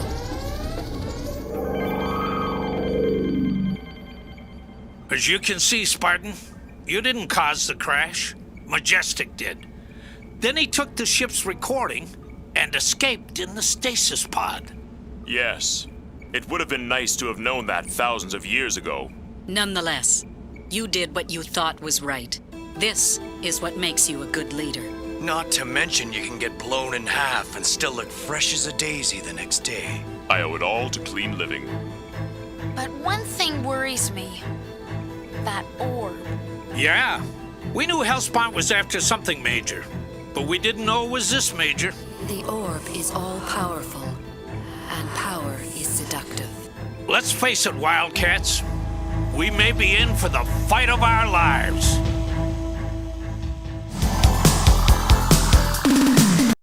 Stay right there. Another action-packed lineup of Saturday morning cartoon Maxout is coming up next.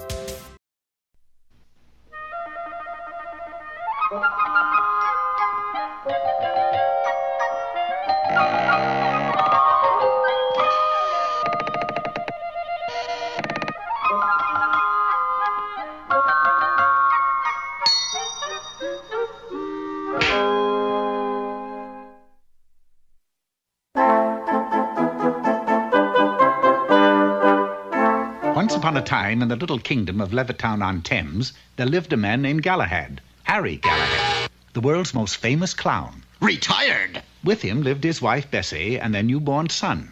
One day, Harry took the infant to be registered with the town clerk. Have you chosen a name for this child? Yes, sir! Sir, very well. And before Harry could stop him, the town clerk had written the baby's name in the town register, Sir Galahad. But that's not his name! Sorry, no changes allowed in the town register. What kind of a name is Sir? Everybody will laugh at him! What were you going to call him?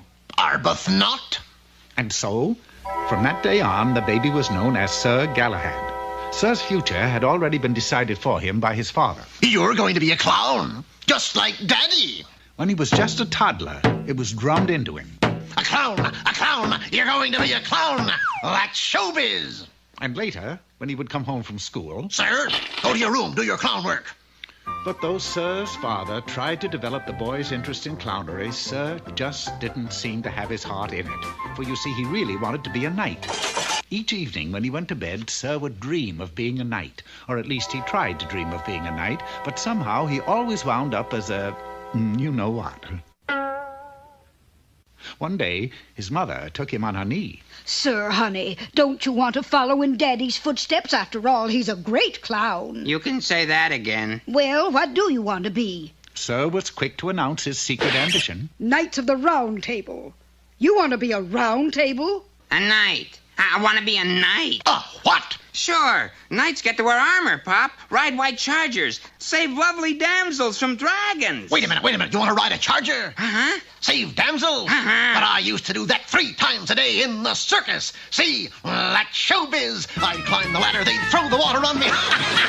Where'd he go? Away. Oh, Bessie, where have we gone wrong? But that night, something wonderful happened to Sir. As usual, he tried to dream of being a knight, and this time, he made it. I'm a knight. A knight in shining armor. What ho there, looky! That's lackey. Oh. Well, anyway, fetch my white charger. Okay, Prince Valiant. That's a white charger? You're a little late at the post. Sir Shoemaker got the last good mount. And so, Sir Galahad mounted his steed and set off for adventure. He soon found that riding in shining armor was a little harder than it looked. Still, he sought high and low for a damsel in distress, till suddenly... Help! It's her! My damsel! As one, horse and rider flew to the rescue. I hope it's nothing trivial. Trivial indeed. Just over the hill was a damsel in absolutely the worst kind of distress. Never fear! Sir Galahad's here! Well, Sir Galahad set to work to slay the dragon, and this too turned out to be very hard work. Matter of fact, it was just like chopping down a very large tree with a very small axe. But finally, the job was done, and the maiden gazed lovingly at her conquering hero. You've probably guessed that I'm a princess. I sort of had a hunch. And, as you'd expect, when Sir took the princess home, her father, the king, was so impressed that he gave Sir his daughter's hand in marriage. Well, now that you're one of us, take off your hat to the house. Yes, Sir had been a hero, but now he was just a relative. The king gave Sir and his bride a down payment on a small place of their own, and before long there was another little knight to feed, and another, and so on into the nights. Sir's days were taken up with his new duties as lord of the manor, for there were no wars to fight, and his wife frowned on his rescuing any more damsels. When you finish the dishes, remember the moat needs cleaning. I should have married the dragon. Then, 20 years later, much to Sir's delight, another war broke out. His armor didn't fit as well as it might, but still he had to defend the kingdom from threatening invaders. Alone he sallied forth against overwhelming odds, and because he had fought so bravely, he received a hero's welcome, with full military honors. With a start, Sir woke from his dream. That's a hero's welcome? The next morning, Sir's parents were still deeply troubled. Harry, if being a knight is so important to him... You're right, Mama. A knight he's gonna be. And with our blessing, we'll send him to... Be a clown, da-da-dum, da-da-dee. Look, one hand, ha-ha-ha-ha! But, sir, yesterday you wanted to be a knight. And today you're a clown. Well, like you always say, that's showbiz.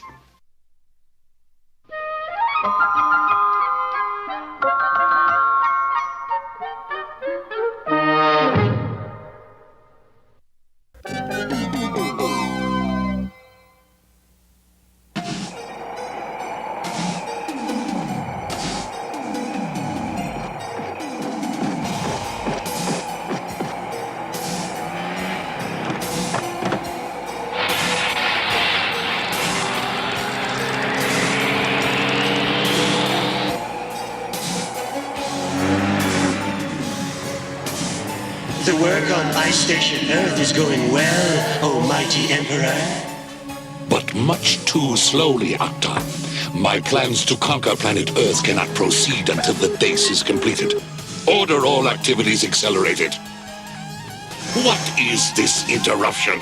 A fleet of ships approaching Earth, sire. I do not recognize them. Octon, break into their code and find out who they are. At once, sire. It won't be long now. You've been saying that for the last 2 hours. Give me a break, LJ. Certainly a few hours is not too long to wait for the creation of DRAK X, the most advanced computer ever seen on Earth. DRAK X will be the first computer to have a human essence at its center. Father, I don't understand. It's the crystal from Ming's Inquisitor. It contains the essence of Rick's mother.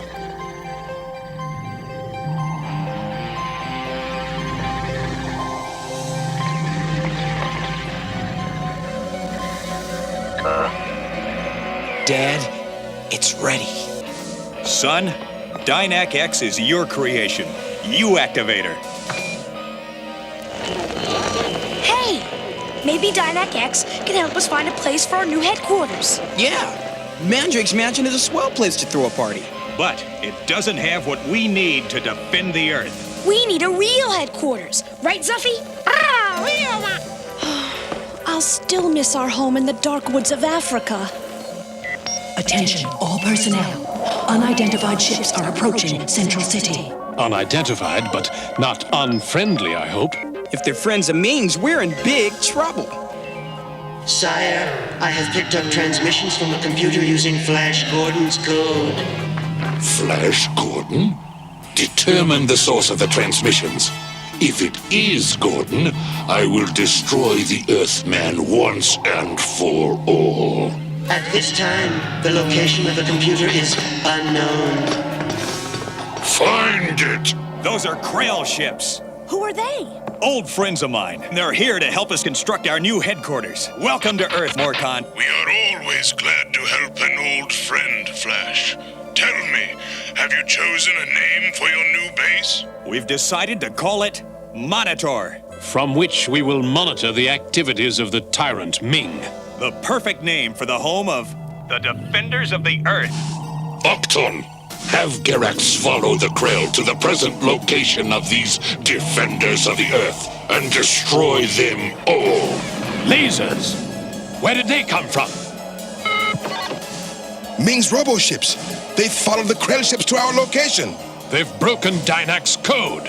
She needs more shielding. I'm working on it now, Dad. Flash, we're in trouble. Hang on, Morcon. I'm coming up.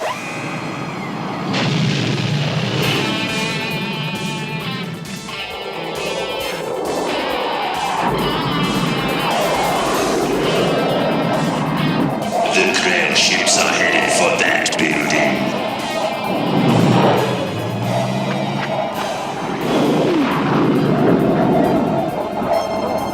We're sitting ducks down here, unless... Target sighted and... it's moving. Mandrake's Mansion Moving Company, at your service.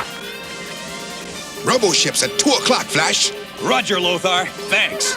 Come on, blast them, Flash! Show them what the Defenders can do! Please, Kashin, we're trying to concentrate. Sure. Come on, Zuffy. Find a place where you can stay out of trouble. Kashin! He'll be okay, my friend. I imagine it might be easier to deal with Ming than to understand young people.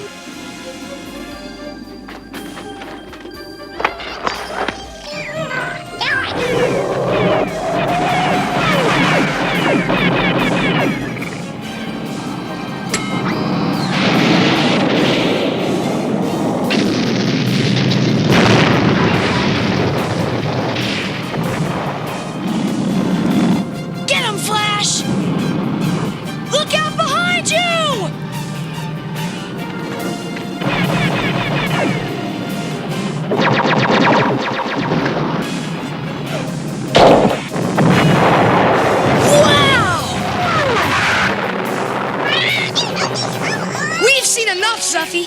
Let's get out of here!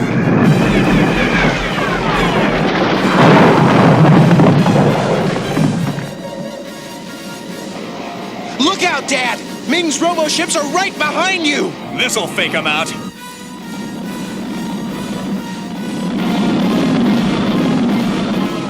Closer. Closer.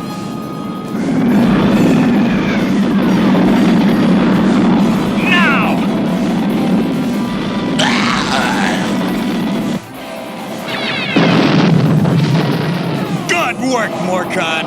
Just like old times, Flash. Watch out, Zuffy! They missed one of the robo-ships! Octon, confirm the origin of that creature with the Earth Boy. Yes, sire. The creature is a Zophoid from Mongo. I knew it! And that boy was with Flash Gordon.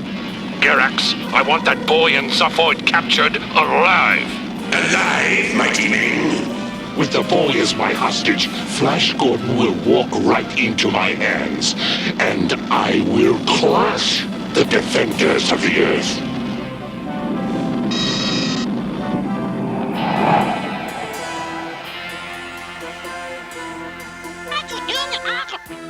Ice robots! And it looks as if they're coming after us! Ming's ice robots are after us! We've gotta hide, Zuffy! Zuffy!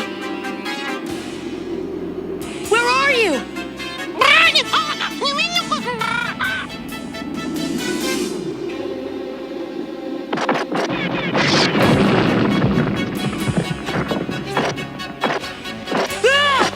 Run for it, Zuffy! Wow! Right in our own backyard!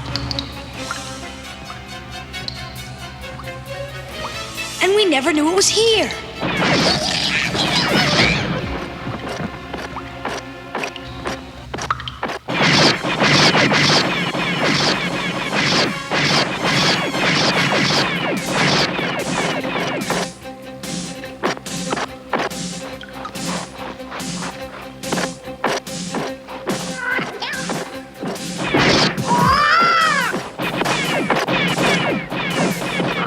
We're trapped!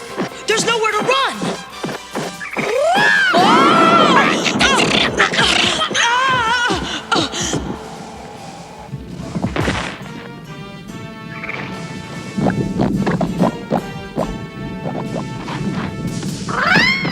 No good, Zuffy.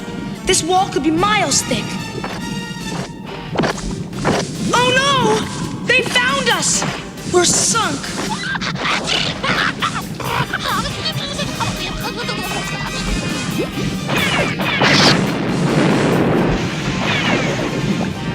We don't have to worry about them anymore.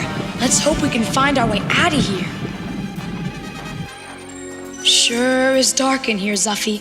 Stay close, okay? What was that?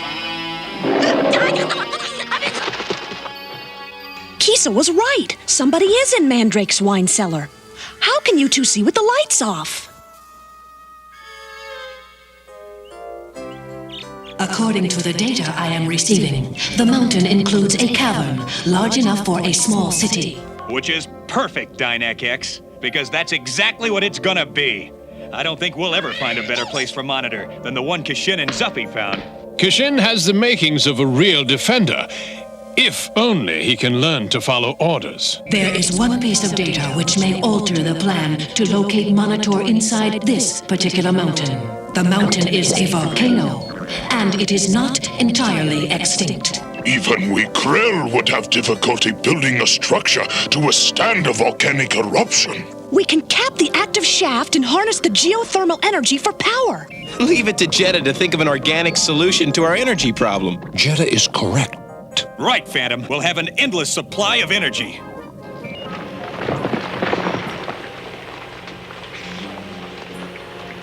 Once the crown is finished, it will rise on the shafts through the opening in the crater, the final stage of construction. Something is wrong, Jetta. Are you not happy with our new home? Oh, Father, I have no desire to live here. Our home is with the jungle beasts of Africa. But we must stay here with the others to help defend the Earth. I can't allow you to return to Africa alone. I am only concerned for your welfare. I know that, Father. That's what makes it so difficult. Garax, you fool! Not only have you lost a fleet of robo-ships, a phalanx of ice robots, but you lost the boy as well! Sire, I detect massive amounts of power being used in approximately the same location, but inside the mountain. It must be the Defender's base! Oh, mighty Ming, let me send a small party of ice robots into their base and destroy it from within. Very well, Garax. You may do so. And this time, I will not tolerate failure.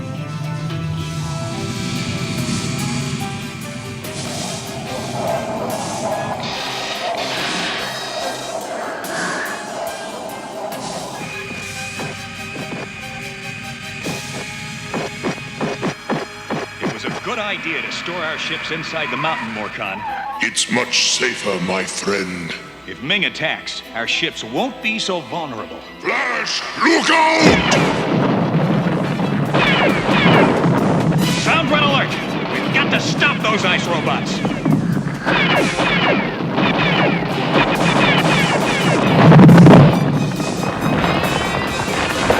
A landslide! Our ships are trapped inside! Ming attacks now!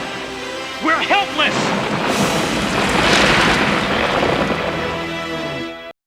Stay right here. We'll be back after these messages. Coming from the farthest reaches of the universe to challenge the worst villains on Earth are the most powerful heroes ever in the Battle of the Superpowers Collection. What's this? The dam's about to blow and take Robin with it? Who'll stop the Joker and Luthor? Aquaman! Kenner's new Superpowers Collection. Figures with power action, each sold separately with its own mini-comic. Aquaman's down! Who can help now? A power ring, a power action punch. Defuse the bomb! Can this madness be stopped in time? You decide.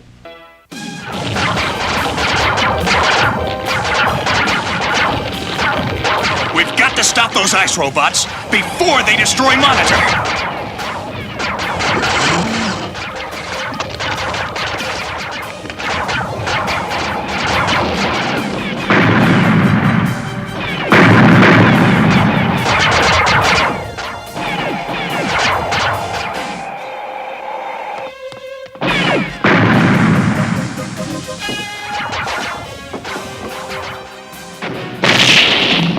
A krill machine that can cut rock can also cut those ice robots down to size.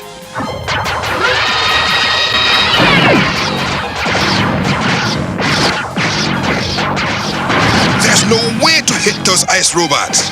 They move too fast. Perhaps their strengths can be turned to our advantage.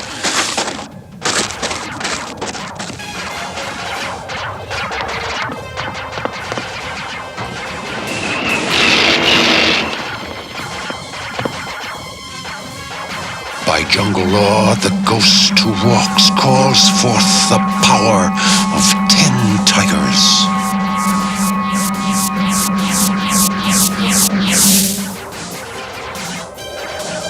Great going, Phantom. Lead him into my range.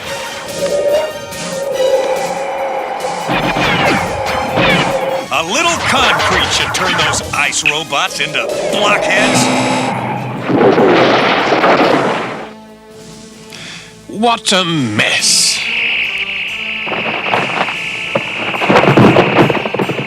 You're a handy man to have around, Mandrake. Garax, your robots follow your example with great fidelity. They are totally incompetent! Octon, I want the Defender's base to end up like Garax's worthless ice robots.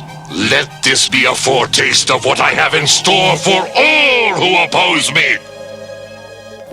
Damage to monitor is not critical. Alert! A fleet of robo-ships approaching.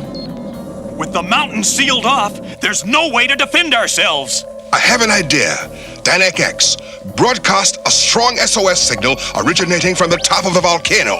But that would be nothing more than a homing signal for Ming. Exactly. Attention, all robo-ships. I am picking up an SOS signal. We will respond by putting them out of their misery. Target, mountaintop.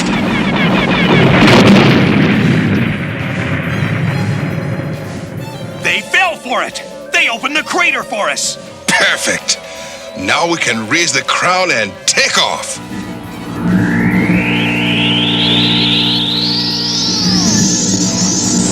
Yeah, looks good. I'm filling the camouflage lake now.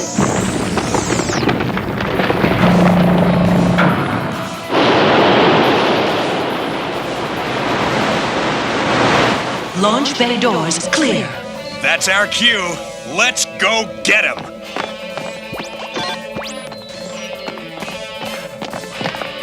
Wait for me!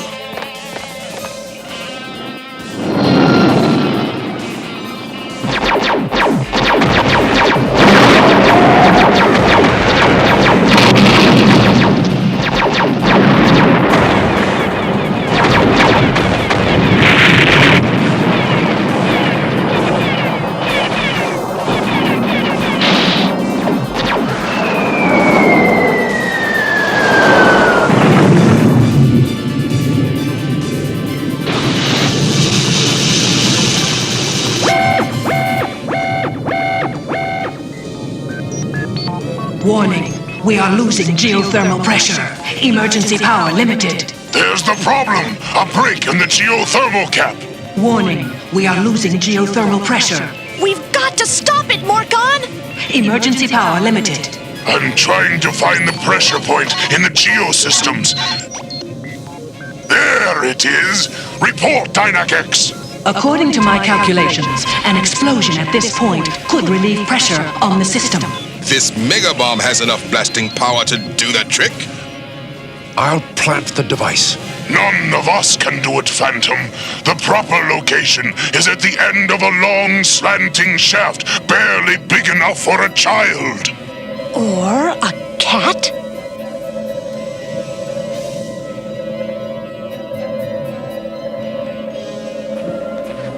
That's it, Kisa. That's it. Just a little further. Good, Kisa. Good. Now put the explosive down gently. Gently, Kisa. Now come, Kisa. Come, fast! Yes! A volcanic eruption. The battle is won. The defender's base is destroyed.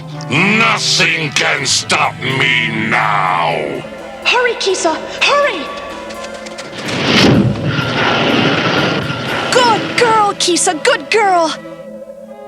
Kisa was terrified. We don't belong here, Father. We've made a commitment to our friends, Jeddah.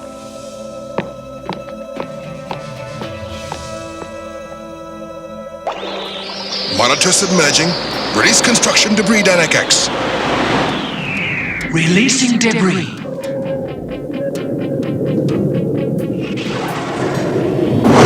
Well, Ming should be very pleased when he sees that debris. A nice trick, if I say so myself, Lothar. Very nice indeed.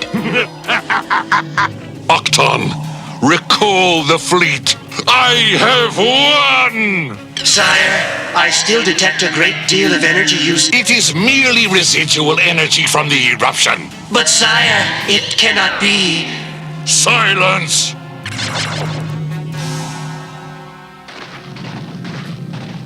Where are you taking us, Morcon? While investigating the damage done by the eruption, I discovered the creation of this new cavern. Wow, it's enormous! The natural steam escaping from the active part of the volcano keeps it humid and at a constant 80 degrees Fahrenheit. Father, it's like the climate of our home in Africa. It will make a perfect location for a second skull cave. Sire, a fleet of ships is departing Earth. The Krell ships are retreating. With an escort from Flash Gordon, sire. No, it cannot be! The defenders of the Earth are still alive, sire. But not for long.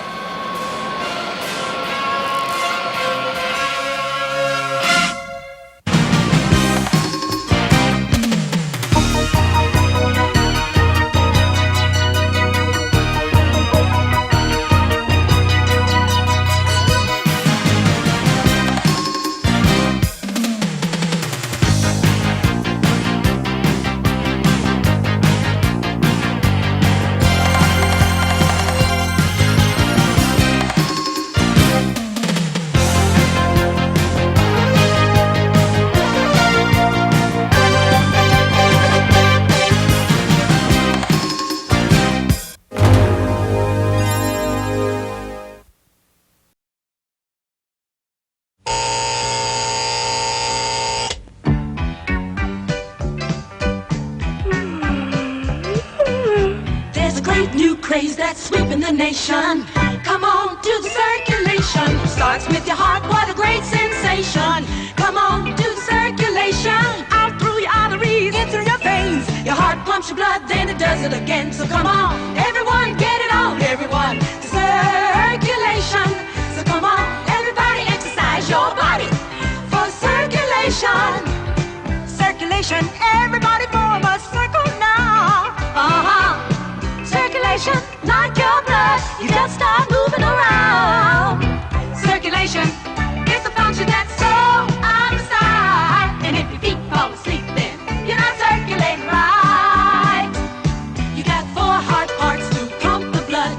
Dub. Yeah, that's circulation. Left and right ventricle, left and right atrium. Yeah, they do it. They circulate. They pump blood through your lungs for oxygen, and then your arteries take it through to your body, and your veins bring the old blood back to be renewed. Circulation takes nutrition to your cells and gets rid of carbon dioxide and waste as well. Circulation is the function that's so out of sight, and if your hands are cold, then you're not circulating right. Well, your blood is such a life-giving potion. Like a river, it's always in motion. From your head to your toes, doing good as it goes. It's a big, red, beautiful ocean. Now the blood's not bad, it's kind of special. Yeah, come dig it, circulating with red and white corpuscle cells. Yeah, come do it, circulation. Red cells carry oxygen, white cells fight the germs. So come on, come do it, yeah, come do it. Circulation. So come on, come do it. With your heart, come do it. Circulation. Circulation. Everybody form a circle now. Circulation. Like your blood, you just start moving around. Circulation. It's a function that's so out of sight. So come on, look around and you'll be circulating right. There's a great new craze that's sweeping the nation. Come on, do the circulation. Starts with your heart, what a great sensation. Come do it, circulate. Out through your arteries and through your veins. Your heart pumps your blood, then it does it again. Come on, everybody get it on, everybody. Circulation. So come on, everybody get it on, everybody. The circulation. The circulation.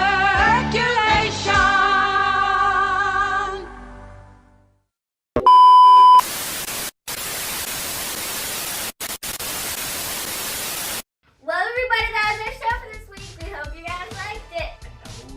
Did, because we brought the OG toe biters down if you didn't.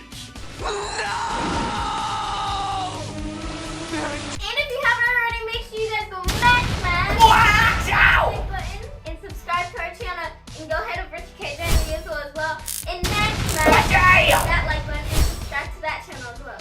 Max smashes all around. And head over to Friday Night Sucks. Make sure that you do. And please head on over to KJ and the Yizzle, as the Yizzle has already told you to do. And it's already told you in the intro. Now, make sure that you are also checking out Patreon, because we finally have General YouTube's vault. He is here. He has opened the vault, and we get to watch it over on Patreon. So make sure you check it out. The link is in the description. If you're hanging out in the chat, I'm also probably pinning it to the top of the chat. And if you ask me individually, I'll let you know what the Patreon link is too. But just make sure that you go head on over there. First Sunday of every month. It's free! Free! For the public, everyone! You may have to sign up on Patreon for the free membership, but there is a free membership. And if you sign up for the MAXSQUAD, the official MAXSQUAD, then you have the first and the last Sunday of each month. If you're a Turbo Max or an Ultra Max member, you have the full guarantee. You have full access, my friends. So head on over there, check it out. Now, if you don't know what General YouTube's Vault is, that is all of the classics. We have classic watch parties over there of all of the stuff that the evil General YouTube they struck down would not allow us to show on our regularly scheduled Saturday program. So hit us up over there at the Patreon, General YouTube Baseball. Right, Izzo? Right. Right! Now, we have some artwork to share with you, Max Squad members, from you, Max Squad members. It's awesome how you just weave together and you make this cohesive unit that is the Max Squad. But we have the latest from our friend Jason Thompson, and he has laced me with all kinds of new pieces of art. So we will be good for some weeks, and we also got some from some other people, as we usually do. We got some regular Max Squad artists and some not regular Max Squad artists. So just keep on hanging out with us for that. And we are going to get you into this week's piece. Wait, oh, ready? Right now! Whoa.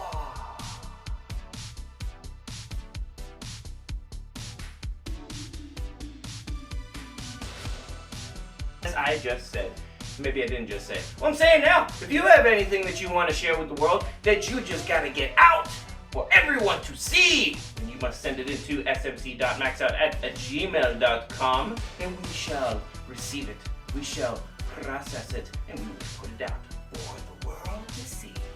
And that about does it for today. So make sure that you are hanging out with us for the closer. I don't know what it is yet, because I haven't decided yet at the time of this recording. Could be American Gladiators, could be wrestling, it could be a movie, who knows? But I'm sure it is awesome, so stay right here, hang out with us for it. Right here, I'm the only place for the KJ, the Yizzle, the OG Rat Biters Day. OJ's been gone for a little while. And all the other stuff that I talked about, make sure that you go to all the other channels and you go and subscribe and like and do the look out and right here on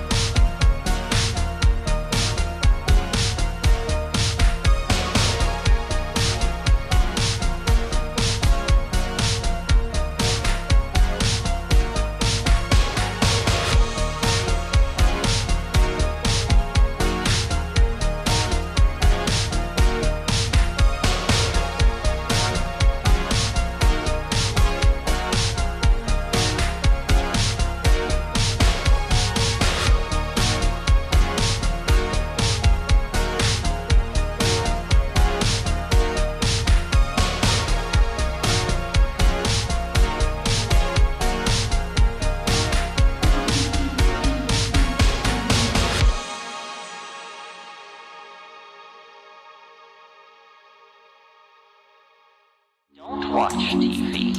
Don't read magazines. Don't even listen to NPR. Create your own roadshow.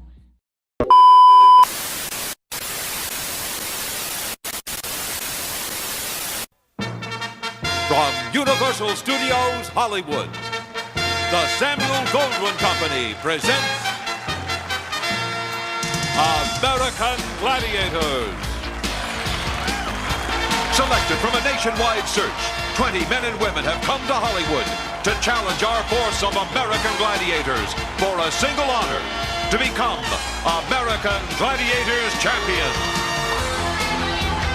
Now, here are your American Gladiators: Gemini, Lace, Nitro, Gold, Laser, Blaze, Thunder, Ice, Turbo, and Diamond.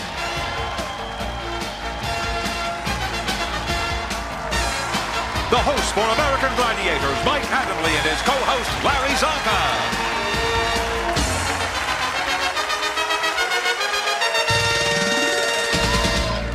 Welcome to our arena, and this round of the American Gladiators, the semifinals, are underway. Hi again, everyone. I'm Mike Adamley, along with one of the great names in pro football history, number 39 from the Miami Dolphins, Mr. Larry Zonka. Hi, Mike. Good to be here.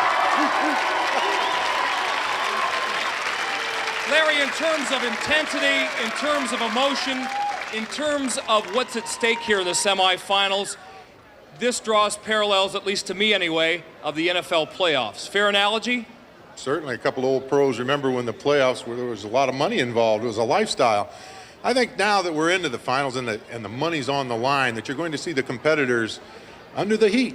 And not just the competitors, also the gladiators. I think they'll react to it. So we're looking forward to a very fine exhibition of sporting talent today. Okay, with that in mind, let's meet the contenders for this semifinal matchup.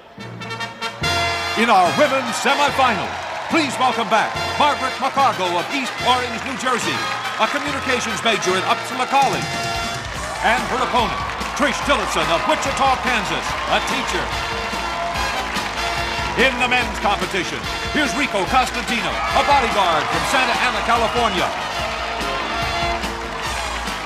And his opponent, Lincoln Simons of Studio City, California, a stuntman.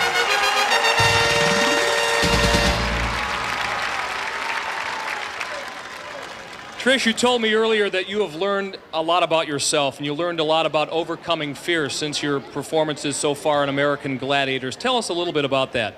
Well, coming into this contest, I had a fear of heights, and just about everything we do is up high. So I've had to overcome that, and it's been a challenge, but it's been real good.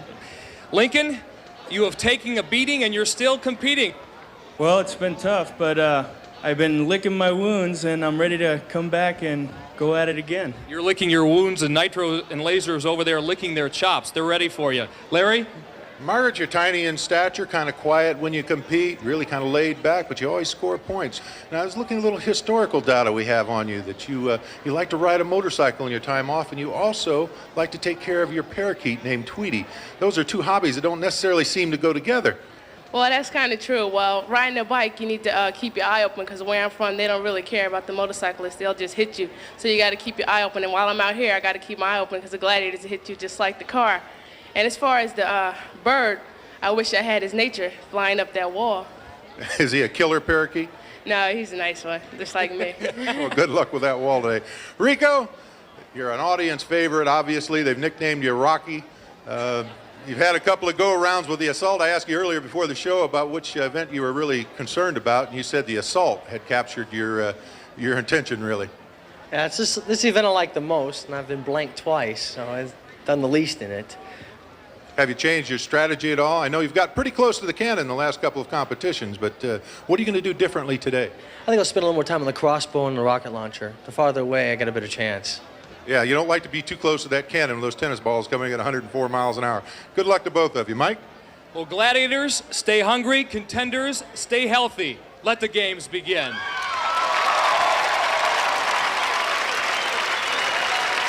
This is how our competition works on the American Gladiators. Our contenders, 2 men and 2 women, will compete against the American Gladiators in 7 very different events. Now, the contender who amasses the most points in those 7 confrontations automatically advances to the championship final. At stake, over $150,000 in cash and prizes. We are ready now for our first event. It's the game of hit or be hit, men's assault. Here's Zonk with an explanation. In assault, contenders have 60 seconds to hit a target above the gladiator, using first a crossbow, then a rocket launcher, a cannon, a pistol, and a final attempt with 3 softballs. 4 points can also be earned if a contender can cross the finish line without being hit. And handling the shooting duties for the gladiators in this first event, the game of assault, is Thunder. Enrico Costantino is up first in this men's semifinal. He's advanced thus far with wins over John Adams and Nate Foster, and is the men's top seed in this semifinal round. But he has had troubles in the past in this event, Larry. He commented earlier that he was going to take a little more time with each one of the weapons and concentrate on hitting the target a little more.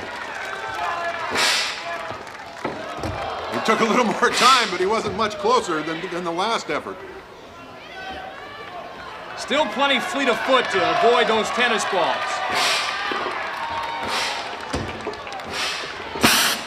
Rico setting down low, his shot a little low there.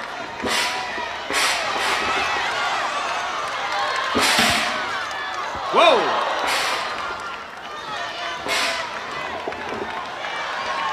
Still with a good bit of time on the clock to get the job done.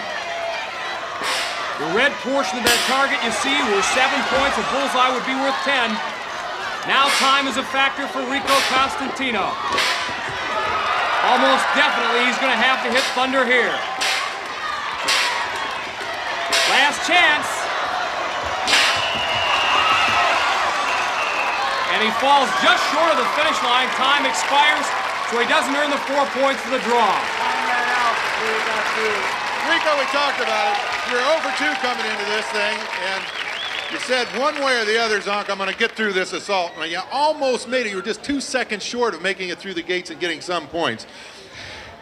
Well, I thought third time would be a charm, but it's going to have to be 4. I thought really with the bazooka, as long as you took, you had the crosshairs on the target, but just fell a little short. Yeah, I guess as James Cagney said, ooh, you dirty rat. Good luck the rest of the day. You see why he has such audience appeal. Rockin' Rocco Rico. Here we go. Although Rico ought to work on his Jimmy Cagney impersonation a little bit more. All right, next up is Lincoln Simons. He's got a golden opportunity to take the early lead here if he's successful against Thunder. Lincoln, a veteran stuntman of 11 years, advanced to the semis with wins over Dwayne Thomas and Dale Thompson, a native of Studio City, California. Ready? Again, 60 seconds each contender has to get the job done.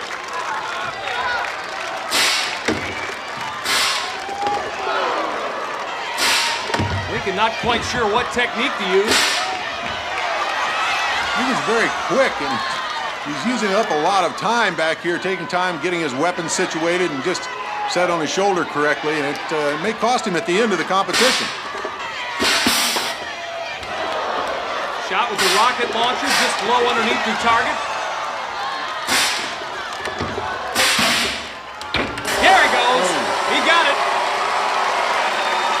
7 points for Lincoln Simons. Congratulations, Lincoln. You got it. You hit the edge of the target, got 7 points out of the deal.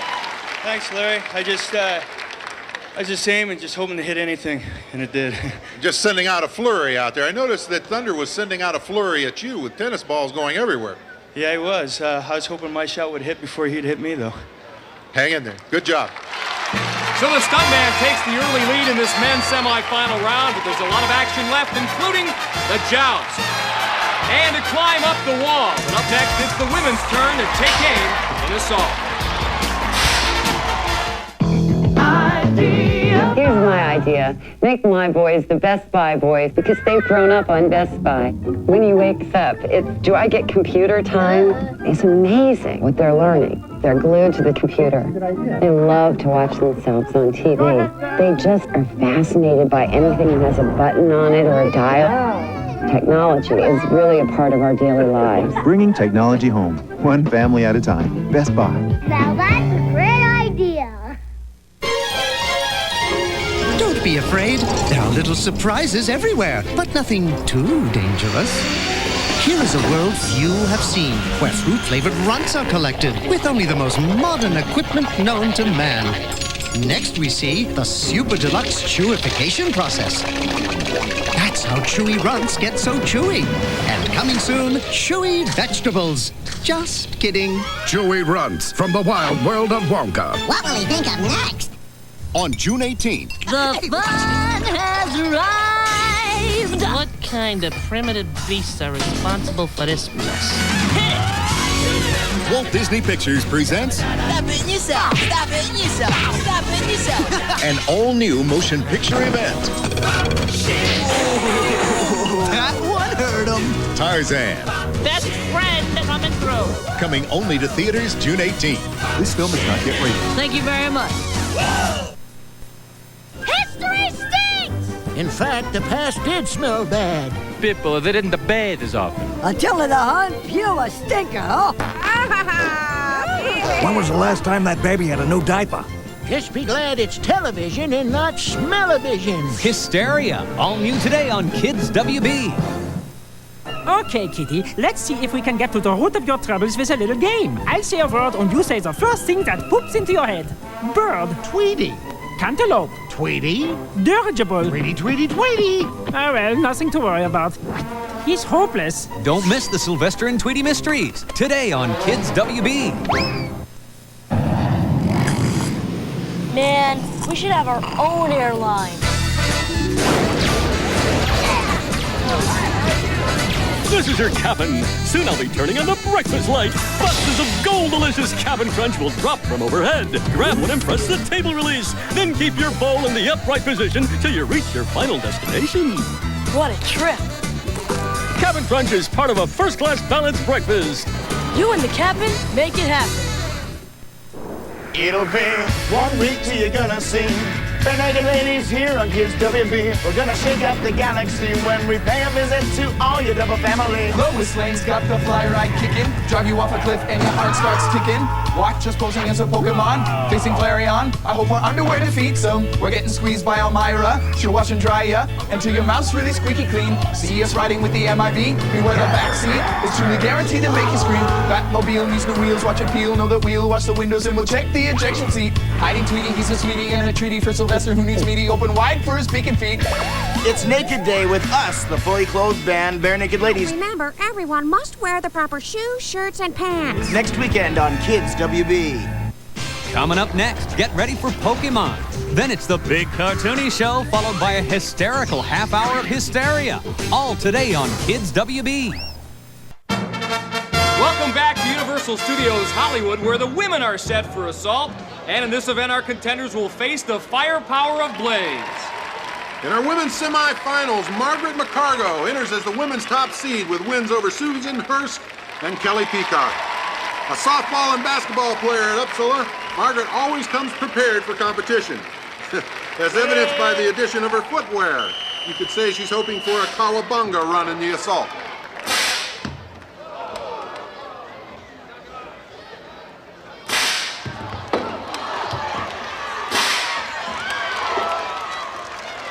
Margaret not successful with the crossbow. Now we'll try her hand with the rocket launcher. Accidentally pulling the trigger there. Still plenty of time, however. Boy, she just flipped her hand out, touched the trigger on the cannon, and was able to get the job done against Blaze. You dirty rat, Margaret. Margaret, I know you've been concerned about this particular event. Some of the preliminary rounds, you didn't score points on one occasion. The other occasion, you made it through the gate and got a few points. But obviously, you've been studying your accuracy with the weapons a little bit. No, I was just trying to get to the softballs, really, because I play softball, so I figured if I get there, they would help me out. But I got to something else before I can get to the softball, so I'll take that. Well, hang in there. Good luck the rest of the day. So Margaret picks up 7 points, and now it's Trish Tillotson's turn to see what she can do against Blaze. Trish was the women's 4th seed coming here into the semis. She did so by defeating Sheila Mercer twice, both in the prelims and the quarterfinals. And Blaze is ready to go. And judging by the look in Trish's eyes, she's ready to go too, Mike. 5'8", 145 pounds, 31 years old, but she moves like a person a good deal younger in the assault. She's on her way.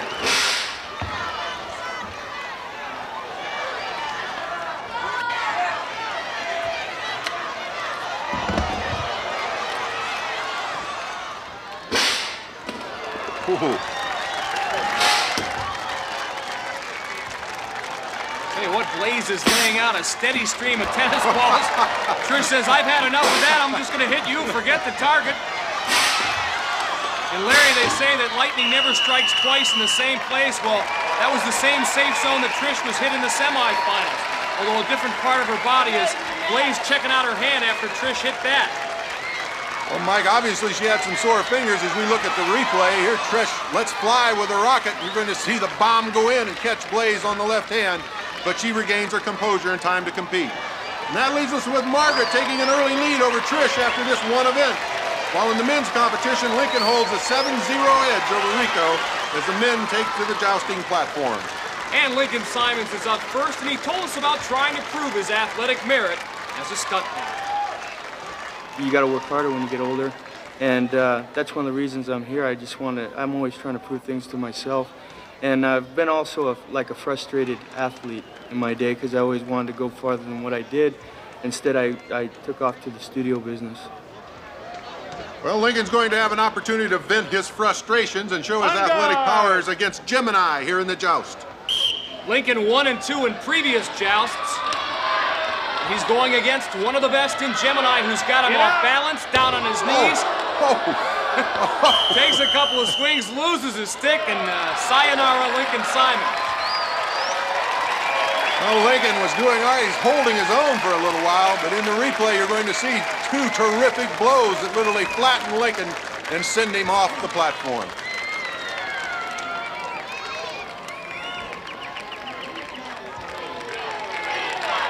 And no need for me to tell you who's up next. You can just listen to the crowd and know that this man, well, this is one of his best events, Rico Costantino. He is 2-0 in the joust. But he draws Gemini again, and they have a real grudge match going.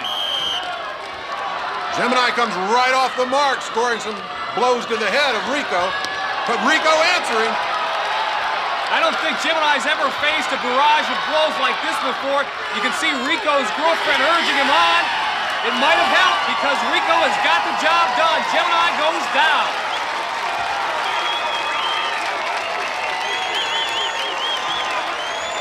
And in this corner, weighing 210 pounds, the brand new heavyweight champion of the world, Rico Costantino. That was fun to watch. Had you ever met Gemini before? Not like that. No, in this event, in the prelims of the quarters. This is my first time. Because he's the baddest dude on the planet. I call him the Magic Man. The Ayatollah of Smackola. You were doing the smacking.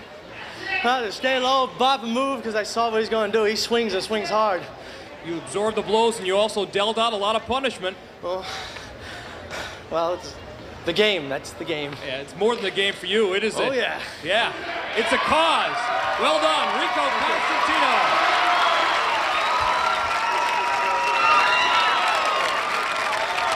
Gemini, you nearly had him early on. The lad took some punishment, but he did recoup. Yeah, he did. I never did stay under control for any long period of time. A couple times there I was under control, but he did a good job keeping his stick active and won the match.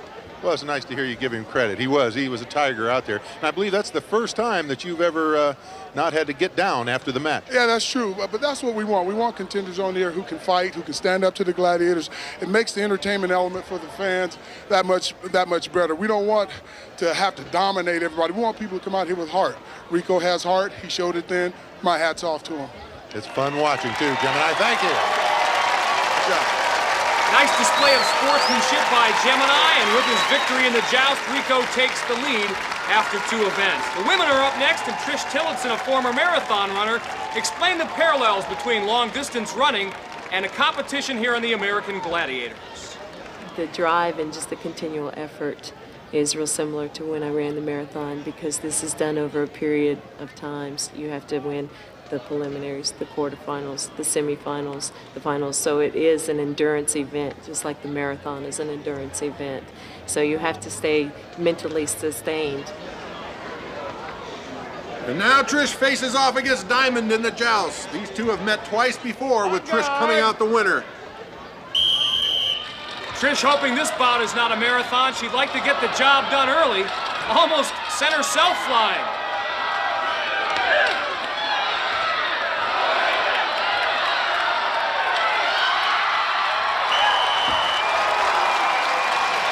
Well, Diamond got her pugil stick locked on Trish, and Trish used it as leverage.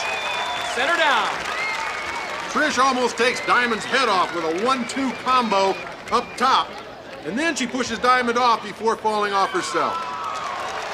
So Trish picks up 10 points, and now it's Margaret McCargo's turn. She is 1-1 in this event. She defeated Blaze in the quarterfinals. Now she, like Trish, draws Diamond.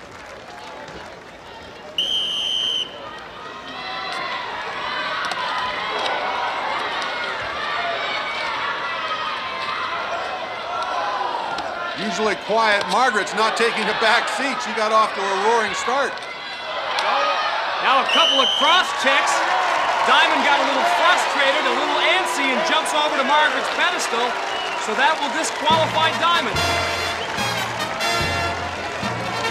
Just like Trish, Margaret gets the better of Diamond.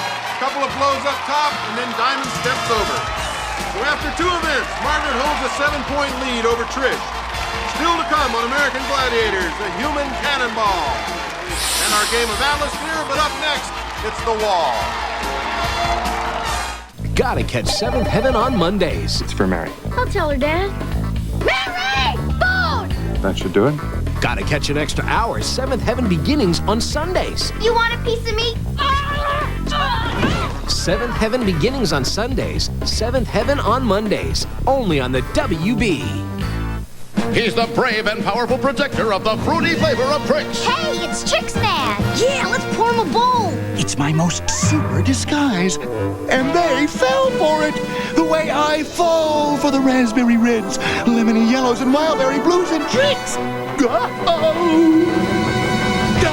Hey, you're not Trix Man. You're the rabbit. And Trix is a fruity part of a balanced breakfast. Made just for kids. I fall for them every time. Today, I step into history. A legendary king goes back in time to conquer the land of Hercules. I'm not afraid to die. Good. I'm not afraid to kill you. On an all-new adventure, Hercules battles an evil King Arthur and the power of Excalibur. The strength of a god, the magic of Merlin, an all-new... What have you done to me, Merlin? Hercules. Today at 4 on WB22. It's a dark and deadly reunion. Dead? On an all-new Xena. You think I did it? With one dead body. Which of you owns this? 7 unlikely suspects. Starting with you! And a goddess without a clue. Hey, there's news. Time is running out. Hand him over. Who done it? Who knows? Oh, come on, people. Do I have to spell it out for you? An all-new Xena. Today at 5 on WB22. Sunday at 6 on WB22. Welcome to Wendy's Kids Meal World. It's just for kids. Try and handle the hamburger flip or the crispy nugget dip. Next, ride the fry chute or one of the coolest rides, Frosty Mountain. Wendy's Kids Meals are just for kids, and so is what's inside. Listen, everyone, listen! I've got great news!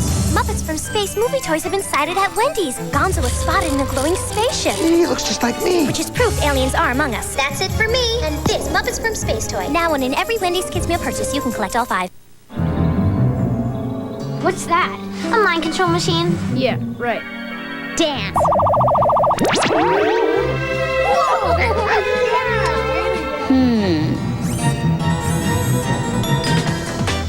Change the waffle taste.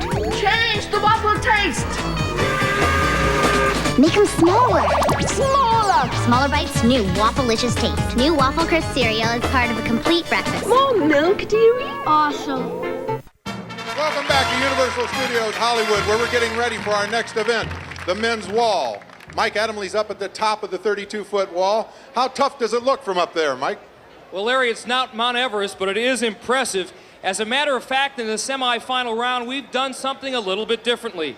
We have forced the contenders to take a much tougher, more difficult route up the face of the wall, which means that the contender must encounter some very, very acute angles, and that means the forces of gravity will come into even greater play. This is the one event.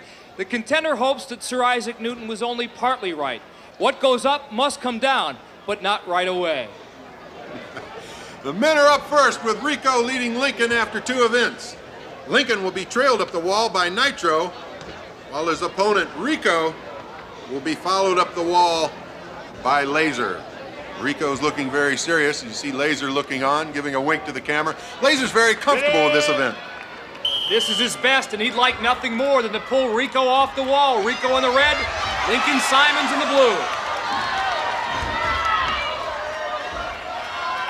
Once again, both contenders afforded a 10-second head start.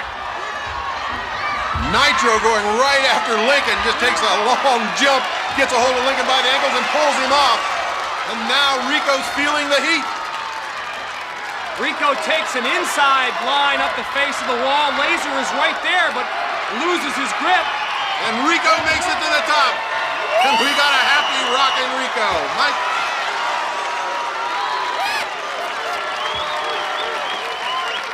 Rico, this edition of the wall was supposed to be more difficult, not easier. You flew up here 31 seconds, and that's all done with the toughest gladiator of them all, laser doing it to you, chasing you. He was right on my heels. I felt him nipping, boy. He was right there. He was psyched for this one. I had to get really psyched. At one point in the wall, he did have me.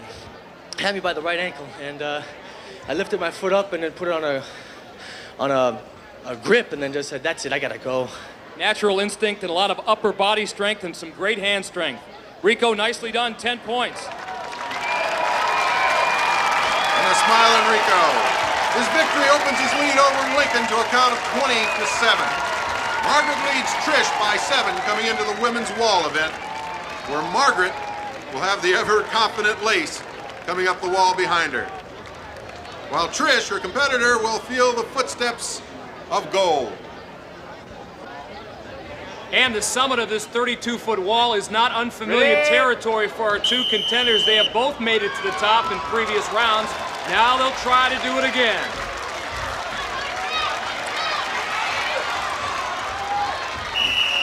And 10 seconds have gone by, and here come the Gladiators. Lace wasting no time closing that gap between herself and Margaret as she grabs a hold of Margaret by the shoe but slips off. There's the view from Gold's helmet cam. She had a hold of Trish's foot there momentarily, but she went off the wall. And now it looks like Margaret's gonna go, and there she does. Nice job by Lace. Free run now for Trish. Trish left all alone on the wall. All she has to do is maintain her concentration and her balance and take the points.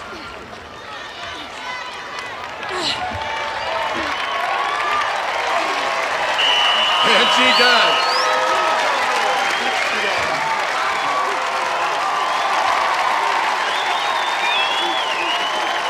Go ahead, say it. Thank goodness it's over. Hallelujah, it's over. Yay! 50 seconds to the top, and for a woman who once had a fear of heights, you're not bad in this event, Trish. That's because I didn't look down. I just tried to keep looking up. And it got me to the top. But it was neat. It's fun. I like this event. I might have to go climb a mountain. Not just yet. Wait until the semifinals are over, Trish. Congratulations, Trish Tillotson. And with her win over Margaret in the wall, Trish now takes her first lead in this semifinal after 3 events. In the men's competition, Rico leads Lincoln as we now move to human cannonball. And Larry, the object in this event is to knock those gladiators off their pedestals. Each contender is given 2 swings, each successful attempt worth 5 points. Rico will be trying to knock off Thunder, while Turbo will be trying to hold his ground against Lincoln Simons.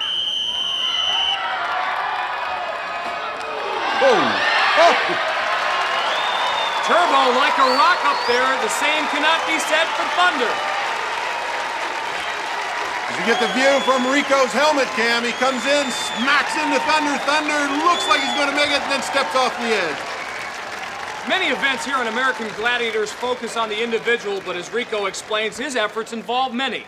I can't take full credit for all this on my own. I've had a lot of supporters. My family, my brother, my girlfriend, have been behind me 110%, you know, and whether I get blanked in the event, whether I do good in the event, they're always right there for me. Rico with a serious look in his eyes, getting ready to take on Turbo as Lincoln prepares to go up against Thunder.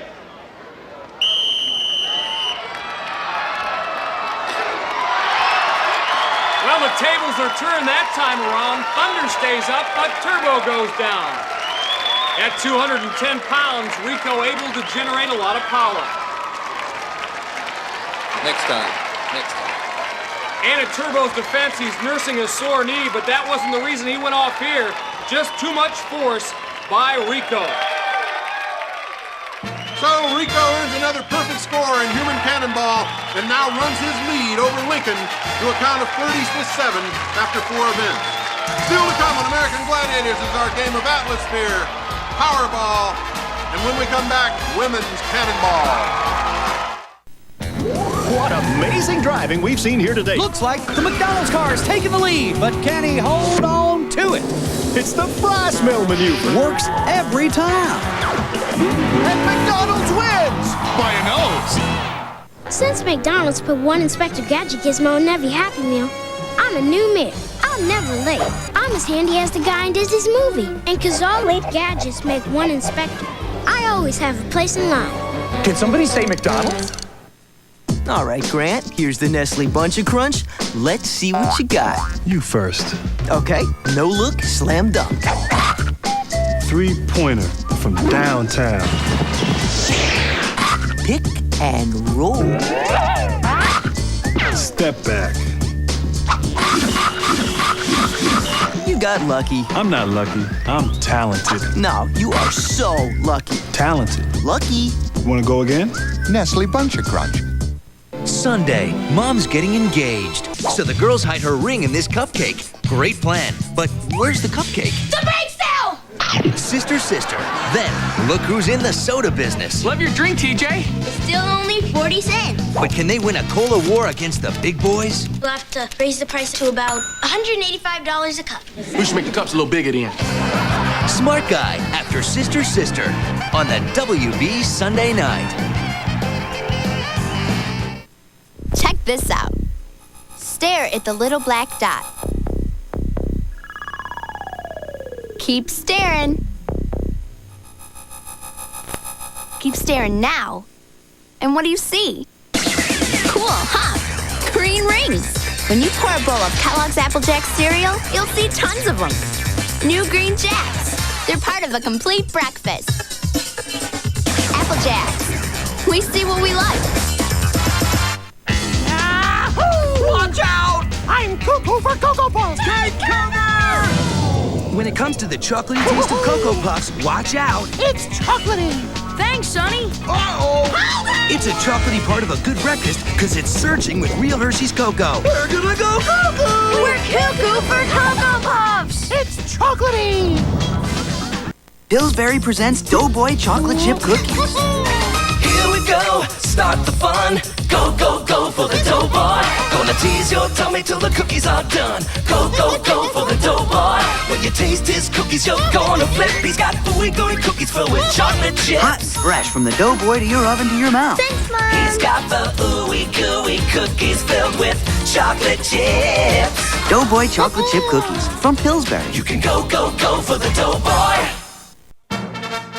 Welcome back to Universal Studios Hollywood, where Trish leads Margaret in our women's semifinal. Let's listen as referee Larry Thompson goes over some of the human cannonball ground rules. Your feet back, tuck up like this, hold on tight to the rope. Don't lead with your helmets, okay? Take a good swing and see if you can take them down. As our two contenders get some pointers from our referee, Larry Thompson. There we have our two gladiators, Blaze and Ice, getting ready to take on our two contenders. Earlier, Margaret told us her impressions of being the youngest contender on American Gladiators. Everybody seems to have accomplished a lot of things, and here I am. I'm still in school, and I'm not really working, and everybody's working out and done a lot of things in their life, and I really haven't done anything. I'm just starting off. Margaret, just 21 years old. Don't worry, honey, you'll be a success. Her mission right now to knock Ice from her perch. Trish will be going against Blaze. Oh, a double whammy. Both Ice and Blaze blown off the platform. And our gladiators definitely not in an enviable position up there. Even though they weigh more than the contenders, if they are hit flush, they have absolutely no chance. Ice found out there. And watch Trish slam into Blaze. All Blaze can do is grit her teeth and hope she can stand her ground. Nothing doing. Second swing coming up. This time, Trish will try to knock off Ice, and Margaret gets Blaze. Ready?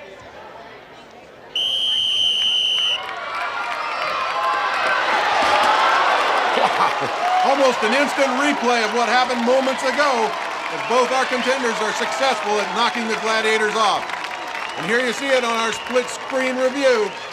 Margaret knocking Blaze off, and Trish turning Ice upside down. The first one that hit me, there's lipstick on the pad. And when it came down. Human cannonball, hard on the body and the makeup. So Trish continues to lead Margaret by 3 points after 4 events. And Rico leads Lincoln after 4 in our men's competition. Larry?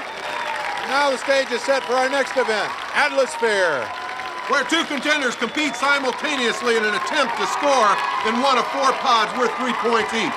In the meantime, two gladiators defend by trying to knock the contenders out in spheres of their own. A real game of shake, rattle, and roll. The contenders will try to shake away from the gladiators. The gladiators will try to rattle their atmospheres, and the contenders will try to roll their atmospheres into those scoring pods for points. Gemini, who calls this event the Rage in the Cage, gets inside of his atmosphere, as does his sidekick Laser. Rico has done well in this event in the past. Will try to do the same here in the semifinals.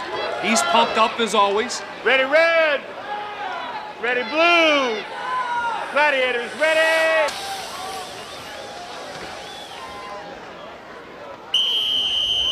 Referee Larry Thompson gets the match underway.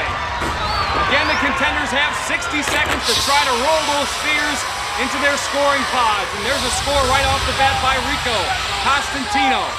Lincoln does the same. We're all even. Lincoln's really got it rolling now. Lincoln came free and managed to score, but now he's got Gemini on his tail. As we see Rico and Laser going down the other end of the field.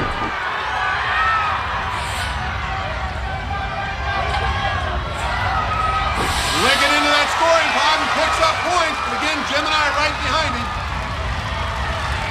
Gemini, normally a very stingy defender, but Lincoln Simons is having a field day. There's Rico, however, scoring to get back in the match. Lincoln getting a little boost by Gemini to roll into the scoring pod.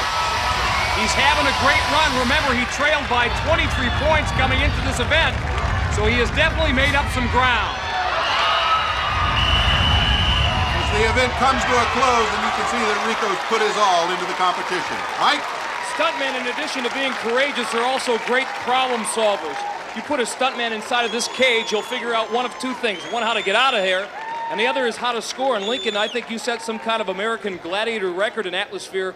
4 goals worth 12 points.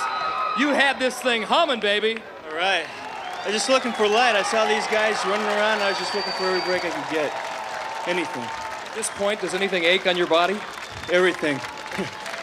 But I'm still going to continue. Oh, absolutely. You're still in the hunt, babe. Nice job by Lincoln Simons.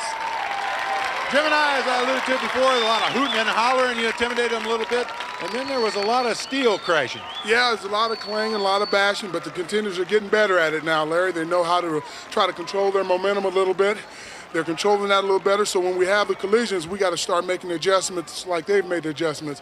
When they slow down, we got to go in, barreling in full bore to knock them past the pod, because if not, we'll knock them into the pod. You like to go full bore in this atmosphere, don't you? Oh, yeah, it's good stuff. I mean, the adrenaline when you know you're going to have a big collision is there, man. It's great. There's nothing better than a big, massive collision, and the fans love it. They like that crack. The fans do love it. Gemini, you're a sick puppy, I'll tell you. Lincoln does make up some ground in atmosphere and now cuts into Rico's margin. Cuts it to 17 after 5 events. The women are now ready, and it's a close battle between Trish and Margaret in their semifinal. You see Diamond loading up in her vehicle and Gold in the other. Our 2 gladiators are ready. There's Trish from Wichita, Kansas, the Kansas Comet. Been doing very well. Margaret McCargo buttoning up her helmet. Ready blue, gladiators ready, spotters ready.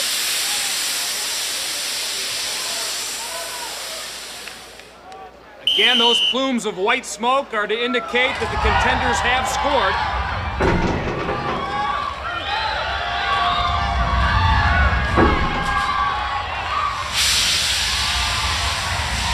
That's Trish Tillotson settling in first. Now Margaret does the same. Margaret having a little trouble trying to get that atmosphere out of the scoring pod. She seems to be stuck all on her own. Trish, however, has got it moving and heading down the course. She's got the breakaway. Can the gladiator knock her out of there? Gotta get the rhythm. Or Margaret's still stuck there in the pod, having a little trouble getting that atmosphere out. Gotta rock that baby back and forth, Larry. Trish not having any problem at all rocking hers back and forth. As a matter of fact, she's a broken field, open field runner here. He puts it in for last score, I believe, as time closes out. And Trish takes a commanding 9-3 victory.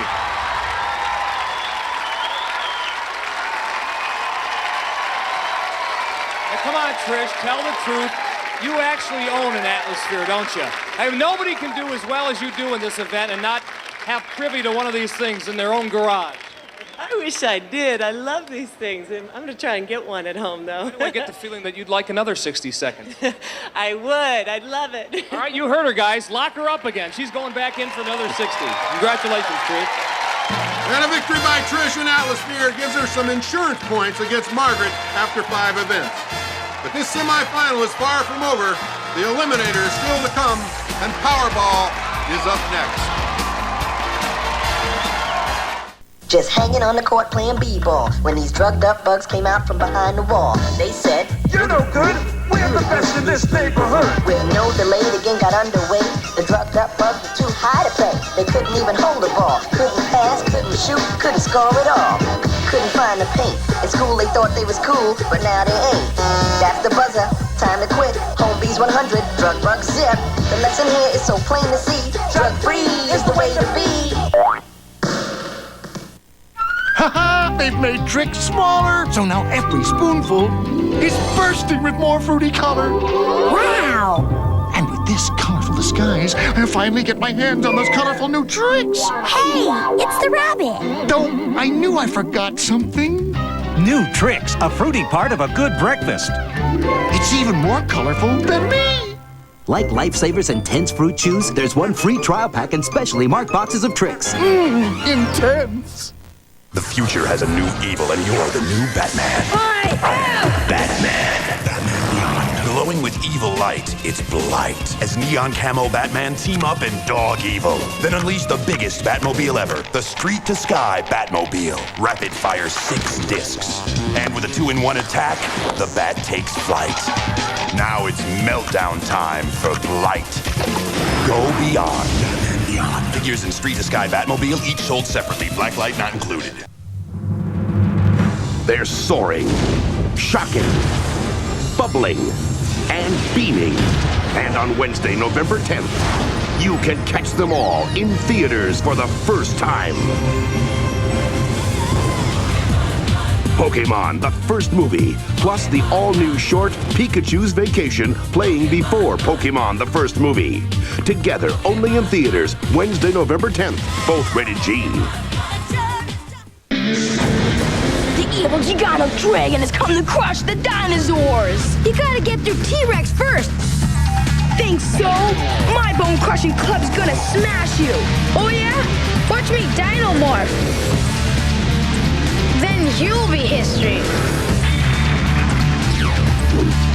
Revenge will be mine, dinosaurs! Now you can rule the Earth with dinosaurs, each sold separately from Bandai. The Wizard of Oz is now available on video. Now you can talk with a Tin Man, dance with a Scarecrow, This way! celebrate with a Munchkin, and bring a witch, a wizard, and the magical world of Oz home with you. The Wizard of Oz. I'll get you, my pretty. Available for a limited time only on video cassette and DVD. Rated G. Toto 2? Here at Universal Studios Hollywood, Rico Costantino leads Lincoln Simons in their semifinal match as our contenders prepare to challenge Thunder, Nitro, and Gemini in our game of Powerball. 45 seconds of non-stop action. Contenders are ready, and so are the Gladiators. Ready! The match is underway, and Nitro with the early wake-up call to Rico Costantino. Referee Larry Thompson warning Nitro about blows above the head. But nice move there by Lincoln Simons, using his quicks. And now a great move past Thunder to score again. Oh, Nitro reaches up high on Lincoln, literally grabs him by the face, as you see the Gladiators paying a little extra attention to Rico. Lincoln the beneficiary of that double teaming on Rico. Rico has yet to score, and Lincoln's piling up the points. Whoa!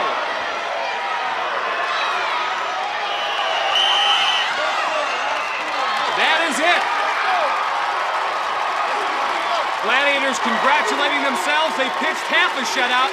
8-0 the final. Lincoln over Rico. Larry?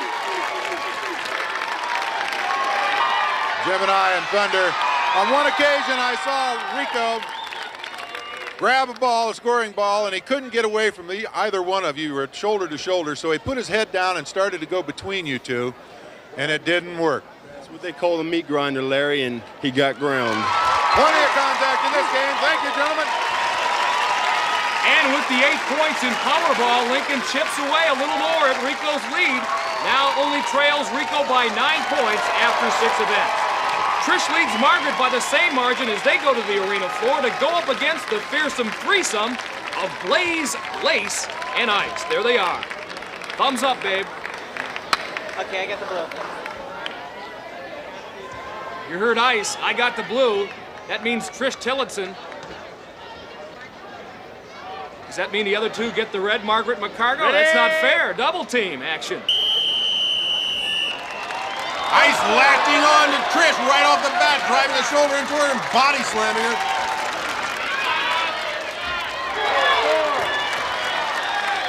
There's Margaret with the quick feet.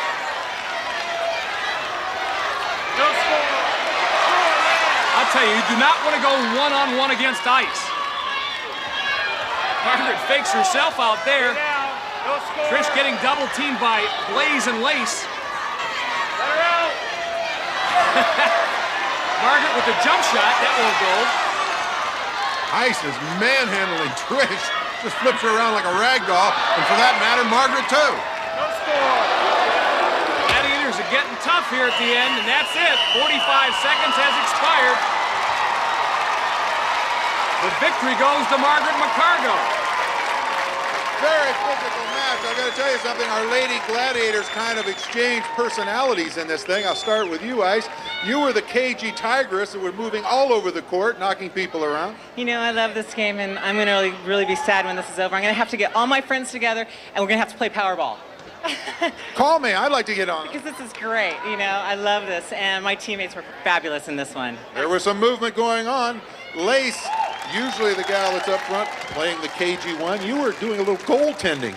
Oh, it was a beautiful thing, Larry. I was loving it, too. Now you're playing with power. And then finally, the gal that usually uses all technique, very seldom gets into the body slam. You were Miss Body Slam in this competition. You were picking people up and laying them down. Well, Larry, this is one of my better games, and I'm pretty pleased with it. I'm happy. Well, you all look great. You look sensational doing it. And I'll tell you what, we're very appreciative of a great competition.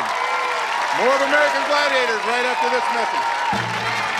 And with her 6-2 victory, Margaret closes in on Trish after 6 events. One final event to come. Stay with us. The Eliminator is next. The future has a new evil, and you're the new Batman. I am Batman. Batman Beyond. Glowing with evil light, it's blight. As neon camo Batman team up in dog evil. Then unleash the biggest Batmobile ever, the Street to Sky Batmobile. Rapid fire 6 discs. And with a 2-in-1 attack, the Bat takes flight. Now it's meltdown time for Blight. Go beyond. Batman Beyond. Figures in Street to Sky Batmobile, each sold separately. Blacklight not included. They're soaring, shocking, bubbling, and beaming. And on Wednesday, November 10th, you can catch them all in theaters for the first time. Pokemon, the first movie, plus the all-new short Pikachu's Vacation playing before Pokemon, the first movie. Together, only in theaters, Wednesday, November 10th, both rated G. The evil Gigano dragon has come to crush the dinosaurs. You gotta get through T-Rex first. Think so? My bone-crushing club's gonna smash you. Oh yeah? Watch me Dinomorph. Then you'll be history. Revenge will be mine, dinosaurs. Now you can rule the Earth with dinosaurs, each sold separately from Bandai. The Wizard of Oz is now available on video. Now you can talk with a Tin Man, dance with a Scarecrow, This way! celebrate with a Munchkin, and bring a witch, a wizard, and the magical world of Oz home with you. The Wizard of Oz. I'll get you, my pretty. Available for a limited time only on video cassette and DVD. Rated G. Total 2? Here he comes, Whack-A-Mole! It's Whack-A-Mole, the two-player game where you're gonna whack the most moles. If you choose red, whack 'em on the head. See a yellow light and whack 'em at the speed of light. Come on, Slowpoke. Whack the most moles and... I win! Whack-A-Mole game. Batteries not included. It's the talking WCW Nitro Arena. Hit the ropes and hear the action as you fire Goldberg across the ring. Hear Kevin Nash on the runway. Launch Macho Man from the ring post. Lower Sting down from the rafters. Hear the count as you pin your opponent. The new WCW Nitro Arena. Figures sold separately. Batteries not included. Welcome back to Universal Studios Hollywood for our final event, the Eliminator. Like both contenders start at the treadmill and must run against the belts in an effort to reach the top. Once there, each contender must cross a 30-foot span by means of a specially designed handbike. Then across the balance beam, where gladiators throw weighted blocking pads at the contenders. Here, Larry, the fun really begins. The contenders must scale a 20-foot cargo net. And then it's on to a zip line, a wild, breezy ride across the entire length of the arena floor. From there, it's a straightaway where the contenders will have to make like Edwin Moses, negotiating a set of hurdles. And then a big choice to make, which lane to take. Behind 3 of these doors are American gladiators, all bound and determined to stop the contenders from crossing the finish line. Coming into this event, Trish leads Margaret by 5 points, meaning that Margaret would need to win this Eliminator clean by at least 2.5 seconds. Each contender must finish the Eliminator in 75 seconds or less. Each second under 75 is worth 2 points, with 5-point deductions along the way for falling off any of the obstacles. Trish in the blue, Margaret in the red. There they go. Margaret the first up the ramp, the first to reach the handbike.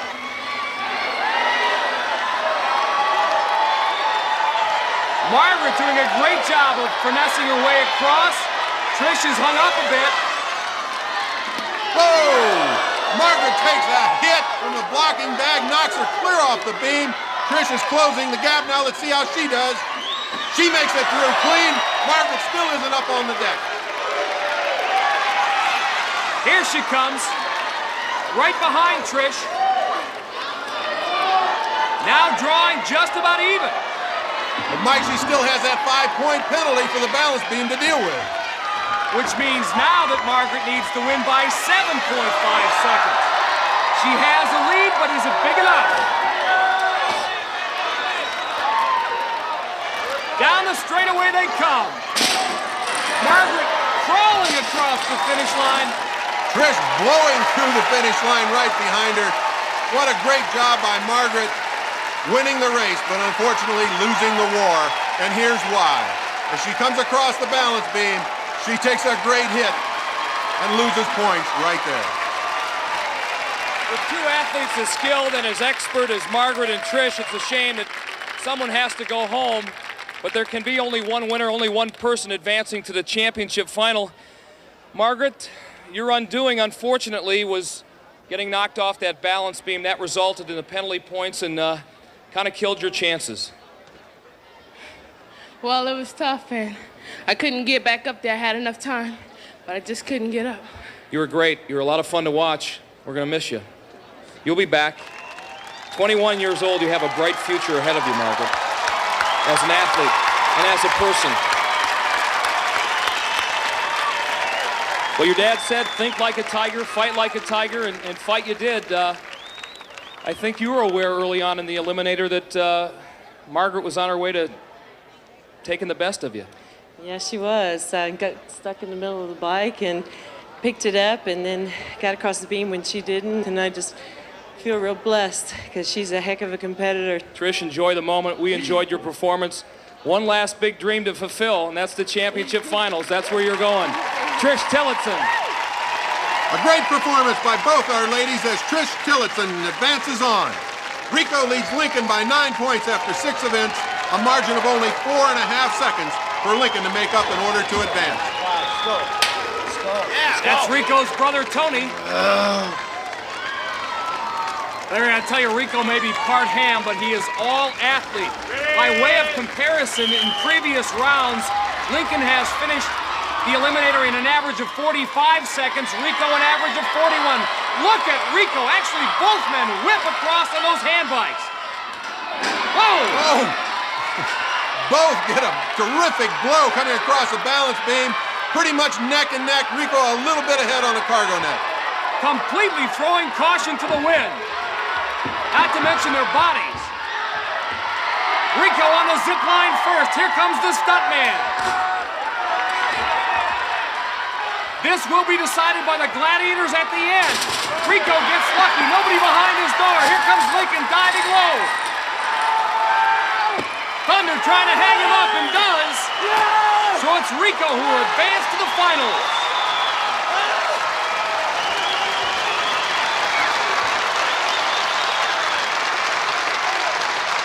I gotta say to both of you, it's been just fascinating to watch the two of you.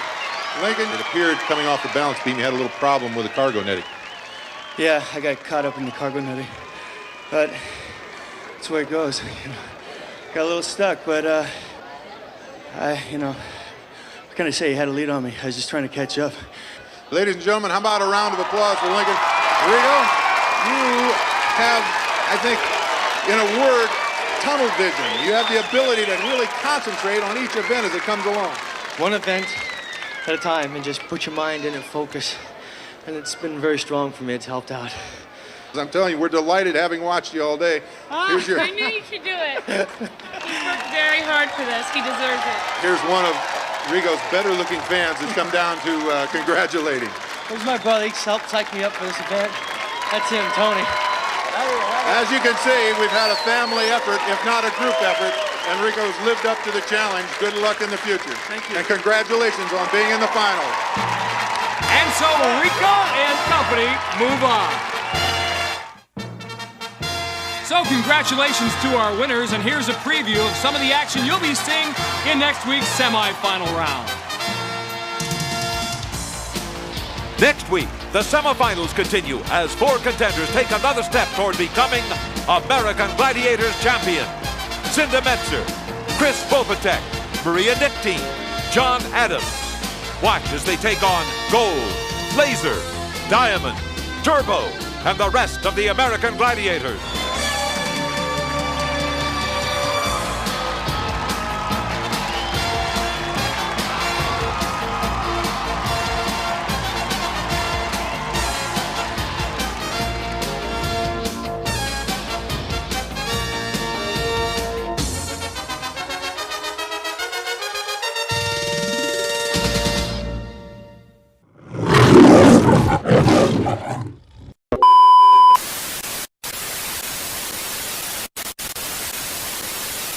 Don't watch TV.